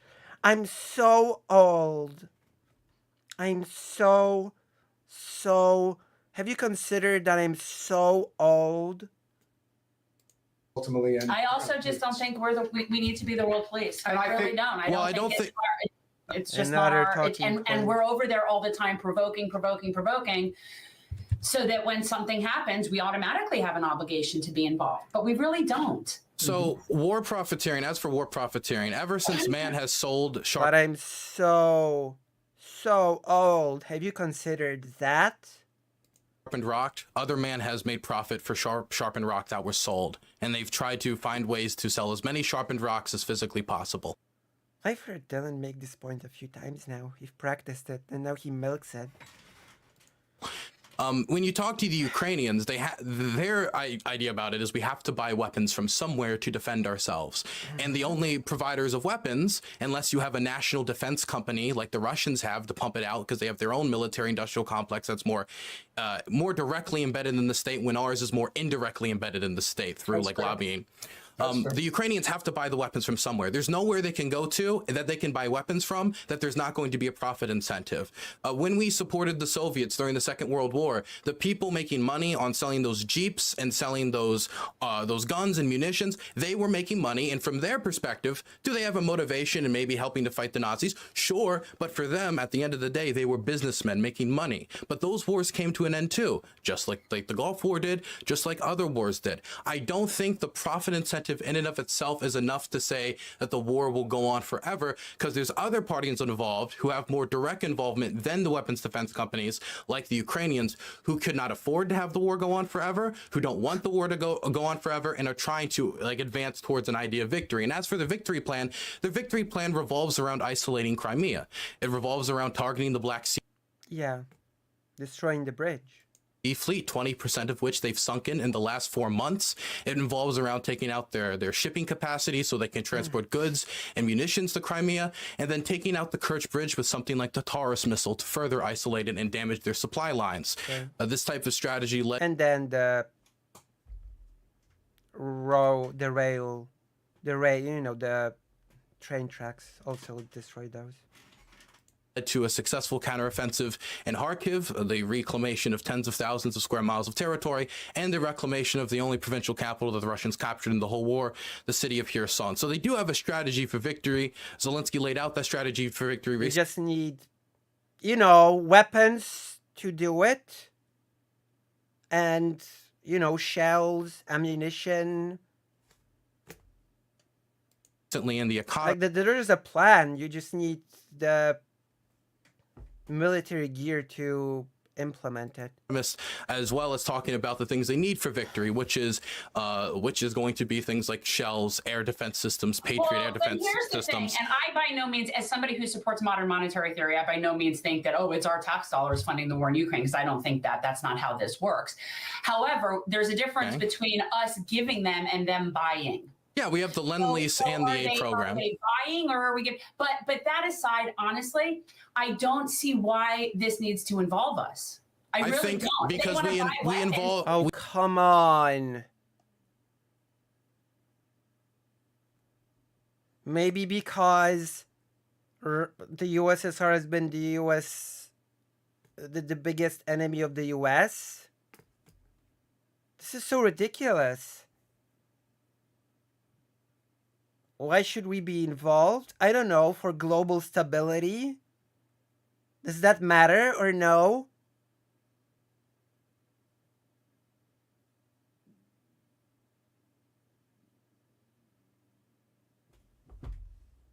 Does global stability mean nothing? We involved ourselves in the 90s when we went to the Ukrainians and we said, look, you have... Yeah, you give up your nukes. This nuclear arsenal, the third largest nuclear arsenal in the world. If you give it up, both us and the Russians will give you a guarantee of territorial sovereignty and will come to your aid if that territory is ever threatened. Now, I believe in nuclear nonproliferation. I believe the breakthrough between Lyndon B. Johnson and the Soviets in 1968 in the Non-Proliferation Treaty was a... 1968. Nice. Like the invasion of Czechoslovakia.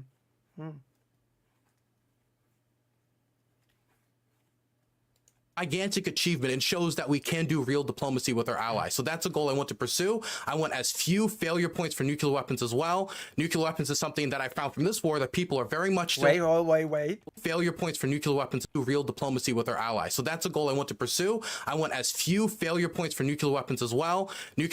Almost nuclear. Weapons is something that I found from this war that people are very much still concerned about.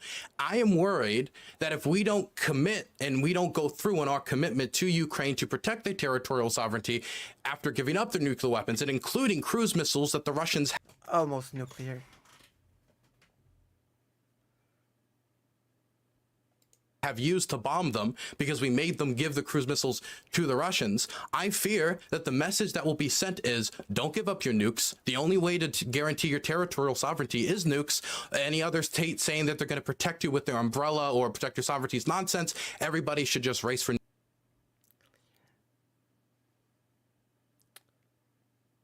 nuclear weapons, which if our goal... We've already given that message. We gave that message years ago. Yeah. Was it Saddam Hussein? Was it Gaddafi? We gave that message years ago. But Drop as your much weapons. as as much as I hate agreeing on this point, so if you have nukes, keep them. So we should. So the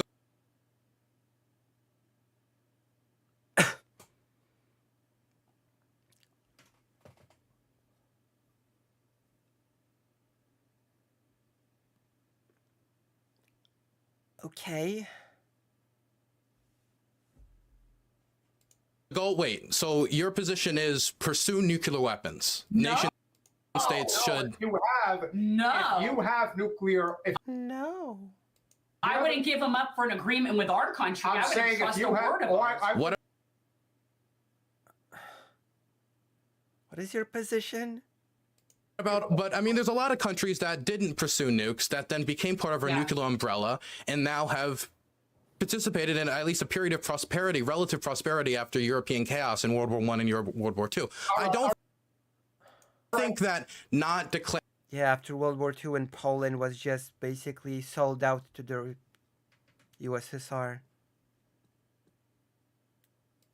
I think that having less nation states with nuclear weapons is a pursuable goal. I mean, the Soviets and the United States realized this in the 60s. I remember JFK, I mean, I wasn't around at the time, but JFK made speeches in the 60s in pursuance of this treaty saying, if we don't pursue some treaty You were around, Dylan. Wait, did you say speeches in the 60s, and the United States realized this in the 60s. I remember JFK, I mean, I wasn't around at the time, but JFK made speeches. No, I think he said I wasn't around. I was around. In the 60s in No, pursuance it was around. of this treaty saying, if we don't pursue some treaty like this and try to stop the limitation of nuclear weapons around the world, Right. we could have a situation where 50, 60, 70 countries in the world have nukes, and all we need is one nuclear arsenal to go haywire, some error. And if you read during the Cold War, man, that stuff is terrifying. I don't think this is an effort we should give up on. No, but you know what? And you're totally right. Like There in were what so many close calls during the Cold War, you wouldn't believe. What such a wild time. you're saying, here's the problem. And I agree, we should definitely not be proliferating nuclear weapons. I'd like to see everybody disarm their nuclear weapons. It's not going to happen by the U.S. bullying it. And when the U.S. bullies it, they violate How is this bullying? By sending Ukraine this aid. in particular isn't bullying. What I'm saying to you is, What is this boomer nonsense? Come on. when you have an agreement with the United States that if you give up your Speak less, read more. Okay? weapons will protect you, at this point, for someone to believe that, that's like you're buying a used car from someone that you know is just the worst. Like it's a matter of that's not the way it's going to happen. It is. I mean, that is the case if the aid is cut off. Yeah. That is basically how it will end if the aid is cut off.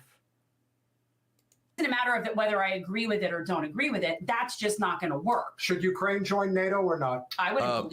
I think it should. Of course, the US and Germany are opposed to it right now.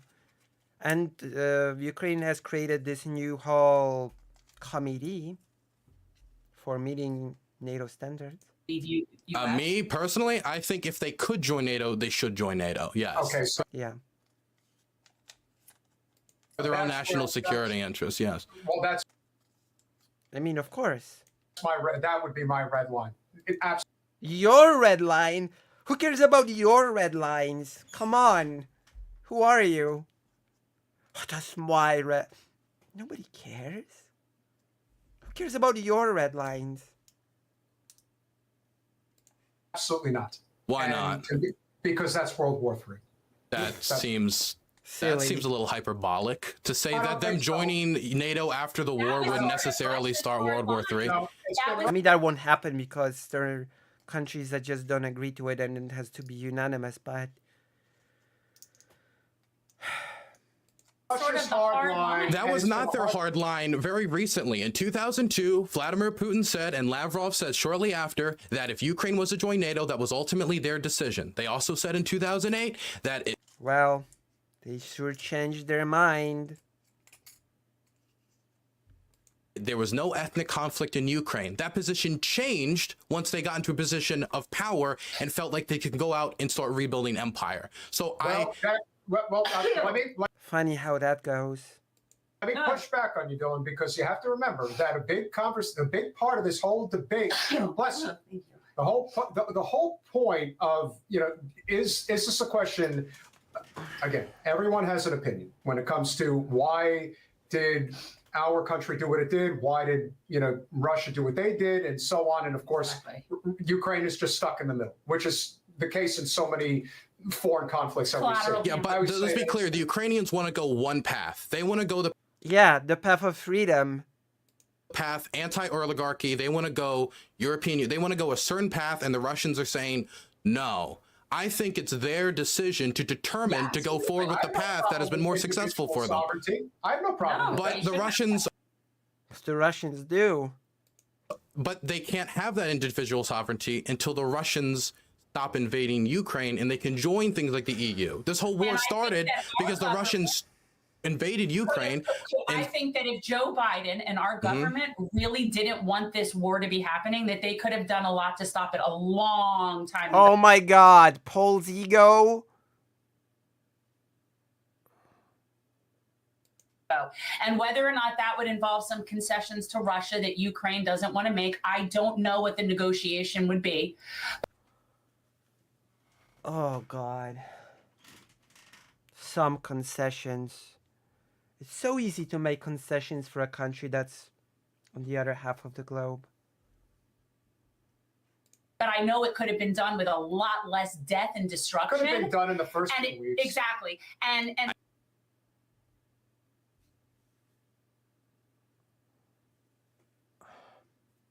Someone doesn't understand how Russia operates. I So, think that's really misinformed. whether or not Yes. That's one way to put it, though. and again, I think, how old are you? I'm just curious, how old are you? Oh, holy crap. Oh, no. What is this? How old are you, Dylan? How old are you? How many years have you got in your age thing? 22 years old. Okay. So Okay, sweetie, honey. 22. Okay. Oh, God. Oh, no. and I don't look, I have a son who's 23 years old. Oh, I no. honestly, I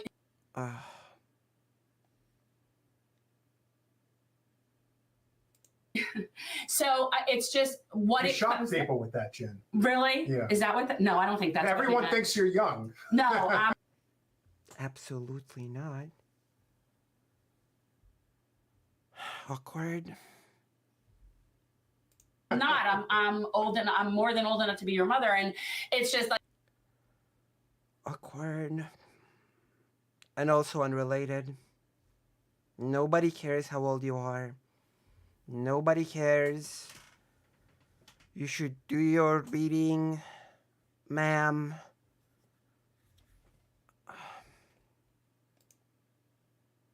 Nobody cares how old you are. your thoughts on this are so like pure. Like I Oh my God. Oh. Oh. Oh. I cannot.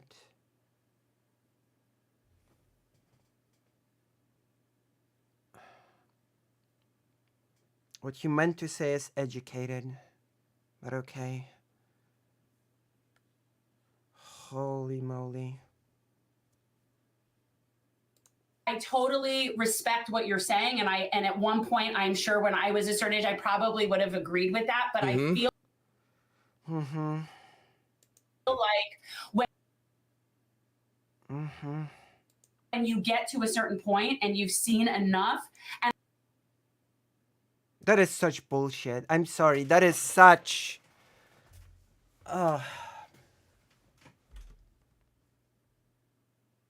I don't even know what to say. Dylan's seen more in Ukraine that that woman will ever see in her whole lifetime. Like, I'm sorry. Like, that's just fact. Like that's just.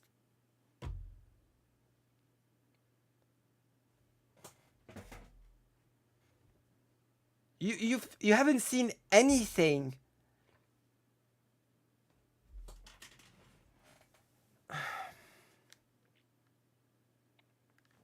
Whatever. and I do not say this in any way condescendingly, because Yes, you do. You absolutely do. as it isn't. It's just seriously, I can't buy it anymore. Because you're stupid and uneducated. Read more. I've bought it enough times. And most people and anybody in the thread who is like, I would say over the age of 40 ain't buying it again. Oh my god, Paul's ego strikes again. Oh god.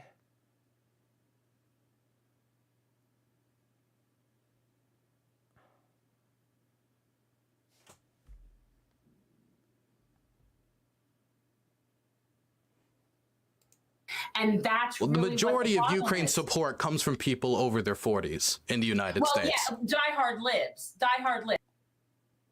Your Democrats, yes, they're gonna go with their Ukrainian flags on their profile picture. So Dylan, let me. By the way, let me also ask- wait. Let me just. There's a few other things I wanted to talk about the. What does age have to do with anything? That's so... Come on, don't.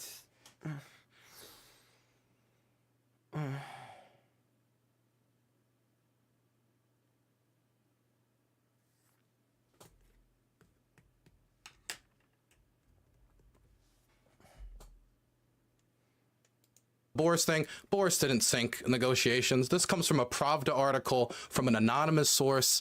And at the same time this was going on, and there's been multiple statements, both from the Israeli prime minister that people cite and from the Israeli government officials in question, that it was Bucha that was the last straw. That once that death pit was uncovered and the Ukrainians realized what occupation would mean for much of the country, they couldn't sign a contract or any deal that would allow that land to be in Russia's hands because they were scared of the death pits.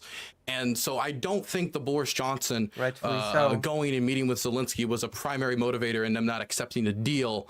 I believe that there's a lot more Western leaders that would want a deal with the Russians, and the Ukrainians are the ones more than anyone who didn't want to accept a deal after that. So I don't think Boris Johnson was that much of a motivator. And as for the resources thing about this being a war of resources, ultimately, I think it should be the Ukrainians that control their resources. True. I think that at the end of the goal, it's not our business ultimately to make I think we made it our business by the whole nuclear thing, yeah. And so now we're saying we're going to do what America always does, and what people are saying, and I'm hearing this from people who thinks it's unfortunate, but we're going to turn around and abandon them, and then when they we need to do something for them differently than what we're doing. I mean, I do agree with that. The U.S. should definitely do something for Ukraine differently than what it's doing now. It should provide actual real aid. You're right. The U.S. should do things differently. It should provide the aid that it can, not the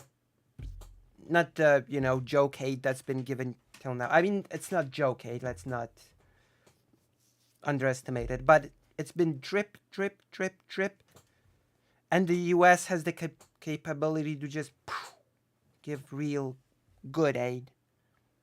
So I guess, I agree. The U.S. should do things differently. Yeah.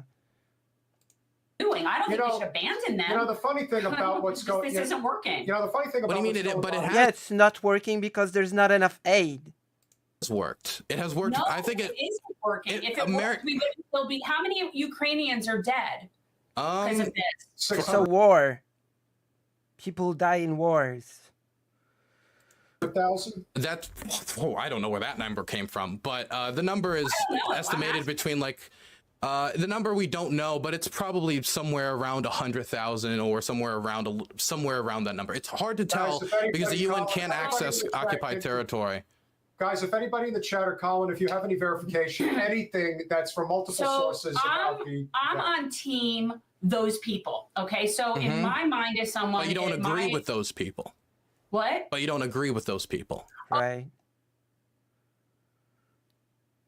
What a teammate to have. What a teammate. Oh, no. It has nothing to do with whether I agree with them or don't agree with them. I don't care about their politics one way or another. Their politics. The politics of not wanting to be genocided. My thought in my mind is what's going to save the most people. Ukraine winning against Russia will save the most people. Russian forces leaving Ukraine, that will save the most people. And what's going to save the most people is us fighting our own government to go and do what it should have done in the first place, was to take a diplomatic stand and bring Putin to the Bucha has taught people nothing. table and get this shit in order. What Because happens we don't if do that when the because we Ukrainians don't say want no? to do that. What We happens don't when the want to Ukrainians do say that. no? You know what? If the Ukrainians don't want to work with us and what we're doing, then they don't get our help. So you're not on team those people, are you? Not really.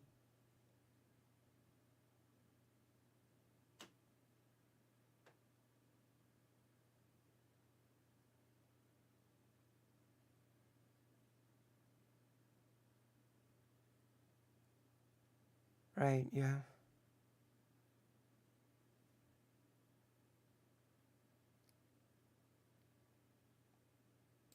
It's like this. I have Gotcha. a kid, right? You want the help? You're on the payroll? That's the deal. My opinion counts. And I am so, look, So you're not on team those people. Thank you for clarifying that. I do not think we should leave them. I think that we should this is take But you actually do in practice. being done out of interest for them, right? This is to save lives. We're going to make the Ukrainians accept a deal, an occupation that they don't want, because we we're don't going want them to sacrifice that. You force them to maintain whatever their election was, whatever the vote was that they had that wasn't installed, or whatever, or have another election, or have whatever. What it do is you want mean to do another? there. But Exactly. this is the What another election? What? Why? What? What? You were right. You don't know, and you don't know enough about this. Stop talking about it.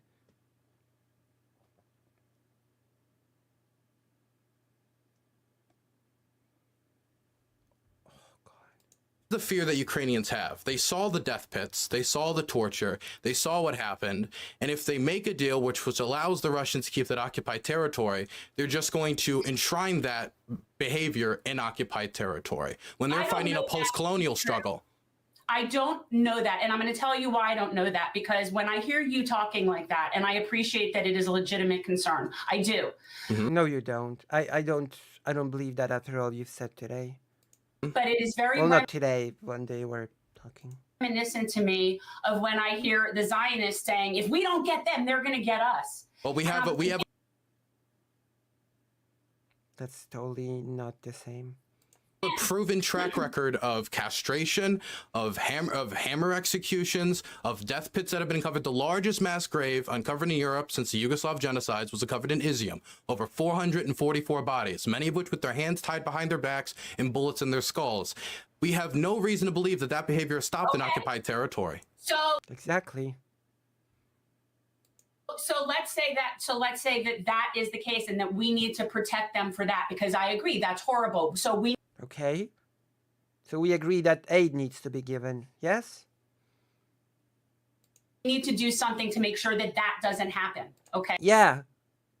And you make sure that doesn't happen by giving Ukraine aid. Thank you.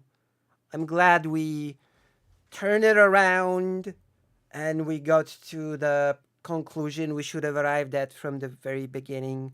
It took us a long time, was a long talk, long debate, but I guess we've settled on Ukraine should get aid now, right? To not let that bad thing happen that you just agreed that should not happen. Yeah? Right? No? It's not over?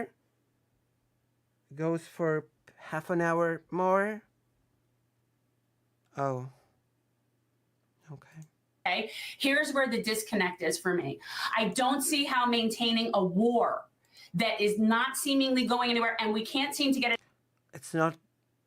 First of all, that's not true. Second of all, Ukrainians are fighting with limited ammo, limited shells, limited equipment. So of course they're going to be at a disadvantage. And why is that? Because aid is lacking. Okay? Like the Ukrainian forces had to postpone very recently operations because they had no ammunition to carry out the operations with.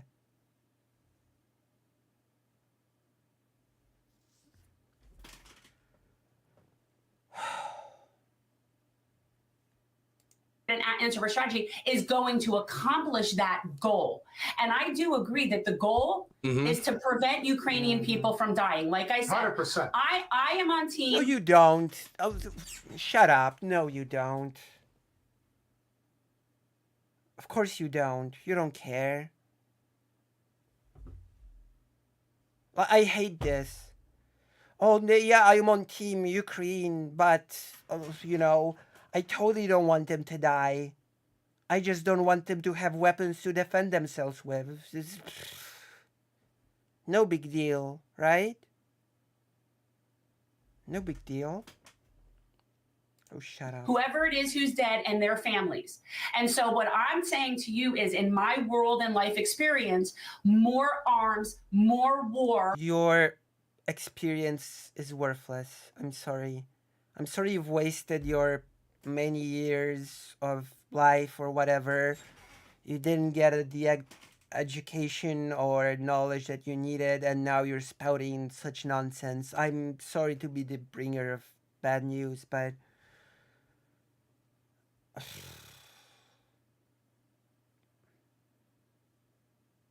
it seems Dylan has gotten more mileage from his 22 years than you've gotten from your, I don't know, 60 or whatever your age is.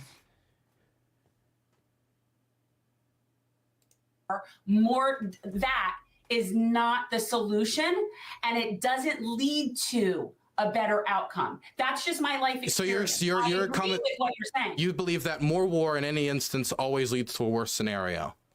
I believe that since World War II, yes.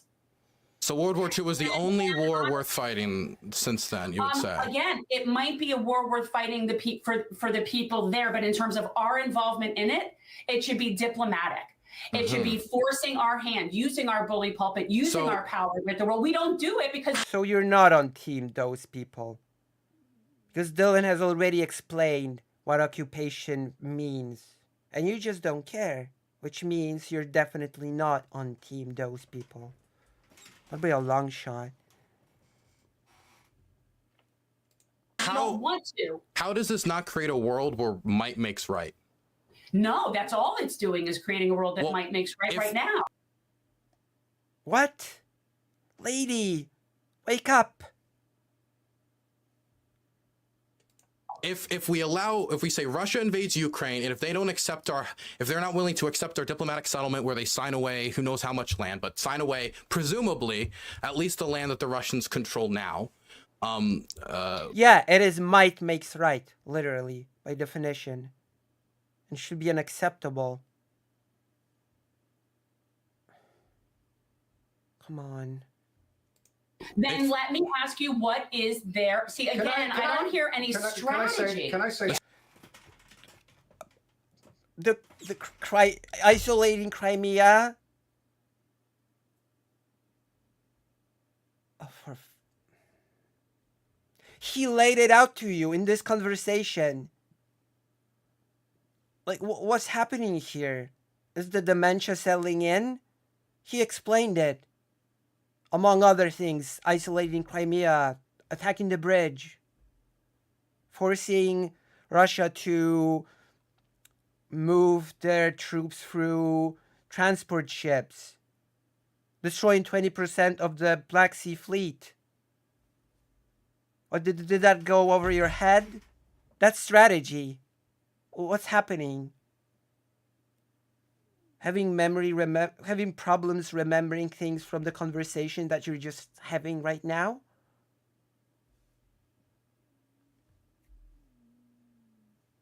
I heard it. I memorized it. I'm able to repeat it. Why can't you?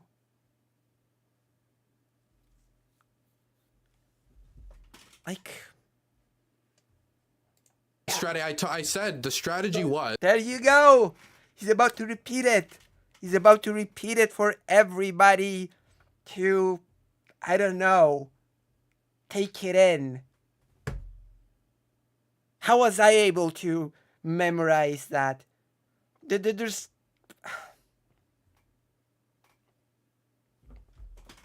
yeah. To isolate Crimea's There we go. logistics by destroying the Black Sea Fleet, 20 of which they've destroyed in just the last 4 months. So they can do that. What's the I can't timeline? give you a hard date any more than anyone who fought any war can give you a hard date Oh my god. and when the war is going to end. But that's how 3rd March of next year. There you go. You had a hard date. wars are fought. Wars are not fought on tight Would time you schedules. tell me a Wars are war fought since World War for II that has goals been- that need to be is seeked out. effective? What war has been What war has been effective? What a stupid question. What a stupid question. What does it even mean for a war to be effective? Since World War II. You mean like American involvement or just war generally?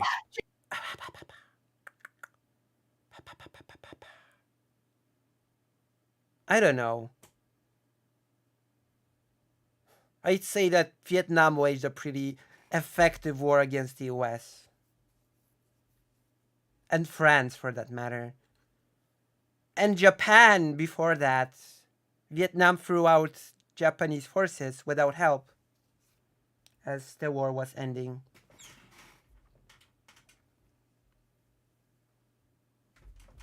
There you go, Vietnam. Vietnamese forces fought a pretty effective war against the US. I mean, Vietnam won, didn't it? Here we go. No. I'm The serious. Algerian independence struggle, I would say, was an effective war by the Algerian resistance that led to the French being kicked out. That was the resistance. Okay. Here we go. You could say the same thing with Vietnam, actually. Okay, so that's good. But okay, so then let's take it a step further. What war that we've been financing, funding, whatever, Been involved has in, been you mean? successful? Well, that was What? successful. I would say the intervention in Yugoslavia led to a quick end of the conflict. And how many people? Right. Okay, but how did we interfere though? And what did we do? And was it the same as this? Jesus Christ. Lady. Read about those things. It wasn't really. It wasn't the same because there wasn't a nuclear power involved. So this way we have to interfere more or get involved more indirectly. I just don't think the way to be involved is more fighting. Like I think that it's just I feel that the idea that all wars that come, the one solution is just going to be ending it as soon as possible because death is bad. There's other factors at play here. People in Ukraine don't want to live under occupation. If they don't, and that's fine. They'll live during war. Well, then that's what they're willing to do. The last Kiev Sociology Institute poll came out that said 2 out of 3 Ukrainians said that if all Western aid to Ukraine stopped, they should continue to fight the Russians until they reclaim everything. So my view on this is if we stop sending aid... Why are you laughing? What's so funny? Jesus Christ, what's so funny? A real risk that the Ukrainians will just say... politically, demographically, when it comes to the future of our country, we don't want to lose 80% of our country, our coastline to become a rump state, and they're going to keep fighting, but then with less support, which then is just going to lead to more people dying. I remember going back to Kharkiv the second time. I was there the first time when the electrical grid was getting targeted. It was awful. It was terrible. The city was getting regularly shelled.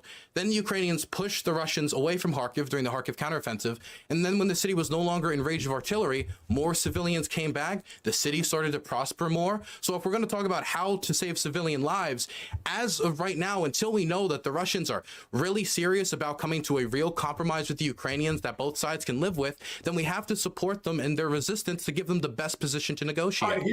Two things. So the expansion of NATO to Russia's border, which effectively would have been bringing Ukraine... We're already at Russia's border in Estonia, Latvia, Lithuania, and Poland, and Finland now. So it's been expanding for hundreds of miles when it was not supposed to. According to who? That is our role that we have played in basically poking the bear. Lots of things. And and to me, poking the bear. Oh no, he is angry. And there is this bit. That is a huge part of the equation, Dylan. And then the other question. No, it's not. That's just ridiculous. I would have is: would you green light American troops getting involved in this conflict? Yes. No, I wouldn't greenlight American I would green light it any day. Let's go.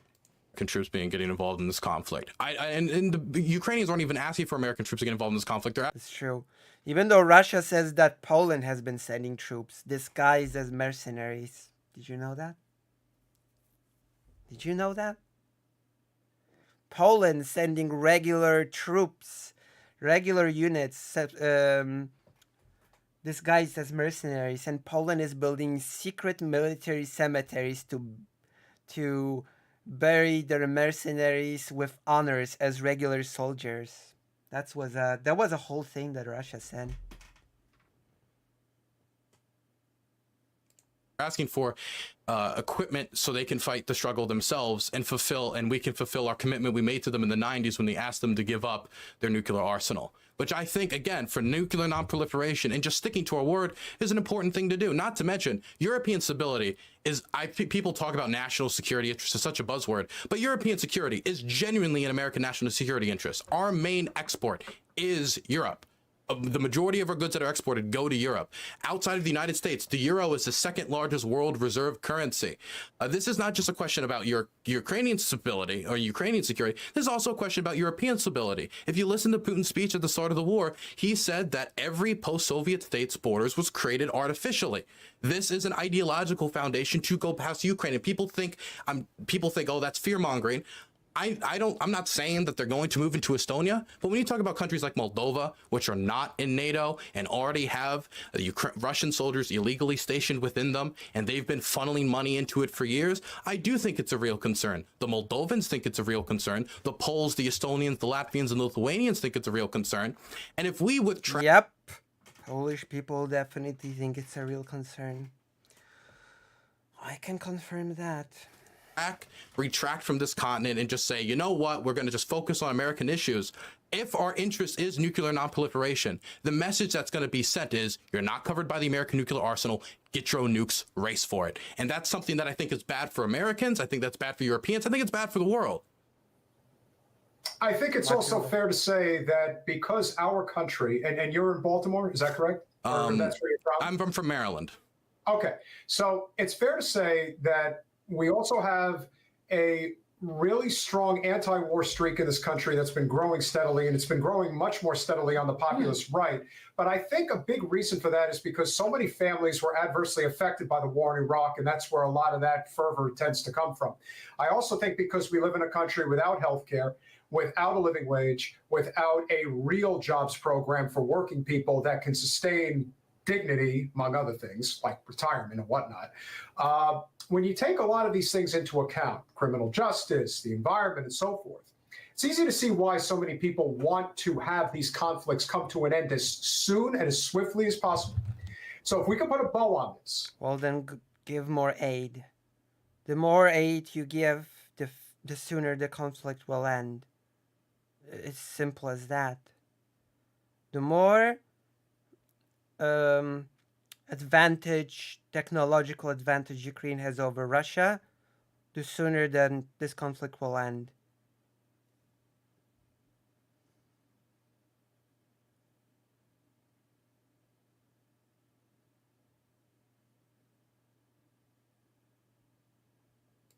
And you're putting your hat on of, let's say, peace negotiator. Mm-hmm. How would you want this conflict to end in the soon, and what would be the most realistic circumstance?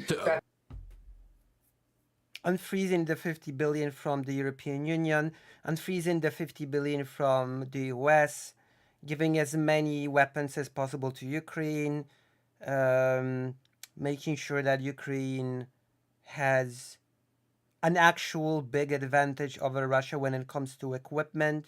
That's to me what should happen. And it's not unrealistic. By a long shot, it's not unrealistic. As realistic to do it as soon as possible?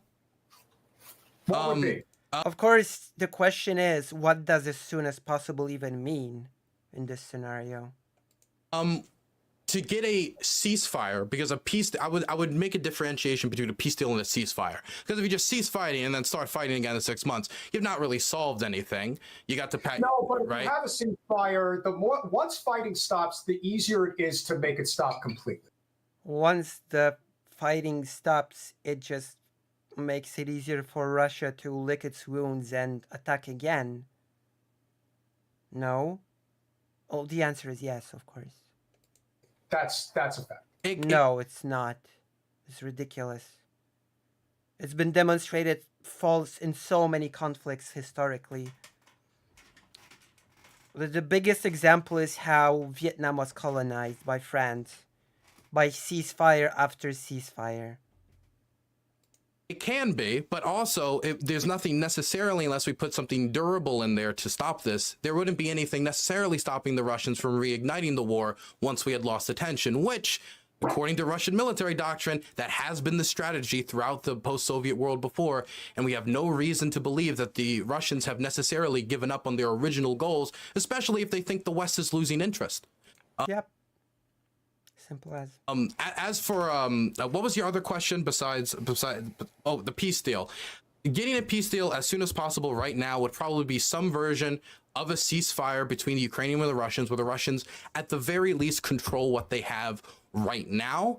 Whether that would lead to a sustainable ceasefire, which is unacceptable, by the way, by any metric, depend upon whether or not there was anything strong stopping the Russians from invading again, like a unilateral defense pact between the United States and Ukraine, or the United Kingdom and Ukraine, or, and this is why I say this, NATO membership, because no NATO member state has ever been invaded by the Russians, and it's the only 100% guaranteed so far strategy to stopping Russian invasion, which is why the Estonians, Latvians, Lithuanians, Poles, and all these countries joined in the first place after the Russians reasserted themselves in Chechnya, bombing it and making it the most destroyed city in the world, according to the UN. That was if you look at a lot of NATO member states, when did they join? 1999, the same year when the Russians, Chechnya. Well, hey, listen, a friend of our show, Firmware, says that you should debate Scott Ritter on this.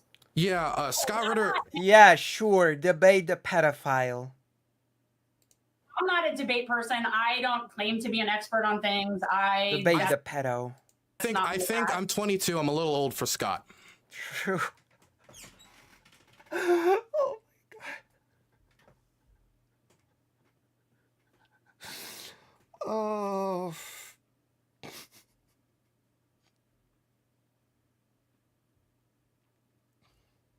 Bam. Damn.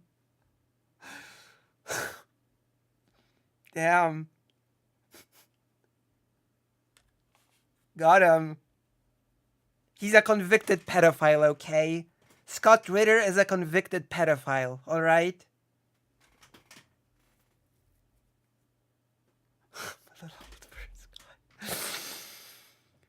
Oh, God. Is that I don't know enough about him or anything about I know, you don't know anything. That's the funniest part and the saddest part at the same time. about that. I don't know anybody. I don't know. Don't worry about it. I only know who Yeah, don't worry about it. that is.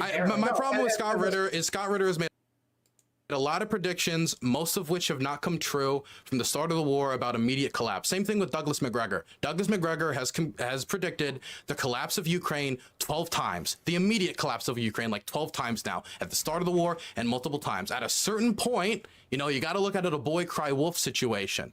This is the same Douglas McGregor, which also regularly appears on Russian state TV. This is the same type of person I think Scott Ritter is. I debate him any day of the week, though. I would love to talk to Scott Ritter. There you go. We should set that up. If we can, I don't know him, so Good luck. I also want to see you debate. Yeah, Max. good luck setting that up. Good luck. Godspeed. Blumenthal, which would also be interesting. I'd be happy to talk to Max. I know Max is. Oh wait, no, he's not having a debate. That's someone else. Sorry, I was thinking of Glenn Greenwald. Yeah, no, Max is. Or Glenn, yeah. I mean, listen. At the end of the day, this is the worst part of war. Double K, we love you. It is. And Dylan, you know your stuff, man. I'm Absolutely. not going to take that away from you. You don't know your stuff. That's the problem. Can I throw one thing out there? I got involved in politics, and many people are surprised when they hear how diehard of a Ukraine supporter I am. on the Bernie Sanders campaign and the Mike Gravel campaign. I was a Gravel kid, which I think when many people see my diehard support for Ukraine, that kind of throws them a curveball because I concentrate on Ukraine. So people just see me like beating the drum on this and concentrating on this issue. But up until now, one of my main issues going into 2020 was stopping all American weapon shipments to Saudi Arabia to stop the bombing of Yemen. I am opposed to continued American weapon shipment to Israel for the Gaza Strip. I think that we have never properly leveraged our aid against Israel since Ronald Reagan, which is a crazy thing to say, but when they invaded southern Lebanon, he said, I'm going to stop sending jets. That's Biden's true. not willing to do what Ronald Reagan did. No. That's never going to happen now. Now they're doubling and tripling down on their genocide at this point. Yeah. I think when it comes to Ukraine, and we're talking about ending aid because of domestic American politics issues, something that's really hard for me to communicate with people is how much of our budget foreign aid actually makes up. According to Pew Research, if you poll Americans and you just ask them with no information, how much money of our budget do you think we spend on foreign aid? They get between 20 to 25% of our budget being spent on foreign aid. Yeah, it's like 3%. It's 1%. It's a crazy small amount in the grand scheme of things. And when we're talking about not military aid. No, military aid as well. I'm including military aid in this. If you include Ukrainian aid, it maybe I think would be 1.2% now or something. Either way, American aid to Ukraine in the grand scheme of things when it comes to the federal budget, definitely when we're talking about sending them things like ATACMS and old Vietnam troop era carriers, these were built 60, 50, sometimes like 30 years ago. The stuff that is more modern produced stuff is mostly the artillery shells or some of the air defense missiles that are being sent over. So when we're talking about these things that are being sent over, stopping this aid, stopping these troop carriers from being sent over, isn't going to bring about Medicare for all. It isn't going to stop military aid to Israel. It isn't going to solve any of these issues. All that's really happened if we stop this aid to Ukraine is that Ukraine will be in a worse position. Is that Ukraine will feel abandoned. Ukraine will have to be put into a harder position to fight the Russians. And who knows if they'll be able to defend their skies against what is right now the largest bombing campaign of the war that the Russians have launched. So it's something that really concerns me. Yeah, and again, I support what you're doing, and like we said, we support Ukrainian people. We just don't agree on the best way to Stop saying that. Do that. We don't agree on what's the strategy to do that. So that's really what we're talking about here. It isn't that I have a problem with Ukrainians, right, or anything about that, right? I just don't agree with their strategy. I actually would like to see you. I mean, listen. I don't like giving him any attention whatsoever. He's just somebody who I think is. You say Hinkle. Did you really say Jackson Hinkle? I did say Jackson Hinkle. Because everybody everybody I know doesn't like Jackson Hinkle because he has horrible. You know my experience with Jackson Hinkle, and this is my experience with Jackson Hinkle. I confronted him on money he took from an award which is tied to the Assad family. I'm like, hey, this is really bad. Assad murdered like 400,000 people. It's not good that you took that money. And his response to getting pressured about that was going after my mother's heroin addiction, which killed her. He is a very low level, really, I would just say scummy guy. I don't like him, but I'd be happy to debate him any day of the week because I don't think he particularly knows what he's talking about. All right, wait. I just really have to. They debated once on Taiwan, didn't they?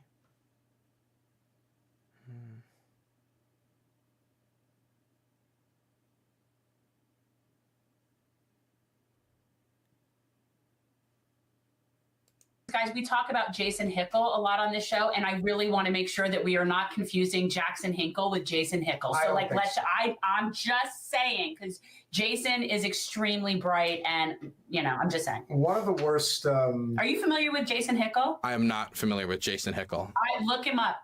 And honestly, he's amazing. Like it's more about like economics and stuff like that. But just somebody like if you were a Mike Gravel person and you were in that sort of mindset, you would very much appreciate Jason. Can I ask you guys a question? Because I wanted to ask one question because my friends over there are getting hurt. They're dying.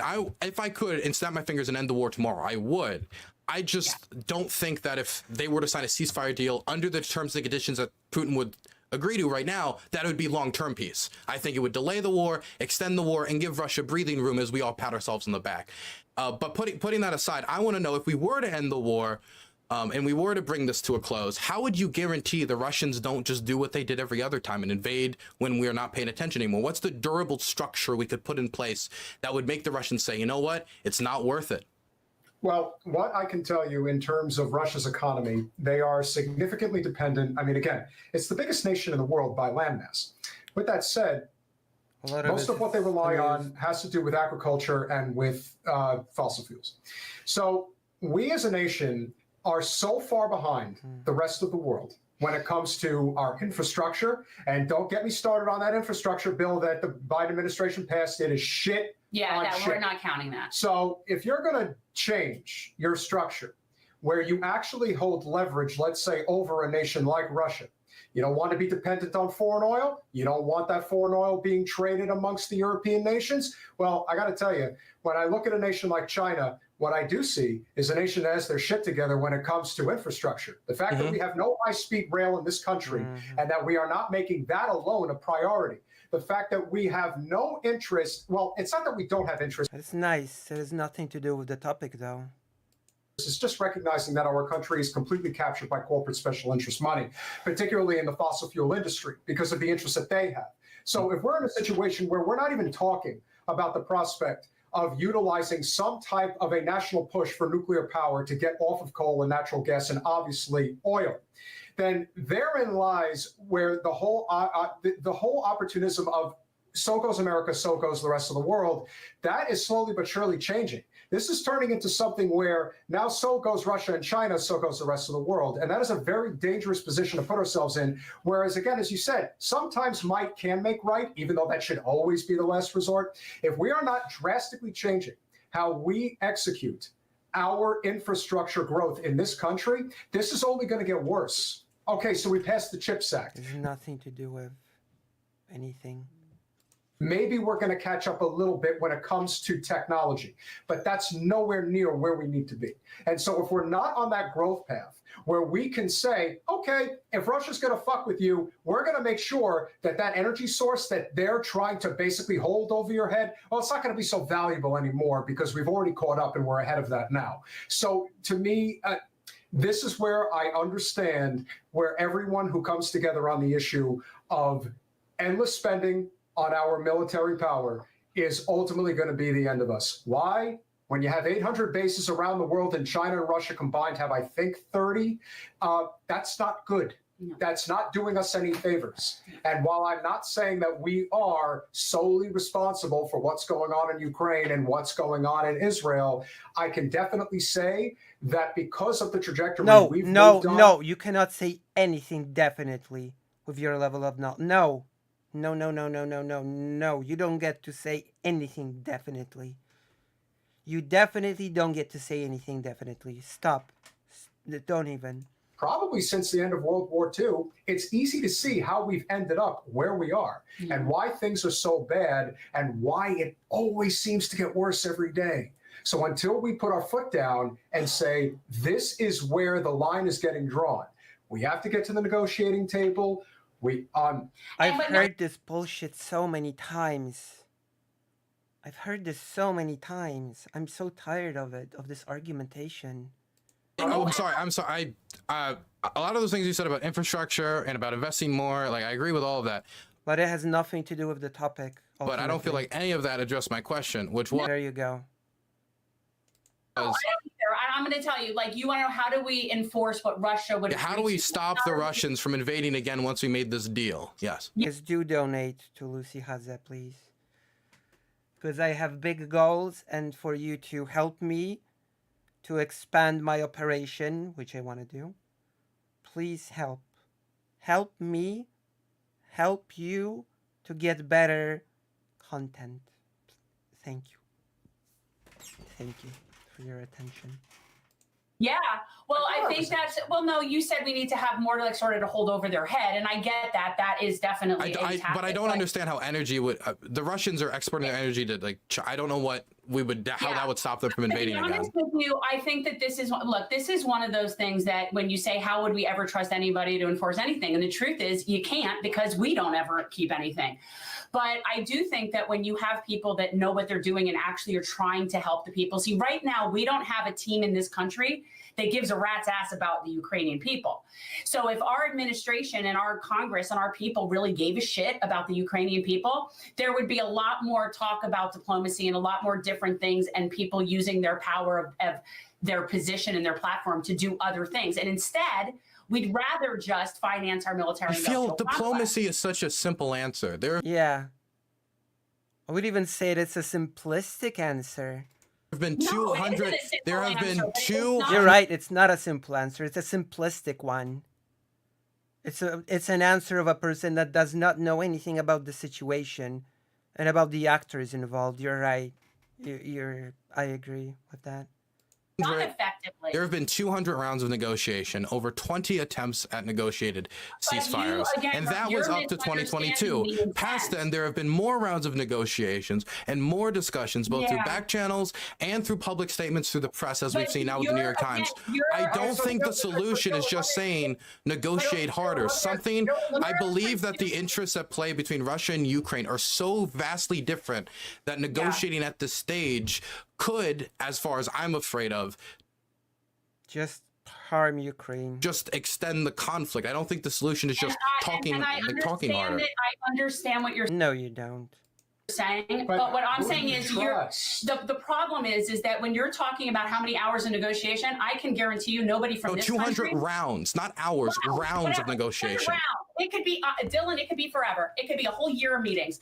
And I can assure you that nobody representing this country That was 8 years of has meetings. any interest in ending the problem. They only have an interest in keeping it going. So to me, when you talk about what solves the problem, it's having leadership that I don't even know what actually that means. When you say people in this country don't want to end the war, the people that are negotiating over there, not the people in the country.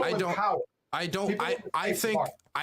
honestly, I think if Joe Biden could end this war, he would. It's just the problem, I think if he could end the war on terms that would be acceptable to the Ukrainians right now, he would. I think it'd be in interest of his reelection campaign. I think it'd be the interest of America geostrategically. I think it would be the interest of America looking credible on the world stage when it comes to us fulfilling our commitments. I think it would make sense from his position on Well, instead, aid is frozen and the U.S. looks horrible on the international stage, but, you know, it is what it is. Proliferation. I mean, Joe Biden was the guy who pulled out of Afghanistan against the advice of multiple security advisors who were yelling at him, don't pull out, it'll go bad. He did it anyway, took a massive beating in the media for it. I don't think out of all the presidents in the world that I'm going to point to and say, he just wants to support Ukraine because he just wants the military-industrial complex to profit. No, I don't think that's the only reason he wants to support Ukraine. I think he wants to support Ukraine because it's just like the proper thing to do in his mind. But I do think that there's the people that are at the negotiating table, okay, are not interested in stopping this. I also don't believe that Biden is in charge. There's that too. I believe Blinken's in charge, and he's calling the shots. There's that. And he's calling the shots with a plethora of other people. Conspiracy theory. I don't know if it was Blinken, because Blinken was calling the shots. I don't know if he would have withdrawn from Afghanistan. And listen, as far as I'm concerned, it's like anything.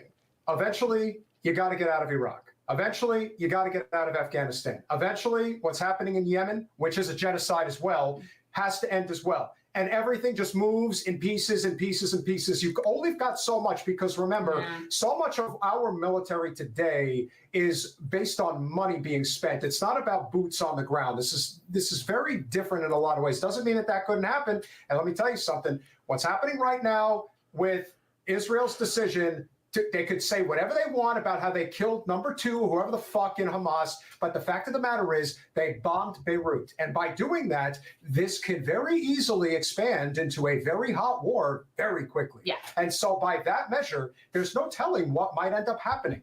Every action leads to a reaction. And might doesn't always make right. Oh, the wisdom of the ages. Every action leads to a reaction. And an eye for an eye makes the world blind. Ultimately. Wow. Such wise proverbs. You really are old. Our sympathies and support are with the Ukrainian people who are. That's not true. Are stuck in the middle of this shit. That's what it comes down to. We just don't have the same mindset about what's actually happening that Clearly don't. you do in terms of what's the people actually that are happening. running the show. Well, in terms of when you talk about the people behind the scenes that are calling the shots and financing stuff and having the meetings and having negotiations, I don't think that we really know what goes on there. In fact, I know we don't. I think there's a limit to how much we I mean, actually I don't know. Okay, you say we know, but you also said earlier we know that the weapons we're sending over are being misallocated. But there's not any evidence of that. You said No, he said that there's no aid going to the Ukrainians. We know the weapons are going exactly where they're meant to go. The only people benefiting are the military industrial complex. The people in Ukraine aren't benefiting from that. How do we know these things? I think that's saying a lot. That's saying that very confidently that we know the real interests at play. I don't think we do truly know all of the real interests at play. That's fair. But what I will say is that I've seen enough of these particular multinational corporations over several decades in terms of their interests and what matters most to them to draw what is called in science a theory, a reasonable conclusion to the evidence that's been presented to you. Do I have all the evidence? No. When it comes to just us as the general public, in terms of what goes on with the powers that be, the average person in the world probably knows, if they're lucky, they know 5% of what's really going on. We are privy to a very small percentage of what really goes on. We can surmise why things are being done the way that they're being done. And like I think our perception, and specifically my perception on politicians, politics, human nature, how things is horrible. It's so bad that I just cannot believe it. Things work, how people negotiate, how businesses operate, how things interact. Again, that's where this comes to like a whole different lifetime of wisdom and experience. And oof, so many years wasted. What an unfortunate feeling of being old and having wasted so many years. Not good. And it just is what it is. Like I understand that you are older than me. That is true. But that is true. But you don't know anything. As much as my youth might create my naivete, I would say age can also create cynicism. It can. I know many old people who used to be like super progressive, who when they're young and then they get old and they're Reaganites now, and now they're. Dylan, I get further and further left every day. I'm gonna fall.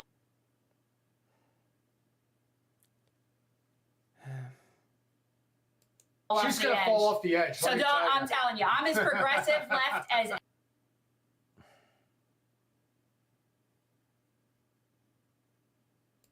Like as you could, I am like I'd be. I'm telling you. Okay, so I'm not getting old. In terms of that, and I'm not cynical. For me, I'm skeptical. The dynamics. Oh, okay. Of this war, I feel like are so. I feel like the left is unprepared sometimes for a serious foreign policy discussion about Ukraine and about NATO and about the future of these organizations. Because I'm happy to have it, but the truth is this is not something that like I claim to be an expert on. No, I'm not claiming that you're an expert on. It's just and I never. And nobody would ever claim that. Don't worry. Don't worry about. No worries. Nobody would ever claim that you're an expert.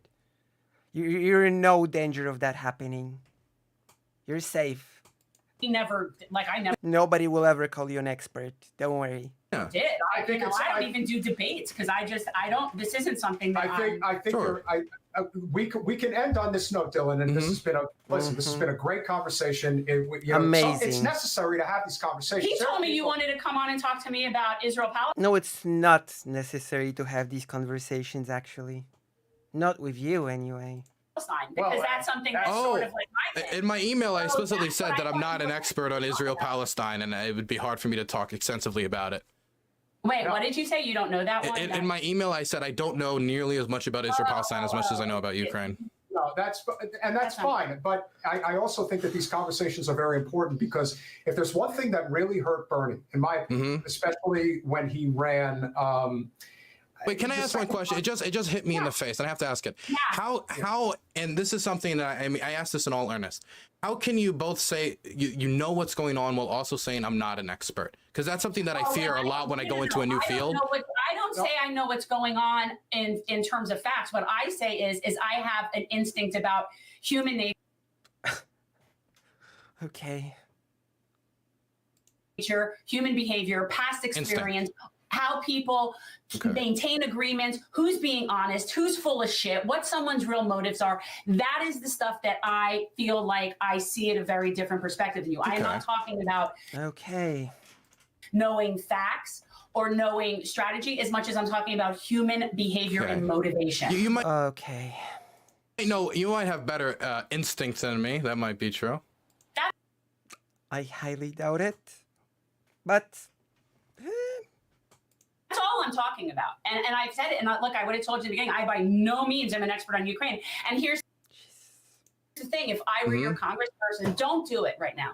If I were your congressperson, what I would have happen is I would have you and I would have a whole bunch of other people that know this come in and sit down and have a really good conversation and hash out some really good policy and come up with solutions. And can I offer you a compromise I think we might be able to agree on? Sure. Okay. So there are $300 billion worth of Russian assets that are frozen within Europe and the United States. Now, Russia has made itself very clear that they think this whole war is Ukraine's fault and they're not going to be paying for Ukraine's reconstruction. Do you think that money should be taken and once the war is over, or even before the war is over, and dedicated towards Ukraine's reconstruction, since Russia's not going to pay reparations? Sure. Exactly. Okay. That's like, here's the thing. I am a bleeding heart hippie. Really. I mean, before we talk of reconstruction, we must talk about the war outcome, right? That's me. And so my thing is going to be, what can we all do to come together to help the least of these? I am never going to be about, I got me mine, my place of the pie. I'm not with that.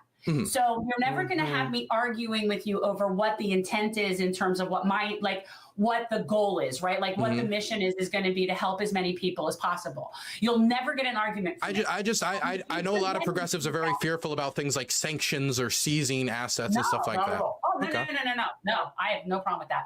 But like, I am a person who is about justice, but I also would really need to have a lot more research and information. So again, like you would be, let's say, part of some panel and I would have you come in and we could talk about it and I'd get research and I would also have read a lot more and be a lot more knowledgeable about this. And then you come up with some and then you speak on, oh God, actual solutions based on people who really know their shit. Okay, so, and I don't claim to be that, but I do have a certain amount of skepticism when it comes to foreign policy from our standard, from our perspective as American empire, and as somebody who actually really is on the left of left. So I see it like when you look at how you see about Russia, to me, I don't care what language my oligarchs speak, man. The problem to me is capital. So see, this is the problem I have with leftists sometimes, is that they disregard a lot of times the importance of nationalism in certain countries and the portion. Wait, can I finish my sentence quickly? Is I understand that oligarchs in the corrupt and money countries, they are like parasites. They take from the public dollar. They dodge taxes. And honestly, if we were to talk tax policy, there's probably a good chance we agree on 95% of issues, right? I consider myself very left-wing economically. But I will say that in this instance, and I just want to emphasize this, even if this is not what you believe, this is not a situation of like just changing a flag. The systems of government that Ukraine and Russia have are vastly different. The ability for a civic society to exist in Ukraine does exist. I meet the journalists who get criticized often by Ukrainians, by some more nationalist Ukrainians, like the Kiev Independent, who publishes pieces saying the government is not readily investing into defenses enough. Then the government's had this corrupt dealing go off. That type of reporting cannot be done under occupied territory. The type of civic society where Ukrainians can build upon labor action or build upon the future of the country, that doesn't really exist in occupied territory. That doesn't exist here. Like what no, come on. You're gonna compare the US to Russian occupied territory. Come on. This is America-centrism right now. This is an American-centric view. There is a huge difference between the institutional discouragement of protests and what happened with Bernie Sanders, Adana Brazil, and certain things that the American government or elites do to deal with dissent, and taking someone out back and shooting them in the back of the head and dumping them in the pit. No, there's a big difference there. A little bit of a difference, I guess. Yeah. creeping, but let me tell you something. Yeah. I was recently in Atlanta for the Cop City protest. We are in that trajectory of right-wing authoritarianism, and that is something that is happening globally and is very concerning to me. And so when I don't necessarily focus, and I acknowledge this, I cannot be a jack of all trades, but like when we're talking about like You've been the jack of no trades tonight. What do you mean? Be a jack of any trade. Russia, they're not the boogeyman to me that they might be to you. That's what I'm saying. Like I see us as way more of a boogeyman than Russia. Like to me, American In what empire, part of the world? In every part of the In world. Europe? America, if you were to ask people, no, not in our ally places, no. In places like, let's say, and I hate saying the global south because that sounds so like, you know. That's like, where the majority of the people live. but what I'm saying is, if you ask people what country they'd be concerned as a threat to world peace, they say us. And much of None and them much of are the scared of world, Russia. that is true. They do think that we're a threat to world peace. I will say We though, are. but let's zoom this in for a moment. When we talk, if we go to Europe and we talk about the neighbors that are bordering Russia, and you ask them, they're going to answer Russia. If you go to the countries like Japan, South Korea, Taiwan, Vietnam, Malaysia, the Philippines, or really any country that's anywhere near China, and you ask them who is the main threat to stability, who would you rather be the world leader, they're going to say we want the United States to be the leader in the region. We don't want China to be the leader in the region. It depends on who you're asking and their personal geopolitical interests. That's why, for example, I'm not against, say, the Chinese doing some peace mission and somewhere that could actually help people, but I also am not going to be against the United States sticking with its allies and standing with Ukraine when it's illegally invaded on a quest looking for weapons of mass destructions and the bioweapons that the Russians wanted, which as an American does kind of ring a bell. Well, yeah, that's what I mean. We're the worst empire. That's the thing. It's like, you know, Russia to me doesn't. Why are we, like, wait, when you say we're the worst empire, so we're worse than the Russians. Oh, do you mean because we have more strength than the Russians globally? Or that if you were to give the Russians our power, do you think they would behave better than us? Oh, no. No, God, Okay. no. Again, to me, look, tyranny is So tyranny. what makes us worse than the Russians necessarily? What I'm saying is you're counting how many angels can dance on the head of a pin, and it doesn't matter because the truth is it's all really bad. And we are in no position in this, we are no beacon of anything. But in we this have country. to pick the best option for the future of these people in the region in Eastern Europe.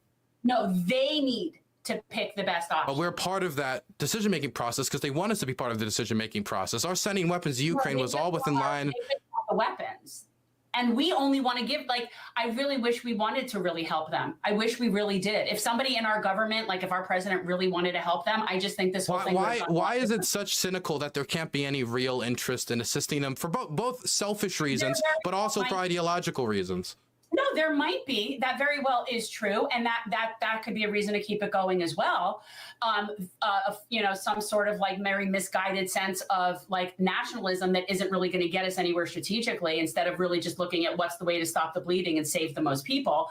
But can I also, when you say save the most people, what makes you so confident that if we would sign a ceasefire now, when it comes to what the Russians would do in occupied territory with the torture and the killing and all that it would be less painful for Ukraine if they were to just fight it, lose the land, and become a rump state now? I don't know, but I don't know what that negotiation would look like for a ceasefire and for an ultimate resolution. I don't know what that would look like, but I do know that if you have people at the negotiating table that truly give a shit, that reasonable people can come to an agreement. Now, and it doesn't mean that it's all Putin and he can do whatever the hell he wants. That's not how it works.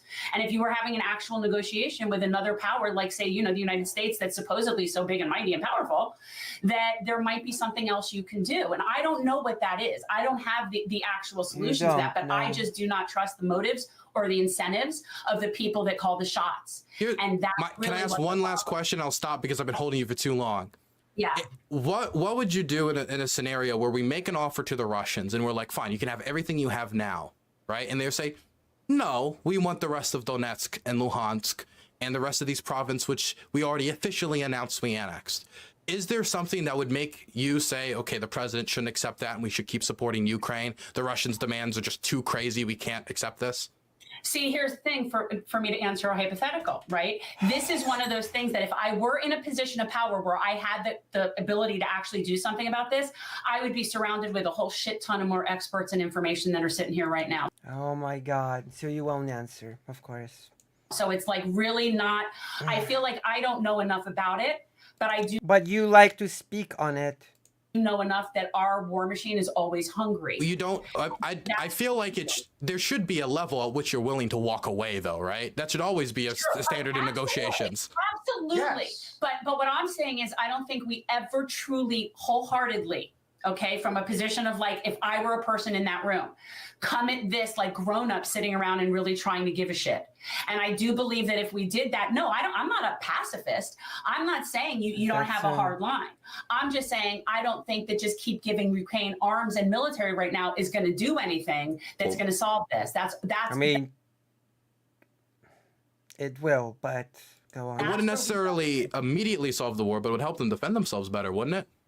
you know what? And until how many more of them are dead? Because ultimately, at the end of the day, my understanding was from people that knew, like, I listened to some like panel of military people. My understanding was that Russia is like good until 26.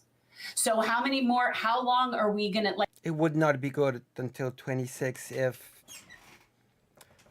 if Ukraine was given actual tangible aid that the US and the EU could be providing. It would not be good till 26. I don't think this is the solution. That's all. And I'm open to, again, we'd have to have a lot more experts here, and I'd have to have a lot more time to read about it. But yeah, Dylan, it's been fun. It has, because I think that this is. come back and I'll school you. See, now if you were here talking about Israel, then I know a shit ton. Gotcha. Then I'd be able to really tell you shit. The sad truth is that when we speak with him again down the road, it probably still will be going on. Yeah. That's so come back on. When it comes to that, I'm like probably a few months shy of dissertation level. Dylan, plug your channel, how people can find you if they want to follow your work. Obviously, we appreciate you coming on, and let's do this again sometime. Sure, I'm always willing. Hey, I think politics would be really boring if all I did was go online and be like, yes, we agree on everything. Absolutely. I agree. That'd be I don't know. We wouldn't have jobs if everybody already agreed with everybody. You can find me at Dylan Burns TV for my main channel, journalistic content. I've done work covering the targeting of aid workers in Kherson, the targeting of civilians in Mykolaiv during the rescue efforts after the blowing up of the Novikhovka Dam. You guys can go check out. I'm working on a few documentaries, working on one about the dangerous lives of Ukrainian artillery crews, on civilian evacuation and civilian demining work. I lived a month with deminers in the Kharkiv Oblast and filmed their process and talked to them about their lives and what they need to get the job done to save civilians. Hope you guys check that out when I release them, and hope you guys have a great rest of your week. Friend of the show, Chip, says, Dylan, I'm certain you're arguing in good faith. I am too. Oh, thank you, Firmware. That's so nice. Thank you. Thank you so much. Good end way the conversation. Okay, bye-bye. Have a good night. Okay. We're done. We're done for tonight. I'm tired. I'm ill. I think. And so, we're gonna do our usual thing. We're gonna jump. We're gonna reward Dylan's patience and whatnot. And you're gonna jump into the Twitch. And if we get enough people,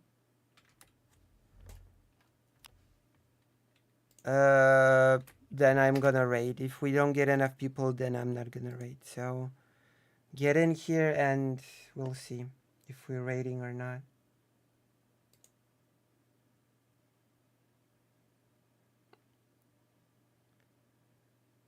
Yeah, ill. If we're gonna raid, then write in the chat that Lucy is ill and went to bed. Remember to write that if we're gonna raid.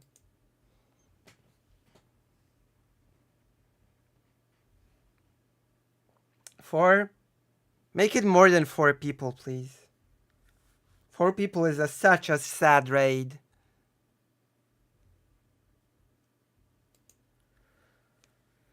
$10 at least.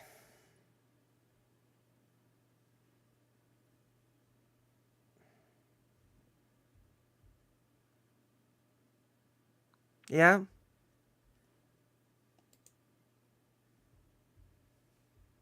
Was it? I'm going to bed either way. So join up. Join the Twitch. I'm waiting. I'm waiting for you to join the Twitch.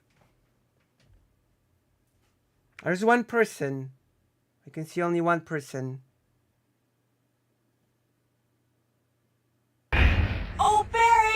Oh, thank you. Thank you. Wait, what have you missed? What did you miss? Also join the Twitch. I want to raid. 10? Wait, on Twitch? There's 10 of us on Twitch? Are you sure?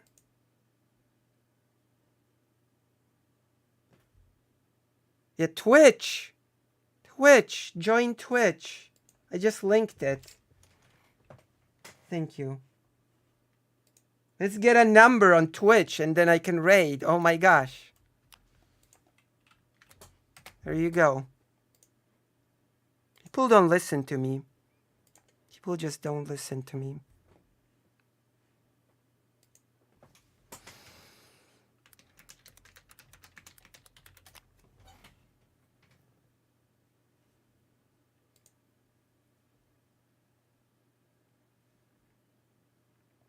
Nobody listens to me.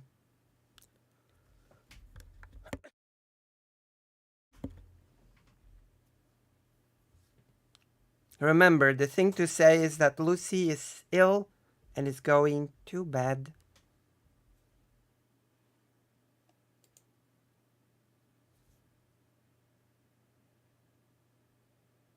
Here we go. Raid. Okay. I've got a command now.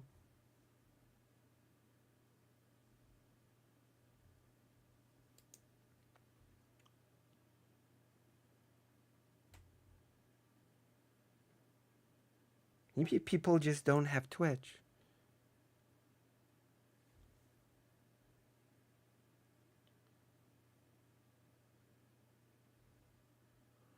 Or whatever. I'm just gonna raid with 3 people or whatever. Sad. Sad. No, nobody watches me on Twitch and it's just sad. I'm just saddened by this development.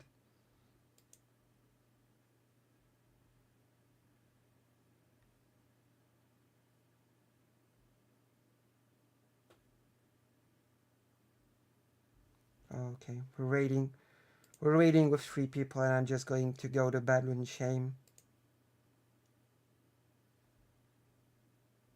You people don't like me.